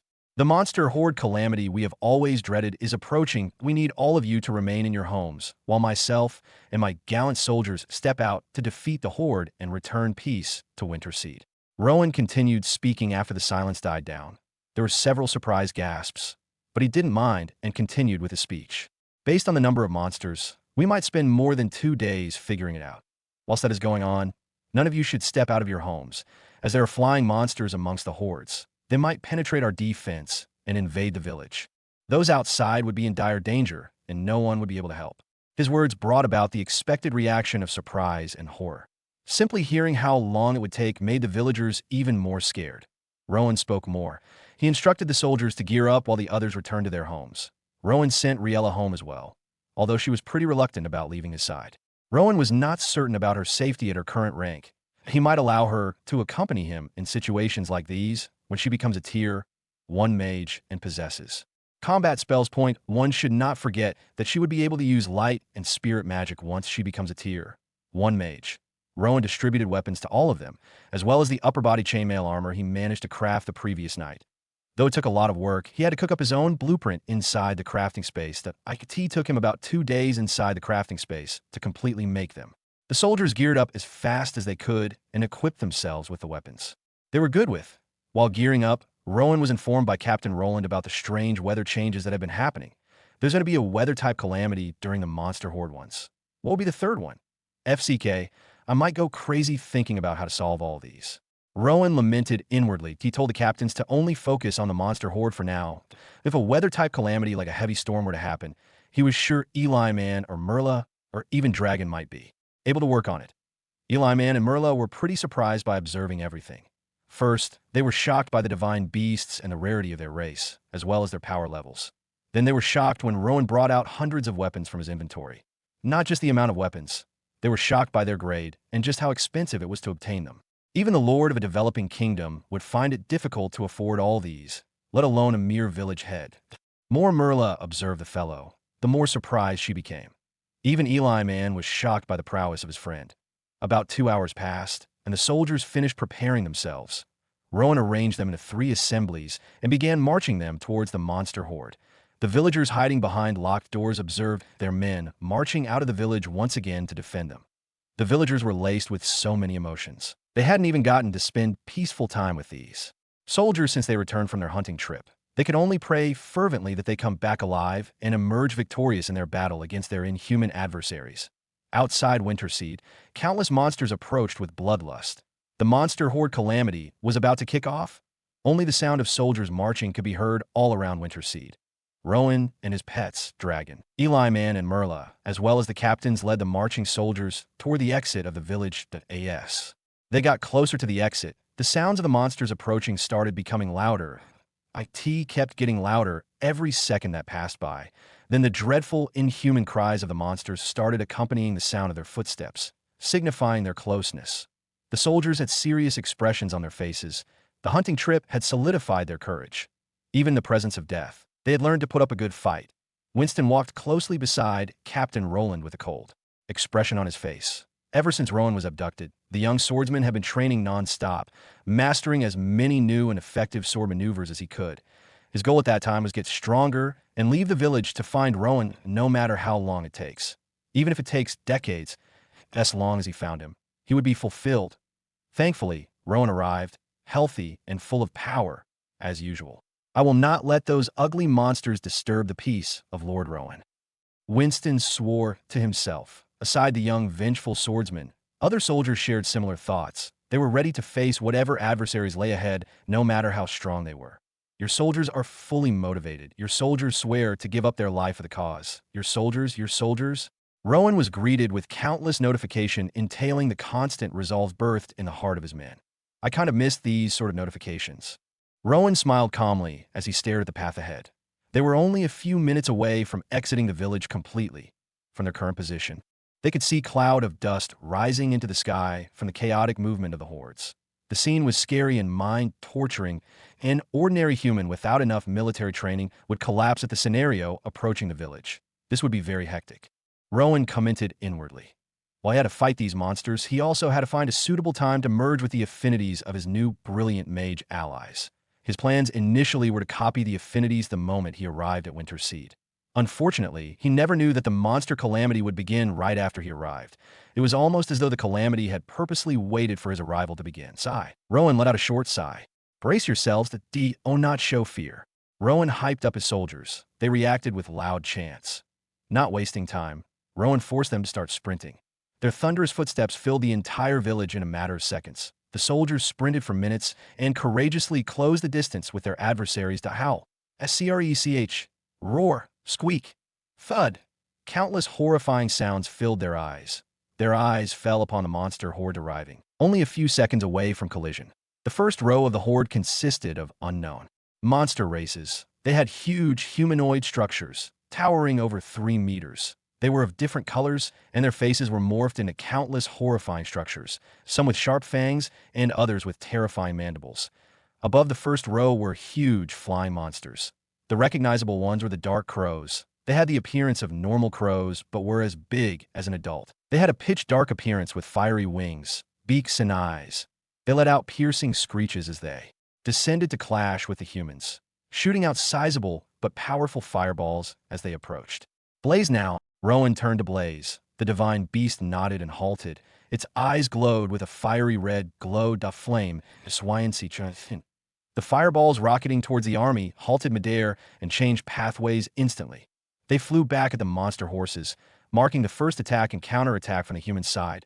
Your pet slayed. Your pet slayed? A significant amount of flying monsters were slayed. Rowan smirked. Attack! His voice thundered.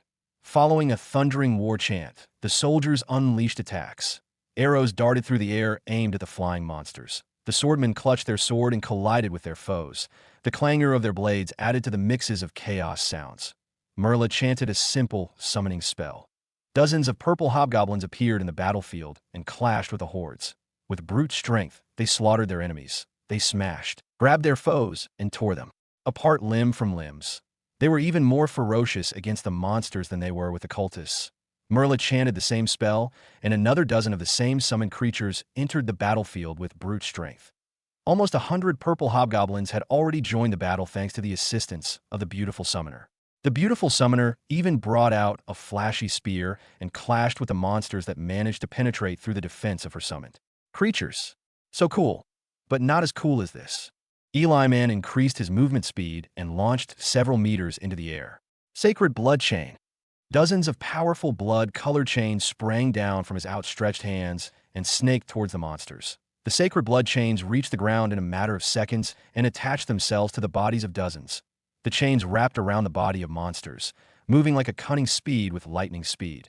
This only happened in a matter of 3 seconds. The next 2 seconds, those monsters, notwithstanding their size and race, were sucked dry of their blood.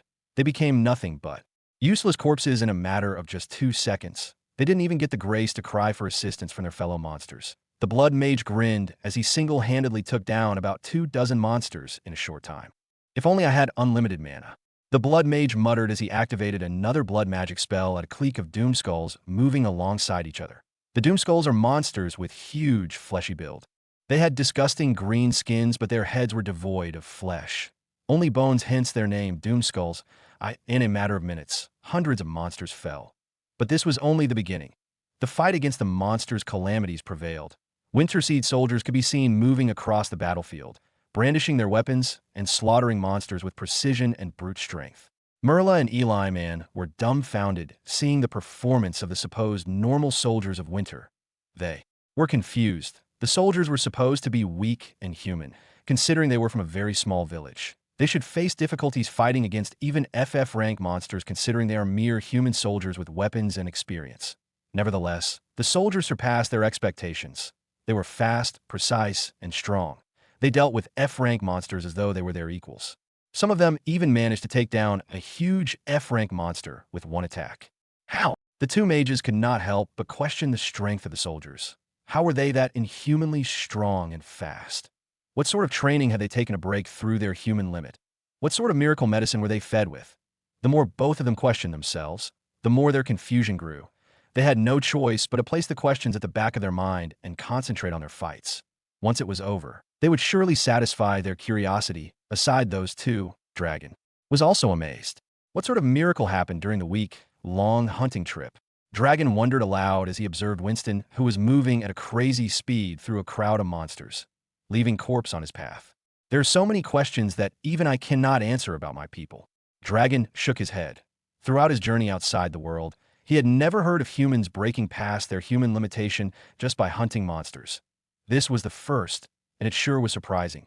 The middle-aged mage, just like the two young mages, was infected with a powerful curiosity that needed to be cured after the battle ended.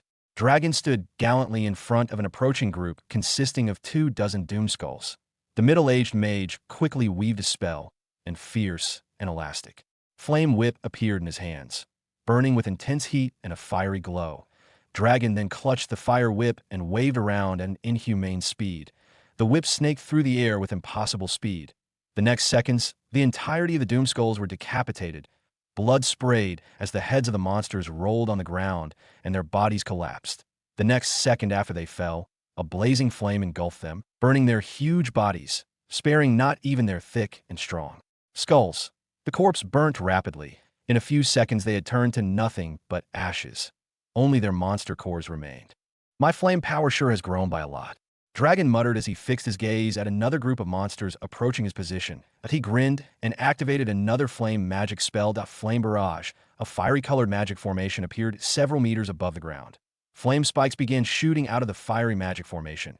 They came out in 2 per second and moved at a disastrous speed towards the group of monsters. This will hold on for 5 minutes. Dragon muttered to himself as he spotted a soldier getting overpowered by dozens of wolves. Phew, phew, clang, smash, roar, growl. The battlefield was filled with a thunderous cacophony of chaotic sound. As time passes by, the battlefield grew hotter and even chaotic. The first row of monsters consisted of F-rank and E-rank monsters. These monsters didn't pose that much strength to anyone. The F-rank could be defeated easily in 1v1, while the E-rank required at least 5 soldiers to take down. As the battle continued, the soldiers got better at identifying the weaker monsters from the stronger one, thanks to nature providing discoverable hints about their strength. They could tell the weak from the strong monsters by the intensity of their bloodlust. But the stronger monsters produced more bloodlust. It could be felt from their blazing red eyes, and one could even tell from their bestial growls. Also, after their evolution, they could somewhat sense the presence of monsters and determine the strong for the weak. Their discoveries so far haven't been completely accurate. Their ability to tell the strong from the weak so far has entirely been based on luck that a few times, when they attack the supposed weak monster solo, they are pushed back and brought to the verge of death. It is only thanks to the assistance of nearby comrades that most of them have been able to avoid death at this point. Also, rarely, they judged wrongly and attacked the weak soldiers in small group. The results were the opposite of the first scenario. The monsters died easily under a single or a few attacks. I wish they had inspection skills like mine. Rowan muttered while stabbing the hard back of a 7-meter-tall ape monster he was standing on. The ape monster thrashed around, attempting to throw him off, but Rowan's balance were beyond natural. He was able to support his body with each stabs, regaining balance no matter how hard the ape struggled to shake him off. In the process of thrashing around, the frustrated ape injured other smaller monsters around it, which was the exact reason Rowan had delayed finishing off. After the ape has successfully ruined the condition of dozens of its colleagues, he delivered the finishing blow and slashed its huge head off. The head landed atop a struggling F-rank snake monster. The snake monster was unfortunate. It was pounded to an unrecognizable state by the huge and heavy head of the ape monster. You've slayed? Plus 212,000 evolution points. 100x rewards activated. Your soldiers successfully slay Groot. Your soldier has taken down a Doomskull. Your ally has taken down 56 Doomskulls. Your soldier has suffered a major injury. Just like the past few minutes since the battle began, Rowan was bombarded with dozens of notifications at once. That IT was overwhelming and distracting, but he had long since gotten used to them.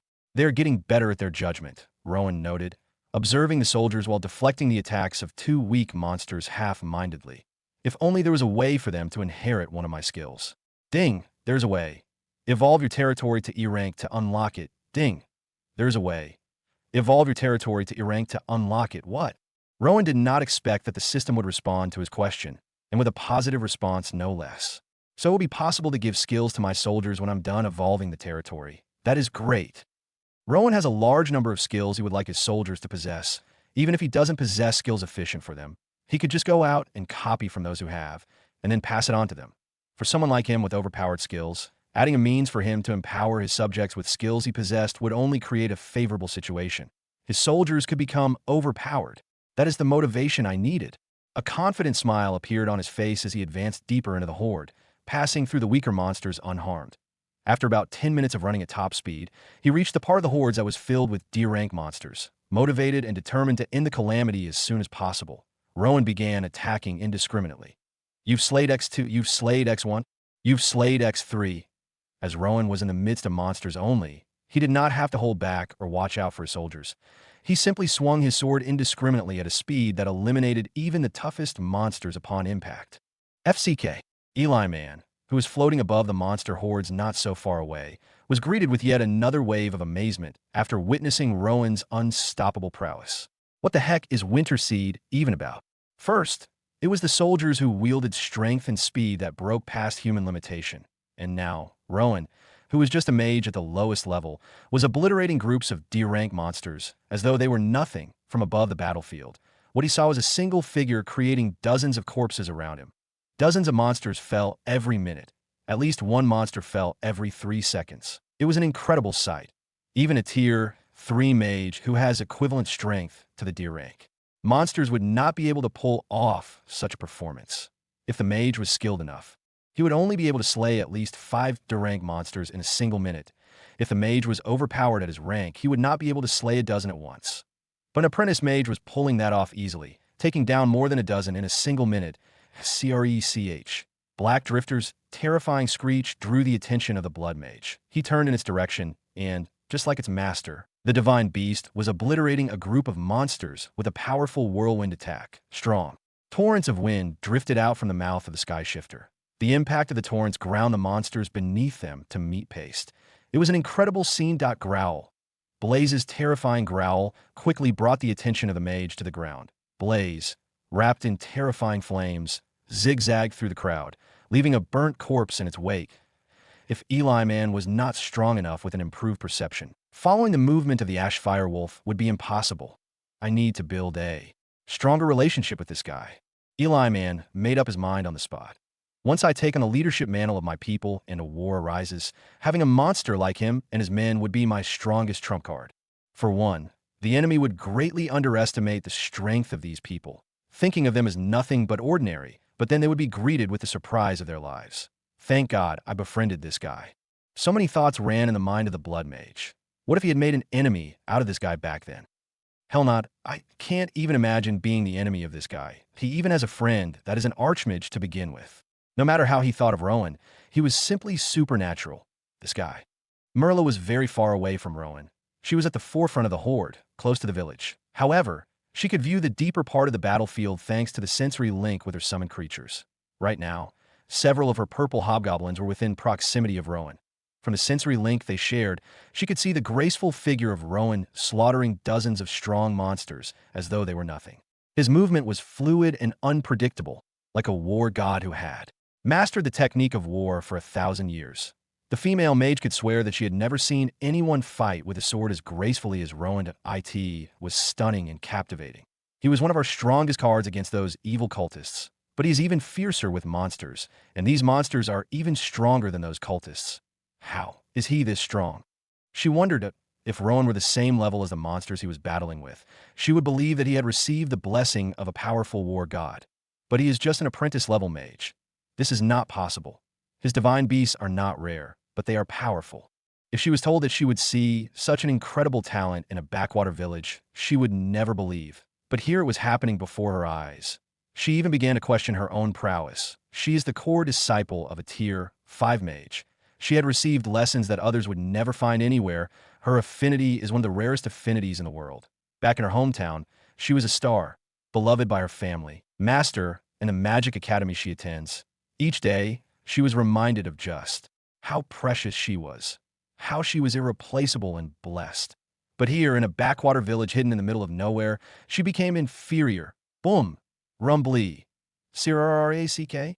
Her focus was quickly shattered when the clear afternoon sky suddenly darkened. Lightning flashed and thunder grumbled. It was afternoon, and the scorching afternoon sun still bathed the bloody battlefield between humans and calamities with a fiery illumination. The battle got heated by the second.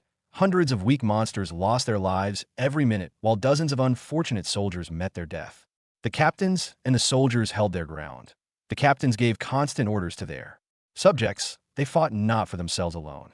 Checking, ordering, and assisting their men became a part of their tasks. The soldiers were worn out after non-stop battle for more than 1 hour, but they never halted. They changed, they fought. They defeated their opponents, that a few lost their lives in the cause. Others sustained ghastly injuries, but it did not stop them.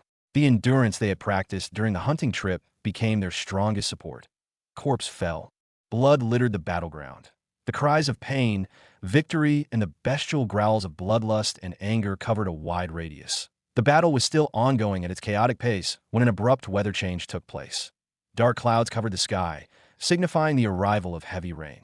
Lightning also cracked across the dark clouds. Thunder blasted across, shattering the equilibrium of sounds in the atmosphere.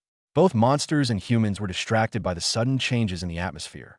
But they could not stop fighting. Dragon and the two allies were baffled about the sudden weather change. The abrupt darkness somewhat reminded them of the scary events at the cult hideout. Was it going to repeat itself again? At first they asked themselves that question, but seeing how the change became less human-controlled, they believed it was the sign of rainfall, a devastating one. But why now? In this world, weather changes can be wonderful and devastating.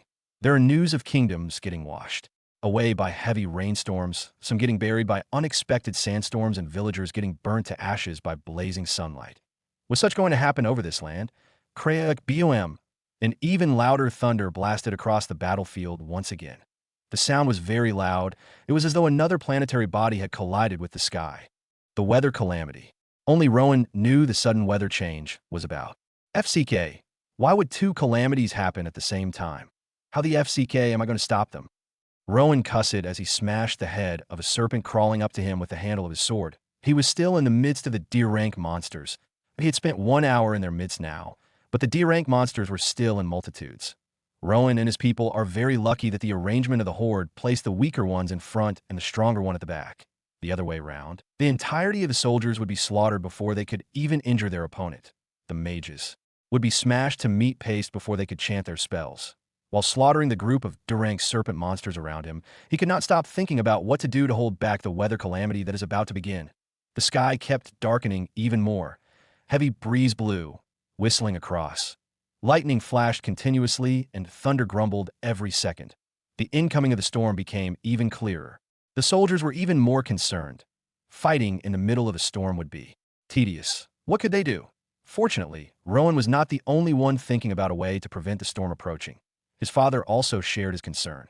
The middle-aged mage could be seen drifting above the battlefield, moving towards Rowan. Growl, roar. Some infuriated monsters leaped to get a bite of the mage, but he easily counterattacked their attempts with the fiery whip clutched in his hands. Merla spotted Dragon and sent some of her purple hobgoblins to protect him. The summoned creatures threw themselves on the monsters and began a bloody brawl, tearing their opponents apart. Dragon turned back and gave the beautiful summoner a salute and made his way to his son. He landed beside him and took on some of the serpents with his fiery whip. The whip proved to be very effective against the serpent monsters as they were afraid of the scorching flames ruining their scales. Rowan, I have a way to hold back the storm. Dragon shouted at Rowan. The constant hissing of the serpents and the growls of monsters surrounding them made it impossible to converse lightly. Huh, what did you say? I can hold back the storm. That I have a special magic formation capable of dealing with weather like this. Dragon revealed. For real? Rowan was immediately interested. He began slashing the serpent's monsters even more seriously and moved on to meet Dragon, to understand his words better. It is a special magic formation I obtained from the cult. Dragon began. At the mention of the cult, Rowan frowned. Do not worry, it is not any sort of evil spell. The cult mostly uses them to stabilize the weather at their new hideouts. They exist in different forms. Some can make the scorching glow of the sun become as cold as snowfall, turn rainfall into snowfall, and make it rain heavily in deserted areas. Dragon spoke. There was a delay in his explanation as he had to defend against the serpents trying to slay him. Rowan understood immediately. Do it then. Why are you ignoring me first? Because the magic formation requires a lot of mana. The IT would take at least 30 mages on my level to activate it, but we can supplement the unavailability of mages with mana stones. Mana stones? How many? At least 200. That much? That is the least, to be honest. For better results, we need about 300. Democrat, Minnesota. It is that expensive? Rowan sighed, but what choice did he have? All right, help me hold back these guys while I retrieve the mana stones. Dragon nodded. He weaved another fiery whip and attacked the group fiercely. Rowan opened his inventory and brought out 350 mana stones. Luckily, he had purchased enough from DeAndre. Rowan brought out enough mana stones and passed them over to Dragon. After giving him the mana stones, Rowan went straight back into combat mode and began dealing with the serpent monsters while Dragon flew away to prepare the magic formation. The sky was still rumbling non-stop. The IT had become really dark, almost as dark as the darkest part of the night. The only atoms of illumination were the constant lightning flashing across the sky. That in such a condition, the monsters would naturally be stronger given their excellent perception at night. They could have easily overpowered the soldiers with that alone, but that seems to be impossible. Do not hold back. Fight with all you've got. Captain Rowan barked at his soldiers as he pushed back a group of fiery-tailed monkeys. The monkeys were about the size of a human being, with black fur that made them overpowering at night. Fiery orange stripes ran brightly across the black fur. Nevertheless, it had a long, sharp-pointed tail that glowed and burned brightly with flames. This was its power. IT could whip the tail around voluntarily to fight or defend itself during combat. IT could stab, strangle, and execute a range of combat maneuvers with the tail. Its sharpness and the scorching flames made the tail an unstoppable weapon. Currently, around 300 of them were ganging up on a small percentage of the Winter Seed army. Captain Roland and Captain Josh, along with some of their underlings, could be seen pushing back the fiery-tailed monkeys. Use your instincts more than your eyes. Josh sounded another warning to the soldiers. Monsters like the fiery-tailed monkeys are among the top predators at night. Their dark fur makes them difficult to track at night. It gives them strong, natural stealth, in a battle against them at night. One's instinct and reflex are their best aid. Josh swung his sword and paid attention to his men. Thanks to the frequent flashes of lightning, he could mark and judge the next move of the fiery-tailed monkeys. Frequently, he called out warnings to certain soldiers to make a particular move to avoid the attacks coming at them. His warnings have been able to save a dozen of them from death, although half of them sustained injuries from moving too slowly. The annoying laugh-like sounds of the monkeys did not stop. It was as though they were in the midst of clowns who would not stop laughing. Roland gritted his teeth and swung his sword even more seriously. The laughs were driving him crazy. While the swordsmen and a martial arts squad sort of had it easy, the same could not be said for the archers. If they were alone, they would easily shoot arrows indiscriminately at the tide of monsters. Nevertheless, as it stands now, doing so would only cause more casualties on their side compared to the monsters, who still numbered in the tens of thousands, even after thousands of them had fallen. But were they completely useless? Fortunately, they weren't. Captain George had already perfected his archery. Even at night, his perception was excellent, and he could take aim at the furthest enemy without missing. This was the same for a few other archers. As for the others who hadn't perfected their craft, they took out the daggers handed to them by Rowan and began defending themselves with them. Although they were not trained in close combat or the use of daggers, they could still stab effectively with the strength of their first evolution backing them up. Nevertheless, their rate of death increased slightly. Those who came in close contact with the monsters were unfortunate and met quick death, while another big percentage sustained injuries. At a position in the bloody war, the huge figure of Bryce could be seen smashing smaller monsters as though they were nothing. His moves and form were akin to a gorilla's. His movement was lethal, and his arms appeared to magically grow bigger while smashing. The impact on the monsters was even unnatural. Winston could also be seen, silently drifting through the midst of some strange-looking, red-scaled monsters that walked on 2 feet. He was like a sword king in the middle of tribulation. The next second, Dragon landed beside him and wove a powerful fire attribute attack at the foes, pushing them back. The young swordman's attention was immediately drawn by the heat and the sudden illumination from the fire magic spell. He thought a monster with flame powers had appeared to brawl with him and quickly made a reflexive move as he turned in the direction of Dragon. "Sir Dragon," he muttered. Dragon flashed a smile at the brilliant swordman.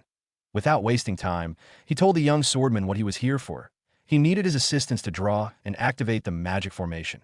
Naturally, Winston would refuse, as he would rather fight to death with this unending tide of monsters than leave. But after hearing the cause, he was immediately moved.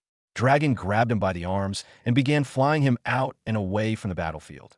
Whilst flying above the battlefield, the young swordman took the opportunity to observe the battlefield, and he was quite surprised by the sheer number of monsters. There were an unending wave of them. There seems to be no end as they kept pouring out from the unknown. As lightning flashed, the scary population of the monsters became even more visible. He even spotted countless gigantic and horrifying ones. They were the kind he had never seen or heard of before, and based on their size and expression alone, he could tell they were going to be a hellish opponent to take care of. How long is this hell really going to last? He wondered. Meanwhile, whilst Dragon and the going swordman went to prepare the formation to hold back the heavy rainstorm, Rowan proceeded with his plan. Affinity, blood magic. Copied successfully. Affinity, summoning. Copied successfully. Merging. Risky. At that moment, Black Drifter arrived and took his master far away from the battlefield. At the beginning of the brawl between the Calamities and humans, Rowan resolved to copy and merge with the affinities of his 2 allies. Once night finally arrived, he would wait until everyone was distracted and then slip away with the help of Black Drifter, merging completely out of their sights. That had been his plan, until the weather calamity started showing signs of erupting at any moment. Rowan observed his surroundings. The closest person was Eli Man, who was stretched far away, fighting against a torrent of massive Rank monsters capable of blocking his blood magic sacred chain spell. The blood mage was completely distracted by the chaotic clash, locked in combat with his nemesis, and would not notice what Rowan was doing. Amid the chaotic noise of monstrous cries and the constant rumbling thunder, he wasn't at all worried about drawing their attention. Without hesitation, Rowan instantly opened his target's character statuses and quickly copied the specific affinities he needed. Affinity, blood magic. Copied successfully. Affinity, summoning. Copied successfully. Merging. Risky confirmation prompts appear before his eyes, accompanied by numerous risky prompts. But he was already aware of that and had anticipated them. Black Drifter now? Black Drifter drifted away from the group of flying monsters he was brawling with. He shrank to a miniature size and rocketed toward Rowan's position. In its miniature form, Black Drifter easily evaded every attack the opponent hurled at it. Because of its tiny size, Black Drifter became nearly impossible to pinpoint in the darkness, preventing the horde of massive monsters from chasing after it and drawing unwanted attention toward Rowan. Once it arrived before Rowan, it morphed back to its original size and grabbed him. Then, without wasting a second, it blasted them far from the battlefield. I could see that moment. Unimaginable pain had already begun storming through Rowan's body. His insides were bombarded with intense, indescribable agony that began with a searing, unbearable heat in his lower stomach, as though he had swallowed burning cold the same time. His head was assailed by a merciless migraine that felt ready to shatter his skull at any moment. Black Drifter landed Rowan in a plain, open field not so far from the dark forest. Once Rowan hit the ground, he grabbed at his stomach. Ah! He let out a blood-curdling cry of pain that was excruciating. If Rowan didn't even possess resistance, he would likely have died the moment the pain seized his body. But resistance played a truly vital role, holding him together. Minutes passed. Rowan's cries intensified. His face was slick with perspiration. His eyes were bloodshot, blood dripping from them instead of tears. His nose, mouth, and even his ears began to bleed. Black Drifter towered above his anguished master. Its eyes shone with sympathy as it watched him. Unfortunately, there was nothing he could do to help his master. He could only wait for the pain to pass by. This wasn't the first time he had accompanied Rowan for something like this, so he remained calm instead of panicking like the first time. He simply stood over him patiently. After another 10 minutes passed, Rowan's cries of pain gradually subsided and finally ceased. He began gasping heavily, catching his breath. His eyes returned to their normal hue and fluttered open gently, greeted by the worried gaze of Black Drifter and the flicker of system notifications. Affinity, summoning, merged successfully due to current level of mana core, magic, and compatibility with affinity. Summoning, C, has been lowered to summoning, D.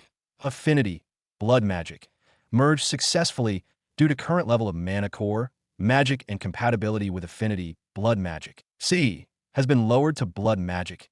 F, your soldiers have. Your ally has. A satisfied grin appeared on Rowan's face as he pushed himself off the ground. With these two added to my arsenal, I would be unstoppable. Now he just had to obtain a spell from both affinities and begin increasing his compatibility with them. Given his ability to learn any spell of his affinities instantly, fulfilling that would be very possible. I might even sell some of my crafts with them in exchange for their spells after the battle. But before then, the calamity outside was still raging, but the soldiers and his allies were overall doing a good job keeping him at bay. But that's just the weakest front. The real horrors lie at the back of the horde. If we manage to beat these weaker ones, we'll be completely spent before facing those terrifying foes. When Rowan checked the power levels of the gigantic, terrifying foes at the back, they were all C-ranked. He even spotted a B-rank powerhouse among them. Rowan had encountered many frightening monsters both on Earth while playing the game and in the game world. Yet nothing was as truly terrifying as this one monster. Recalling their appearance sent a shiver through him. They were even scarier than the Forest Eater. Rowan's during combat powers combined with Merla's and Element's Tier 3 magic cultivation powers would still be woefully inferior against a single B-rank monster. They had only a 10% chance of defeating a C-rank foe with combined efforts, and only a 0% chance against a B-rank. This leaves Rowan with a single option. Ding, do not attempt. Ding, probability of dying is above 99%. As Rowan attempted to evolve, he was greeted by the system message warning him against his plan. Rowan stared at the red holographic windows, a solemn frown creasing his face. Why does the system care? Rowan scoffed. The creator of the system is the reason he was currently facing two calamities at the same time, yet the same system was warning him against gathering the power he needed to take care of his situation. Is this what other F-rank territory lords face when upgrading their lands? Does a mere F-rank territory lord have to battle C-rank powerhouses just to raise a territory to A-rank? This is bullshit. I feel the system is targeting me specifically. First, he was blessed with 5 SS-Rank unique skills. Take, for example, his 100x rewards. It multiplied his rewards. Those would have made him very rich. He could upgrade everything he wanted, even his own power. But the 100x reward made his upgrades extremely expensive. The actual cost to upgrade his E-rank skills would actually be at least 30 times higher than what a normal lord would pay. His other skills also carried certain restrictions and biases, and now he had to battle a B-rank monster just to upgrade his territory. Considering all these constraints and setbacks, it felt as though the system had blessed him with superior skills only to torment him with dire situations. The IT was almost as if he were the creator's personal target. Ding! As those final fragments of thought appeared in his head, a strange memory blurred in Rowan's mind. It was brief, fleeting. Rowan fell to one knee, clutching his head as it began to throb right after that strange memory surfaced. Weirdly enough, he could not recall what the memory had been, even though he had experienced it only just seconds ago. He tried to recall it, but that only made his head ache more intensely. What is happening to me? What is happening? Kneeling and grabbing his head like it was going to explode any second later, Rowan wondered what was happening. The headache throbbing his head appears to increase by the second, and no matter how hard he tried to calm it down, it just kept increasing, sending an unbearable current of pain drifting through his body. Black Drifter was worried about the condition of his master. IT shrunk into a small size and rested on the shoulder of his master, attempting to check for trace of anything bothering him. But his attempts were futile as Rowan was going through a mental breakdown rather than a physical pain. Rowan recognized the cause of the throbbing pain, that strange memory. The pain only seems to increase the more he tries to resurface that strange memory. Thus, Rowan stopped his attempts and the pain began to reduce. After about a minute, the pain miraculously vanished. Rowan remained on the ground, panting. What the FCK was that? Unfortunately, there was no response from the system. Is this some mystery essay like what those main characters in novels go through, where they have an important memory in their mind, but recalling those memories could result in death if they are not strong enough? For the moment, this was the only logical explanation for his current situation, but Rowan could not forget the fact that it all started because he tried to question the origin of his system, the 5 unique skills, and how they have been affecting his life so far. His only conclusion was that whosoever created the system doesn't want him to question his situation. Well, I guess I should only attempt to get stronger and stronger using the unique skills in my possession. Even if I have to go through unbearable pain and survive through harsh situations for strength, I'll make sure to succeed. Thunder. The sky was still dark. Lightning danced around the dark clouds, and thunder announced the arrival of a drastic storm. Rowan stared at the dark clouds for a few seconds and let out a soft sigh. Then he opened his system and went to his Power tab. He's going to attempt his evolution once again. Ding! Chances of host dying is above 99%. Ding! Do not attempt. Ding! Power Core have a 99.5% chance of getting destroyed during this attempt. These and several other prompts popped out the moment he made his second attempt. Rowan hissed. I have resistance skill. It can reduce my rate of dying to about 80%. 20% chances of surviving is more than enough for me. With those thoughts in mind, he proceeded. Evolve to C-Rank cost 400 million evolution points. The amount to attempt the evolution was more than he could imagine. Fortunately, Rowan was wealthy enough in evolution points to not bother about such a large amount of it. He paid without looking back. Ding. Evolving. 0.01% evolving. 0.02% Rowan evolution to C-Rank kickstarted. Just like his previous evolutions, his body was bombarded with unbearable pain. This time, the pain was 100 times more painful than the previous ones. His insides were tormented with heat, as though he had just swallowed lava. His body became heavy, as though the heavens had purposely increased gravitation to a level unbearable by any living beings. His head was greeted with an unbearable migraine, capable of driving one insane and birth suicidal thought in their heads in order to end the torment. All his orifices bled out profusely. These and many other pain inflicted Rowan. There was some pain he felt that were impossible to describe. He believed he is the first person to ever go through this much pain. This world was purposely letting him through such pain. Why? Unfortunately, there were no answers. The pain continued for half an hour without end, growing more unbearable by the second.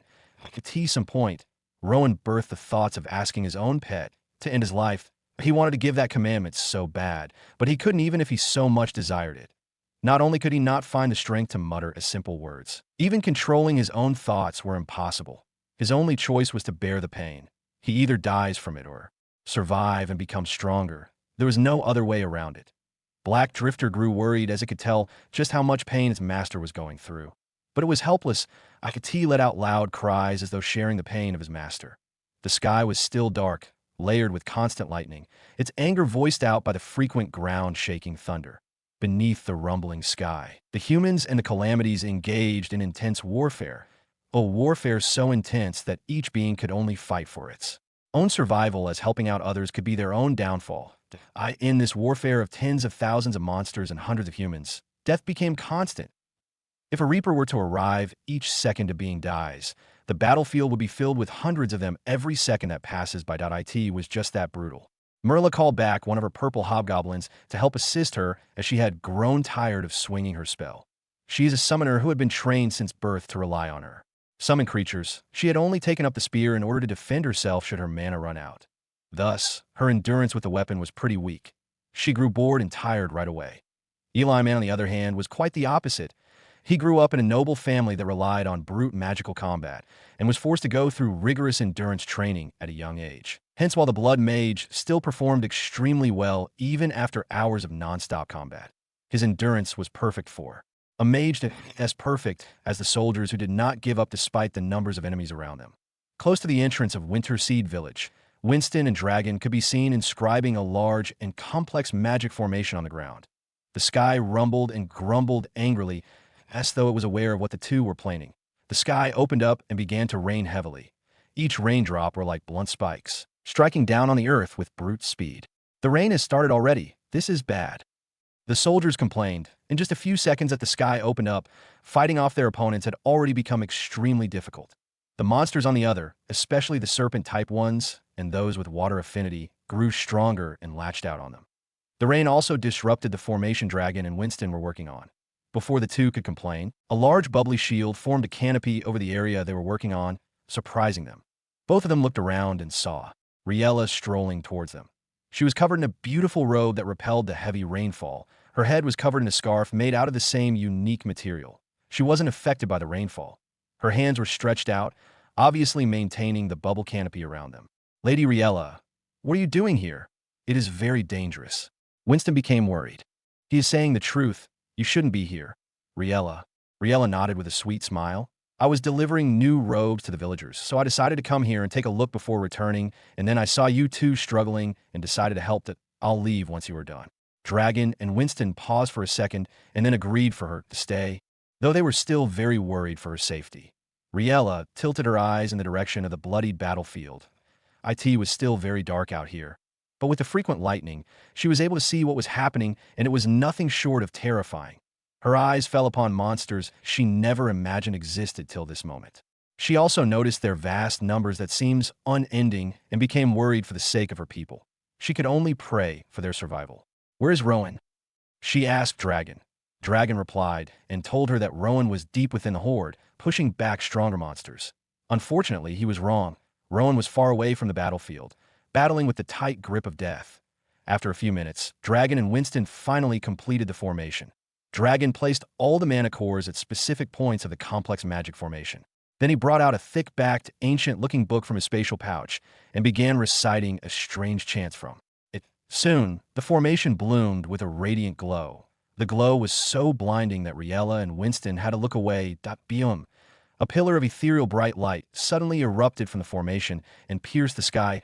An unreal change began to take place. The formation activated and a pillar of blinding, ethereal light erupted upwards and pierced the sky, its brilliance cutting across the battlefield like a celestial spear. The pillar of light drew the attention of the entire battlefield right away. Both soldiers and monsters were baffled by the bright pillar of light, wondering what its origin was. Even commanders at the rear paused mid-command to stare in astonishment. The two mages were also confused. Watching the pillar of light closely, Eli Man was able to recognize it as a weather-altering spell that was rarely used due to its meticulous nature of creation and activation. Its ancient runes glowed ominously, marking it as a spell few could ever master. He was shocked that someone was able to use such a spell.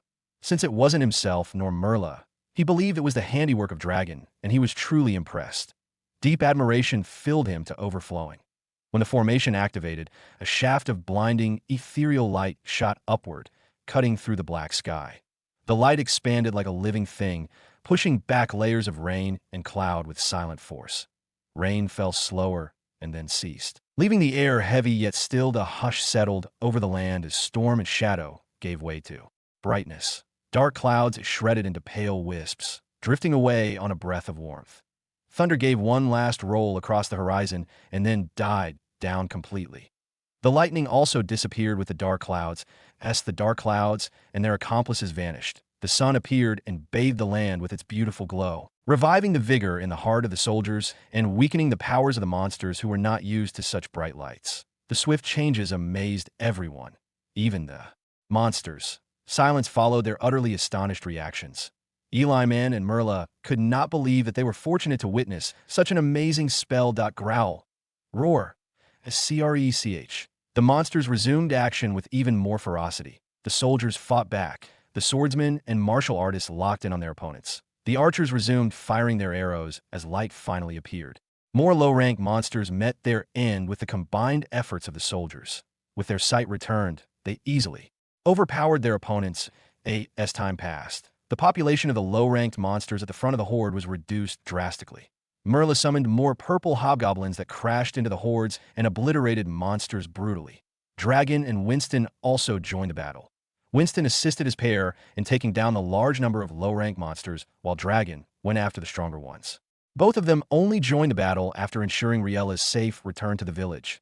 Eli Man, who was floating above the high-rank monsters, began to rain down multiple blood magic attacks. Blaze blasted powerful flames at his opponents. He took the place of Black Drifter, targeting the flying monsters. The battle resumed with as much action as there was in the beginning.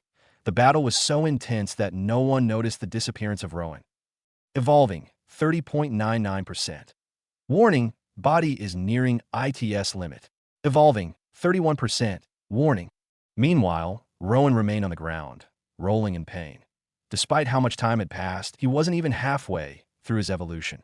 The pain had only grown more unbearable as time went by rather slowly. If it were someone without the resistance skill, they would be dead barely 10 seconds into their evolution. But Rowan managed to pull through tens of minutes, wailing silently while managing the pain. Suicidal thoughts became a frequent thought. Death became the only relief to the unbearable pain that he gave up several times. If he died, he might return to Earth. Who knows? His heart was filled with nothing but negative thoughts. The hope he once held became a lost thought in his mental field. If an option should appear right now between death and continuing with the evolution, he would definitely pick death.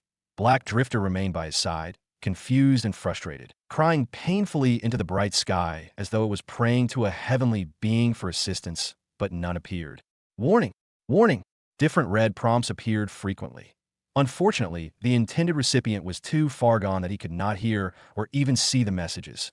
Minutes painfully passed. He finally neared half of the process.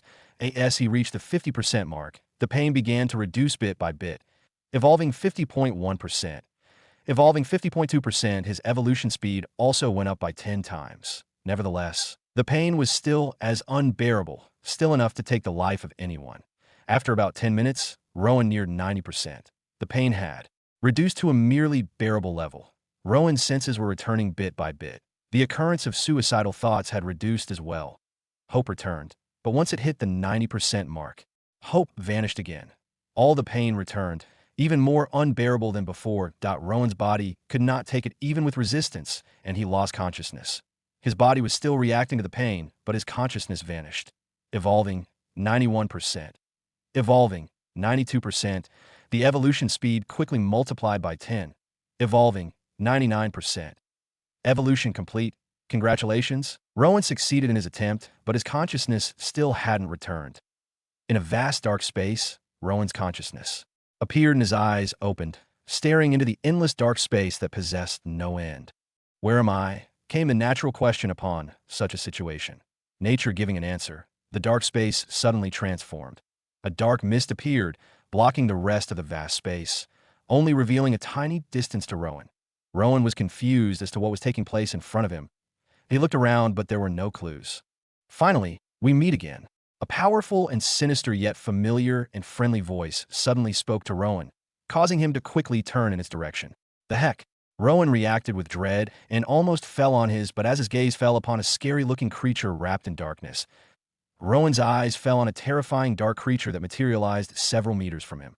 Its head resembled that of an ancient owl, complete with a piercing red gaze that seemed omniscient from the base of its head. The rest of its form was composed of nothing but swirling dark mist. At the sight of the strange being, Rowan startled so suddenly that he nearly lost his footing. Despite his abrupt movement, the creature held its ground. Its gaze locked on him without the slightest twitch. It felt both lifeless and alive simultaneously. Confused, Rowan regained his composure and studied the creature with curious eyes. I heard a voice earlier. Did it come from this strange-looking creature? Rowan wondered as his eyes stayed fixed on the owl-faced being. Strange creature, is that how you greet an old friend? The same voice spoke again, startling Rowan. His eyes remained on the owl-faced creature, and he hadn't seen its mouth move. Moreover, the strange voice seemed to reply to his thoughts. That realization was all the confirmation Rowan needed to know that the owl-faced creature was the source of the voice he'd heard. Old friend, have we met before? Rowan asked the question that had been bothering him. For some unknown reason, he felt he had heard this voice before, though when or where remained a mystery. The misty creature's eyes dimmed in response to his question. Whether in surprise or anger, Rowan couldn't tell. Do you not remember me? Benzine. That name struck a chord of familiarity. Yet, like the voice itself, Rowan could not place when or where he'd encountered it. The red eyes glinted coldly and seemed to draw nearer without the creature moving, almost as if it commanded the very space between them. Oh, crap. How can an all-knowing being like me forget something like this? The voice spoke again, this time with a different tone. The sound of those words. A sharp pain tore through Rowan's head for a few seconds before vanishing. Rowan's head was filled with a new memory. A meeting with a divine being named Benzine. The gathering had taken place in a strange realm, and Benzine had appeared differently. The details of that encounter unfolded bit by bit. Rowan's expression twisted with each memory revealed. In the final fragment of memory, Benzine handed him a scroll, claiming it contained a mission and a special gift that would only be revealed once he attained a certain level of mental strength. Now, Rowan felt a surge of curiosity. What mission did that scroll hide, and what gift lay within? He also wondered why Benzine had summoned him again. Had he finally achieved the level needed to unlock its secrets? Curious as ever, to be honest, I miss you a little. It's rare that I'm sent to meet interesting lesser beings like yourself. You were the last. I can't believe we've crossed paths again so soon. Benzine's tone grew friendlier. Rowan no longer felt threatened by Benzine, even though he still found its visage unsettling. What is it this time? Have I reached the level to unlock the mission? Rowan asked, curiosity lacing his voice. You already know the answer to that question. Yes. Correct. Your newly obtained power is sufficient to unlock and reveal the scroll's contents, the very one I gave you at our last meeting. Rowan didn't know whether to rejoice or despair. What if the mission was a SSS sentence? Does it have something to do with the cult of Ember Justice? He wondered. Benzine clearly heard his thoughts. It chuckled inwardly. Our meeting this time is merely due to my boredom. I was searching for a reason to bring you back here. Fainting while attempting a risky power-up seemed logical, Benzine said in a friendly tone. That explanation only confused Rowan further. Again, Benzine heard his thoughts and laughed aloud. You leveled up so fast that MY Master is very proud of you. Though he finds your boldness rather foolish, to be honest. If you weren't special, your recklessness would have killed you long ago. But I suppose he has a soft spot for the truly insane. Rowan knew who Benzine's master was, the creator of this game world, the one who had granted him incredible skills and hellish missions. The origins of your powers and the true nature of your predicament will be revealed once you grow stronger, Benzine murmured. Rowan simply nodded, still wondering why he had been summoned. Don't tell me you summoned me here, just for a chat. There must be more to it. Your curiosity still amazes me, Benzine chuckled. Honestly, I told you I just wanted to chat. But on second thought, wouldn't be nice to send you back empty-handed, would it? Rowan said nothing, merely staring at Benzine.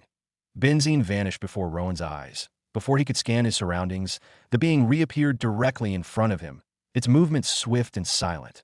Rowan hadn't noticed its return until he felt a soft touch on his forehead. The all-too-familiar agony followed, though it subsided after a few seconds. Rowan couldn't pinpoint exactly what happened, but he sensed that something new and powerful had been bestowed upon him. Whatever it was, it remained. A mystery. Benzine vanished again, reappearing at its original spot, its glowing red eyes fixed on Rowan. I've given you a gift, perhaps the most powerful you've received, yet that you'll understand more once you return. Rowan felt impatience rising, but he settled it and thanked the divine being for its gift. The red eyes dimmed in what Rowan assumed was a subtle reaction. They always were inscrutable. Your consciousness will return in a few seconds. Make good use of the gift I've given you, especially given your current calamity. Also, once you've cleared all your calamities, the scroll will reveal itself. Rowan listened attentively. He soon felt a tug at his awareness, as if something pulled him back to reality. Also, Benzine's words turned to gibberish as the pull intensified. The next moment, Rowan vanished entirely. Sigh. I hope you heard my last words. Benzine sighed and vanished, and the dark void dissolved with him. The sun had resumed its place in the sky, and it bathed the land with its beautiful glow. Not so far away, the pillar of mesmerizing light from the weather-changing magic formation could still be seen piercing the sky. However, its glow was weakened by the radiant light of the sun. Under the sun, the war got even more heated as time went by speedily. Both humans and monsters died every second. The battlefield was filled with a cacophony of cries from both races, the sound of weapons clashing, flesh tearing apart, and many more terrifying sounds of war filled the area. The combined efforts of the soldiers had been able to completely wipe out the entirety of the lower-rank monsters. This was a great achievement, but unfortunately, it left them with even stronger monsters. The E-rank monsters were merciless in dealing with the soldiers. They smashed and tore them about like rags, avenging the death of their weaker comrades. The soldiers joined hands together, fighting single E-rank monsters in group, but it still wasn't enough. More deaths occurred, quite like never before. Even with all casualties, they continued pushing back with a single mission in mind: protect the people of Winter Seed. Far away from the battlefield and within the premises of the Dark Forest, Black Drifter in his biggest form could be seen towering over an unconscious Rowan. The bird constantly let out frustrated cries as it tried waking up his master, yet there was no response. Still, the monster did not give up. That a few seconds after, Rowan suddenly coughed back to consciousness. His eyes fluttered open and met with the scorching ball of light hanging on the sky. The sun is out? The last time he was conscious, the sky was dark, signifying the beginning of the weather calamity, but now it was sunny. Dragon succeeded with the weather-altering spell formation. Impressive. He turned his eyes to the massive body of Black Drifter, whose eyes were staring at him with relief. Rowan flashed his pet a smile as she struggled back on his feet. His body was energized beyond imagination, and he felt way stronger than he was before losing consciousness. Rowan performed a few stretches before standing upright, preparing to interact with his system when several notifications flashed before him. Most of them were the usual reports of his monsters staying monsters or getting killed by them, but there were a few that caught his interest. Congratulations on your successful evolution. Congratulations, you've entered top 1,000 in the novice ranking, current rank 577. Benefits of your new ranking will be discussed very soon. Congratulations, you've fulfilled one of the 3 criteria to evolve your territory. Congratulations, you've received a special package. Gift from Monarch of Darkness, Benzine. The messages filled Rowan with a joyous feeling. 1. Usually felt upon a great achievement. Once he reached the last one, his eyes widened as he suddenly recalled the meeting with Benzine, which felt like a dream. Unlike their last meeting, he was able to recall every details of this one, including talks about the scroll, a mission, and also the gift Benzine spoke about. Without wasting time, he clicked on the gift, and a holographic present box with golden design appeared in front of him. The box opened and disappeared into a new set of texts. Skill: Curse of Death, Stage 1, has been added. Affinity: Darkness has been added. Artifact: Soul Harvester has been added to inventory. Rowan's eyes widened as he observed the gift he had just received. He quickly clicked on the beside the new skill, and its description was revealed. Curse of Death, Stage 1. A unique divine skill capable of inflicting immediate death on a targeted territory and every being that dwells within. Notes. Consumes 100 million evolution points to activate. How big the territory skill effect depends on the wielder power. Can bring immediate death to every enemy below a rank. At Stage 1, skill has a cooldown of 20 days. Cooldown time reduces at every stage. This skill cannot be upgraded with evolution points. Rowan's eyes shone with amazement as he studied the sky. Everything about this skill was different from any skill he ever possessed. First was the large amount of evolution points needed to activate it, and then there was its overpowered nature, able to bring immediate death to all enemies below a rank. With a skill like this, clearing the calamity would be an easy cake. But that also depends on the second note, which stated that how big the space affected depends on his power. There was also the insane cooldown, but Rowan quite understand. Using the skill once was already overpowered, that if he was able to spew such a skill anytime he wanted, he would easily shift the equilibrium of the world in his benefit. This is insane. Rowan felt so excited that he couldn't even react properly. He opened his inventory, and a beautiful piece immediately drew his interest: the Soul Harvester. Rowan equipped the Soul Harvester and felt its weight settle in his hand. The blade was pure black, as if forged from shadow itself. It drank in the light around it, leaving only a faint sheen on its surface. Along the flat of the blade ran a winding pattern of red veins. They pulsed slowly, like the heartbeat of some living thing. The guard was. A pair of swept wings, black steel tipped with crimson, at its center glowed a small red gem, cold and steady. The soul harvester was nothing short of captivating. Rowan was immediately drawn to the sword. His love for the soul harvester grew the moment its description appeared. Soul harvester, legendary and ancient piece forged in the deepest part of hell. An active devourer of souls, it absorbs the souls of adversaries slayed by its blade and grows stronger. A sword capable of growing stronger. How incredible. Next time I meet Benzine, I would ensure to thank him. Rowan swore to himself as he swung the sword around with a smile on his face. Time to return to the battlefield. Rowan climbed on his pet, and they flew back to the battlefield. Where's Rowan? Eli Man was the first to notice the disappearance of Rowan as he levitated over a large group of green-scaled monsters with long, sharp horns resembling that of a rhinoceros. The Blood Mage weaved powerful blood magic over the monsters while scanning the battlefield for his friend. Scanning the battlefield, he found no trace of Rowan nor his flying pet, which made him a little bit curious about his whereabouts. What is he up to? Eli Man trusted that Rowan was not the kind to run away from battle, especially when it has to do with his own territory. Worried, he voiced his confusion to Dragon, who was fighting not too far away from him. Dragon, who could be seen fiercely eliminating a lot of D-rank monsters with a fierce-looking whip, quickly levitated to search for Rowan. While he levitated, the monsters beneath it tried to seize the opportunity to hunt him down, but failed as Merla's purple hobgoblins charged towards them. Fiercely, he is nowhere to be seen, Dragon said aloud with confusion written in his voice. Where and when did Rowan leave the battlefield? He wondered. He could see Blaze fighting, but Black Drifter was nowhere to be found, which made him suspect that Rowan might have left the battlefield with him. Both mages could only wonder amongst themselves the whereabouts of Rowan. The soldiers, unaware of the disappearance of their master, kept fighting with the belief that he was still there with them. Although their battle with the E-rank monsters was hellishly difficult, they still pushed back with all the strength left in their being. Most of them were already too exhausted. Moving their weapons, or even taking a single step, became a burdensome task for them. Some even collapsed on the ground due to exhaustion, and if it wasn't for Merla using her summon creature to take them out of the battlefield, they would have been devoured by the monsters who hungrily latched at them when they become defenseless. Unfortunately, the summoner does not possess infinite mana. She was running out of mana to summon more creatures to rescue the soldiers. Aside Dragon and Eli Man, everyone else was exhausted that a few of the soldiers still standing began to lose hope. Even Merla felt that the battle was helpless. She even harbored the thought of summoning a flying creature to take her out of the battlefield before it gets out of hand. If the battle continued at its current pace, everyone would be slaughtered in less than an hour. This is not looking good at all, Eli Man commented while observing the battlefront from his position in the sky. He could see lots of soldiers retiring and the summoner running out of mana. Dragon agreed inwardly. He too would soon run out of mana at the current pace of the battle. Just where was Rowan? He wondered. The same question that went through the mind of the Blood Mage. Had the Lord of Winterseed retreated cowardly? He thought. The two mages were still fighting with all they had when they heard the cold and terrifying screeching sound of Black Drifter arriving at the battlefield. The huge sky shifter was moving at a remarkable speed. Its mouth was open, releasing the screeching sound that announced its arrival. The soldiers at the front were drawn to the screech, including the summoner.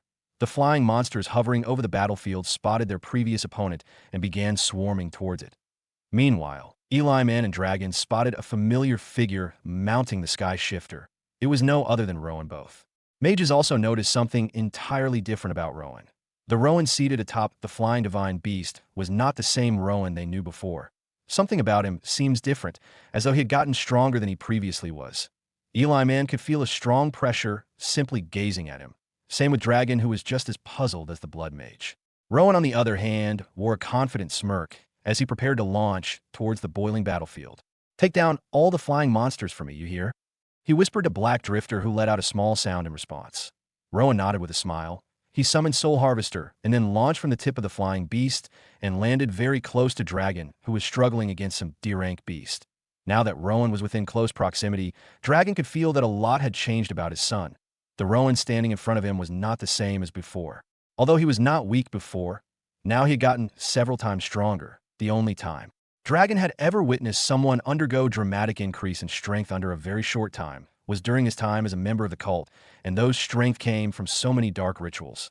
The middle-aged mage could not help but wonder what exactly had changed about Rowan. The monsters around them also felt the power radiating from the young man standing in the midst. Due to this extreme power, the bloodthirsty monsters became precautious. They did not attack right away and maintain a brief distance with the strange fella. Their gaze were also drawn to the black sword in his hands with a red gem at its middle that emits a strong aura of death and bloodlust. The eyes of Dragon and Eli Man were also quickly drawn to the sword in the grasp of Rowan, and both of them were just as surprised and cautious as the monsters around them. Rowan, where did you get that sword? Eli Man barked at Rowan from above. The structure of the sword, especially the red gem at its middle, was something he had seen in history books. The sword was described as an ancient weapon that had only appeared in this world a single time. History claimed that the sword could make a common man into a mighty god of war if he slayed enough monsters or people with a blade. It was a known fact that the sword absorbs the life force of the people it slays and becomes stronger after each kill. Thus, even a common man could become the strongest in the world if he slayed enough. Rowan looked at Soul Harvester and then at the Blood Mage, flashing him a smile. You guys have tried your hardest. You can leave the battlefield now. I'll take care of things from here. You've done your best so far. You can leave the battlefield now. I'll handle things from here.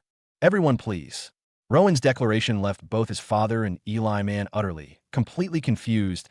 They could only stare at him, stunned and astonished with open mouths. Eli Man had already begun drifting closer toward Rowan and Dragon. The monsters around them instantly halted their attacks when Rowan landed right in their midst. They growled and screeched and made a cacophony of noise, yet not a single one really dared to move closer toward Rowan. Whether they felt fear, confusion, or some baffling mix of both, the Blood Mage could not discern their intentions. What happened, Rowan? Where did you go? How did you suddenly become stronger, and where exactly in hell did you get that sword? Eli Man had a lot of questions he would like to ask at the moment, but the situation would not allow him.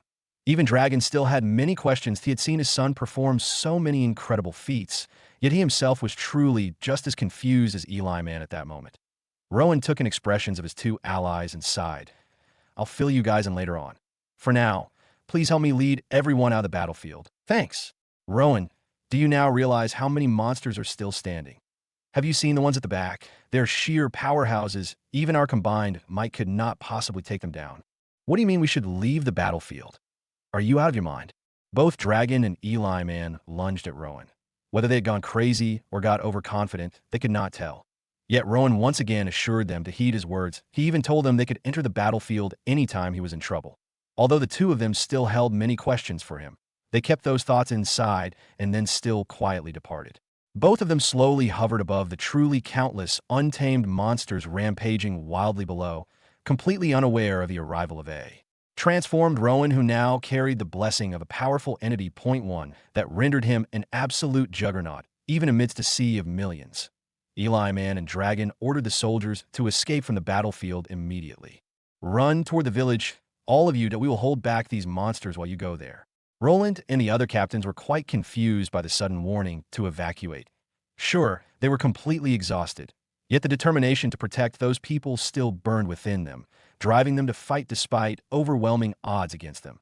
Bruce and Josh briefly questioned the decision. We will explain the situation once you guys have left the battlefield. Eli Man barked at them as he forcefully repelled a group of rank monsters with a simple blood magic spell. The soldiers, bewildered, exited the battlefield and sprinted toward the village. Eli Man and Dragon furiously restrained the E-rank monsters that tried to break through their lines, targeting the escaping soldiers. The combined efforts of the two mages were truly more than sufficient to wipe out the entire population of ruthless E-rank monsters on a battlefield, so it wasn't much of an issue for them. Meanwhile, even now still standing amid the powerful monsters that gazed at him uncertainly, Rowan let out a long, deep sigh as a serious expression spread across his face. It's time to really test my new powers on you pitiful, stupid fools, he muttered as he began strolling toward a group of monstrous chimpanzees who stood twice his height, possessed huge builds, and had red eyes that truly glowed with bloodlust just like the other monsters. As he neared the chimpanzee group, they suddenly started growling and took several steps backwards in sheer fear and confusion. What, you guys really scared now? Rowan spoke sarcastically as if the monsters could actually truly hear him. Seeing that even the unintelligent monsters were genuinely afraid to approach him, a proud feeling welled up within him. Unfortunately, he could not bask in this feeling. He still had to immediately complete the battle. Zoom. Under the intense gaze of the monsters, Rowan abruptly became an afterimage and vanished from all their view. This caused them to unleash confused cries as they scanned their surroundings, desperately, searching for his new position. The chimpanzees that were his initial targets felt clearly the most trouble in that moment. They knew he would strike them first. Their helpless growls mingled with other chaotic cries echoing around them. Growl. The next second, a dozen of these monsters let out a loud growl filled with pain. Their comrades turned toward their wailing opponents, alert. But what could they do before they could even cry to alert the others about the death of their comrades? Rowan appeared behind them, and the soul harvester in his hand flashed forward, delivering a slash that sent their headless bodies collapsing to the ground with loud thuds the next moment. You've slain 7 merciless chimpanzees. Evolution points plus 12,300. 100 extra rewards. Activated. Soul Harvester has absorbed the souls of your slain enemies. Attack power of Soul Harvester has increased. You've slain X8 merciless chimpanzees. Evolution points plus 19,790. 100 extra rewards Soul Harvester has absorbed. Amidst the intense and stress-free battle, Rowan was bombarded with a barrage of notifications every second. Every minute, he gained nearly 20 million evolution points, and every 10 minutes, he actually earned straight over 100 million. Evolution points. The exhilarating sensation of slaughtering the E-rank monsters was truly intense. Slaying them was as easy as cracking chicken eggs. It demanded almost no effort whatsoever at all. The speed at which he moved was shocking, even to himself. Even though he was not moving at his true peak speed, but rather simply moving casually, he still surpassed his previous maximum velocity. The monsters surrounding him possessed heightened battle senses far surpassing those of humans. But they were truly incapable of detecting when he arrived behind them or when the dark blade of the harvester took their lives and absorbed their souls to make him stronger. This feels unbelievably good. Rowan celebrated as his newly gained power proved utterly intoxicating. Just how powerful would the curse of death be? The astonishing speed at which Rowan slaughtered the D-rank monsters left everyone in disbelief. His brute strength and extreme swiftness caused Eli Man and Dragon, who hovered above him, to gape in astonishment. How'd he get so stronger? How is he moving so fast? What the hell? He just slaughtered dozens of them with a single slash. Am I dreaming? How is this guy fighting like this? What kind of power does he have? He is just an apprentice-rank mage for crying out loud. Both Dragon and Eli Man voiced their shock and confusion as they watched the scene unfolding below them. Has he always carried that sword? Eli Man turned to Dragon and asked. Dragon shook his head calmly, his eyes still fixed on his son. I've never seen him with that sword. No one has, he said. I wonder how he got his hands on it. Eli Man fell silent and continued to watch Rowan. The young lord moved like the messenger of death. Every single movement brought pain and demise. Both weak and strong monsters, fast and slow, even the largest and smallest, were not spared. It was as though death accompanied him simply as he passed through their ranks. Not a single monster, regardless of strength or agility, could land a blow on him. Before they could even determine his new position, he would appear behind or in front of them, and their end would follow instantly. That sword, I've seen it somewhere before. Not the real one, though, but an ancient illustration of it inside a temple dedicated to a powerful, godly being. Eli Man spoke. The harvester, Dragon muttered. Eli Man turned to look at the middle-aged mage with a surprised expression and asked, You've seen it before? No. Dragon shook his head. I've only read about it. The weapon without limit. The dreaded harvester of souls that's rumored to grow stronger with every soul it claims, enabling its wielder to reach previously unattainable heights of power. Element's eyes brightened. That matches what I read, too. According to my source, it absorbs the life force of every living being it slays and grows stronger from it. Well, soul and life force aren't that different if you think about it. The constant remains that this sacred weapon can grow stronger indefinitely. Eli Man nodded at Dragon's words that it wasn't unusual for ancient artifacts to have conflicting stories surrounding them. As the two turned their attention back to Rowan, they couldn't help but wonder if he felt no fatigue at all. At the entrance of the village, Merla and a soldier who had exited the battlefield stood and watched the conflict raging far away from them. The constant cries of monsters echoed, reaching even the farthest parts of the village. Why are all the monsters retreating? They're not even trying to attack us. What's happening? Why aren't Lord Dragon and the other mage doing anything? What are they looking at? Is Lord Rowan in trouble? The soldiers chattered among themselves. After they had successfully left the battlefield, they expected the monsters to chase them and attempt to invade the village. But instead, the monsters turned their backs on them and began flocking away, as though something was calling them. The scene was astonishing. Monsters are known never to abandon their prey, especially when it's weak and helpless. Yet these monsters were doing exactly that. Like ants drawn to sugar, tens of thousands of monsters were, streaming toward whatever was happening. What was going on? Merla was just as confused as the others. Her mana reserves were spent, leaving her too drained to continue battling. She joined the soldiers and stepped away from the battlefield. This is so unnatural for these monsters. They should be swarming us. She murmured under her breath at tea that moment. With the little mana she had left, she summoned a single purple hobgoblin. The appearance of the huge, muscular hobgoblin startled the worried soldiers, but they quickly regained their composure as they recognized the creature. Go! Merla ordered her summoned creature to sprint toward the hordes. The purple goblin vanished into the ranks of monsters with ease, sneaking deeper into the chaos to reach the center of the commotion. After several minutes of pushing through hordes of various beasts, the hobgoblin halted in the middle of the battlefield, directly beneath the floating positions of the two mages. Below it, countless monster corpses carpeted the ground. More than half were headless, and the rest bore wounds that indicated they'd been killed by a blade. Rowan, through the sensory link with her summoned creature, Merla saw exactly what it saw. She could see the corpses, their wounds, and the live monsters frantically filling the spots where their comrades had died. A single name flashed in her mind as she took in a sheer number of bodies. As she still pondered about the chaotic scene, her creature's eyes captured a swift movement not so far away from it. What the heck? Under her astonished gaze, a blurry figure appeared behind a group of brute monsters who were frantically moving around in search of their opponent. The figure lingered for only a second before vanishing completely. Once it disappeared, the brute monsters froze and collapsed, lifeless. The sudden slaughter stunned both the hobgoblin and its master. They barely had time to react before several more monsters collapsed not far away. This time, they failed to catch sight of the killer. The purple hobgoblin, acting on its own instinct, tilted its head in every direction, trying to locate the monster's executioner. The cries, growls, shrieks, groans, and other noises from the massive horde made it impossible to track the killer by sound. The sheer number of monsters and the killer's lightning-fast movements also prevented them from spotting him. Merla. Merla heard a familiar voice whisper through the sensory link. Thanks to that link, she could not only see but also hear what was happening around her summoned creature. Her eyes widened. Rowan, she shouted, startling the soldiers around her. Lord Rowan, what's happening to him? Roland and the others rushed to surround the summoner. Is he okay? They escaped in unison. Merla nodded. She tried to figure out how to explain that they should worry more about the helpless monsters than their beloved lord. The sun remained still in the sky, thanks to the weather-altering spell Dragon had cast a few hours ago. The radiant glow of the heavenly body blasted onto the battlefield that boiled beneath it, blessing Rowan with illumination and cursing the monsters in blinding light. I could see the moment.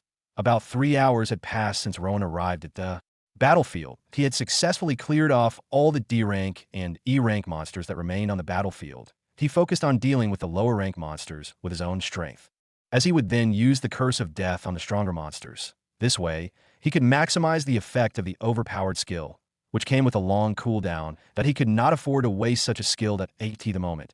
He was engaged in intense combat against the C-rank monsters. Currently facing a group of humanoid figures standing about 7 feet tall, they possessed thick black scaly skin. Their long hands, ending with clawed tips, and their wide mouths revealed sets of sharp fangs, ready to tear down the flesh of their foes. These monsters were known as Julks. The reason for their strange naming remained unknown to Rowan. But one thing he knew was that these monsters were not to be messed with. SCRECH.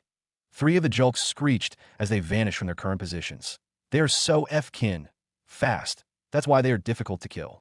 Rowan thought to himself as he, too, turned into a blur and zapped away from his position to evade the attacks of the 3 Julks trying to kill him. The moment he disappeared from that spot, the 3 Julks appeared. Boom, boom, boom. Their attacks clashed on the same spot that Rowan had just disappeared from, leaving very deep dents on the ground. The 3 monsters realized that they had lost their opponent, and their eyes moved around. Thanks to their improved eyesight, they were able to spot Rowan, who was currently sprinting toward them. The eyes of the hero and the monsters met. FCK. Rowan cursed as he began making last-second changes to his attack tactics, but it was already too late. The 3 Julks appeared around him even before he could make a run. They surrounded him and blocked all his paths of escape before raining down their attacks on him. Crimson energy wrapped around their sharp claws as they swiped at Rowan. The lethal sound of the claws tearing through the air reminded Rowan of just what kind of monsters he was up against. He lifted his sword and blocked, but he was only able to block one of them before the other two claws clashed with his body, tearing through his armor and injuring his flesh, sending unbearable pain coursing through his system. Rowan gritted his teeth and bore the anguish of the injuries as he poured his focus into killing the three Julks. Resistance in effect, pain being reduced, a familiar notification sounded in his ear, but he ignored it. He turned to face the same Julk whose attacks he had just blocked before the monster could send.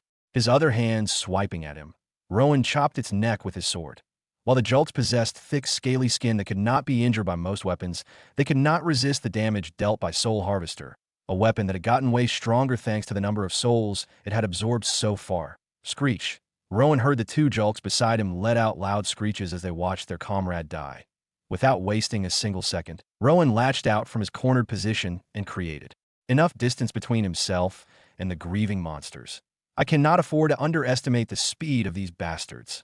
Rowan gritted his teeth as he furrowed his eyes at the two Julks that had already begun zapping toward him with lightning speed. How would I have managed to take care of these monsters if I did not evolve? Rowan knew the answer to that question. Both he, his allies, his men, and the entire village would be wiped out of existence by a single one of these C-rank monsters, CRECH. The two Julks clashed with Rowan. Fueled by the rage and sorrow from the death of their comrade, their intelligence dulled. They made rash moves instead of calculated ones that made them unstoppable as they confronted Rowan up front. He was able to easily deflect their attacks and take their lives. You've slayed X2 Julks. EXP plus 22,100X activated. Soul Harvester has. Rowan could not read the notification when a torrent of the same powerful monsters he had just defeated came flashing in his direction. They were like a swarm of bees flying toward a specific target. Rowan dug his feet into the ground and clenched his sword, his eyes shining with brilliant killing intent as he got ready to engage in intense combat. Zap. With lightning speed, he serpented toward the enemies. The next seconds, a series of movements that could not be noticed by ordinary eyes began. What the FCK? Dragon and Eli Man, who were floating above the battlefield, were greatly surprised. Even with their improved eyesight as mages, they could not clearly see the battle between Rowan and the Julks. What they saw were blurry figures clashing at lightning speed. The two mages got dizzy and tired from simply trying to tell which blurry figure was Rowan. This sensation lasted for about half an hour. Under their watch, other C-rank monsters joined in the mix, and the battlefield got even more complicated. Another half an hour passed, and the battle boiled on. The blurry figures did not get any slower, and the numbers did not get any smaller. Both of them even had to fly higher in order not to get caught in the chaos happening below them. Meanwhile, Rowan simply enjoyed the thrilling feeling of fighting at such astonishing speed against powerful opponents. His kill count per second went up to around 5 kills, which was excellent considering he was battling against monsters several times faster than him with versatile powers. The only downside from it all was that his hands began to ache thanks to the stress exerted on them. But it would soon end as he got ready to use the Curse of Death. Eli Man, Dragon, Black Drifter, leave at once. And that's the end of today's chapter from the Dimensional Diary. If you enjoyed wandering these worlds with me, don't forget to like the video, share it with fellow adventurers, and subscribe so you never miss the next story that unfolds.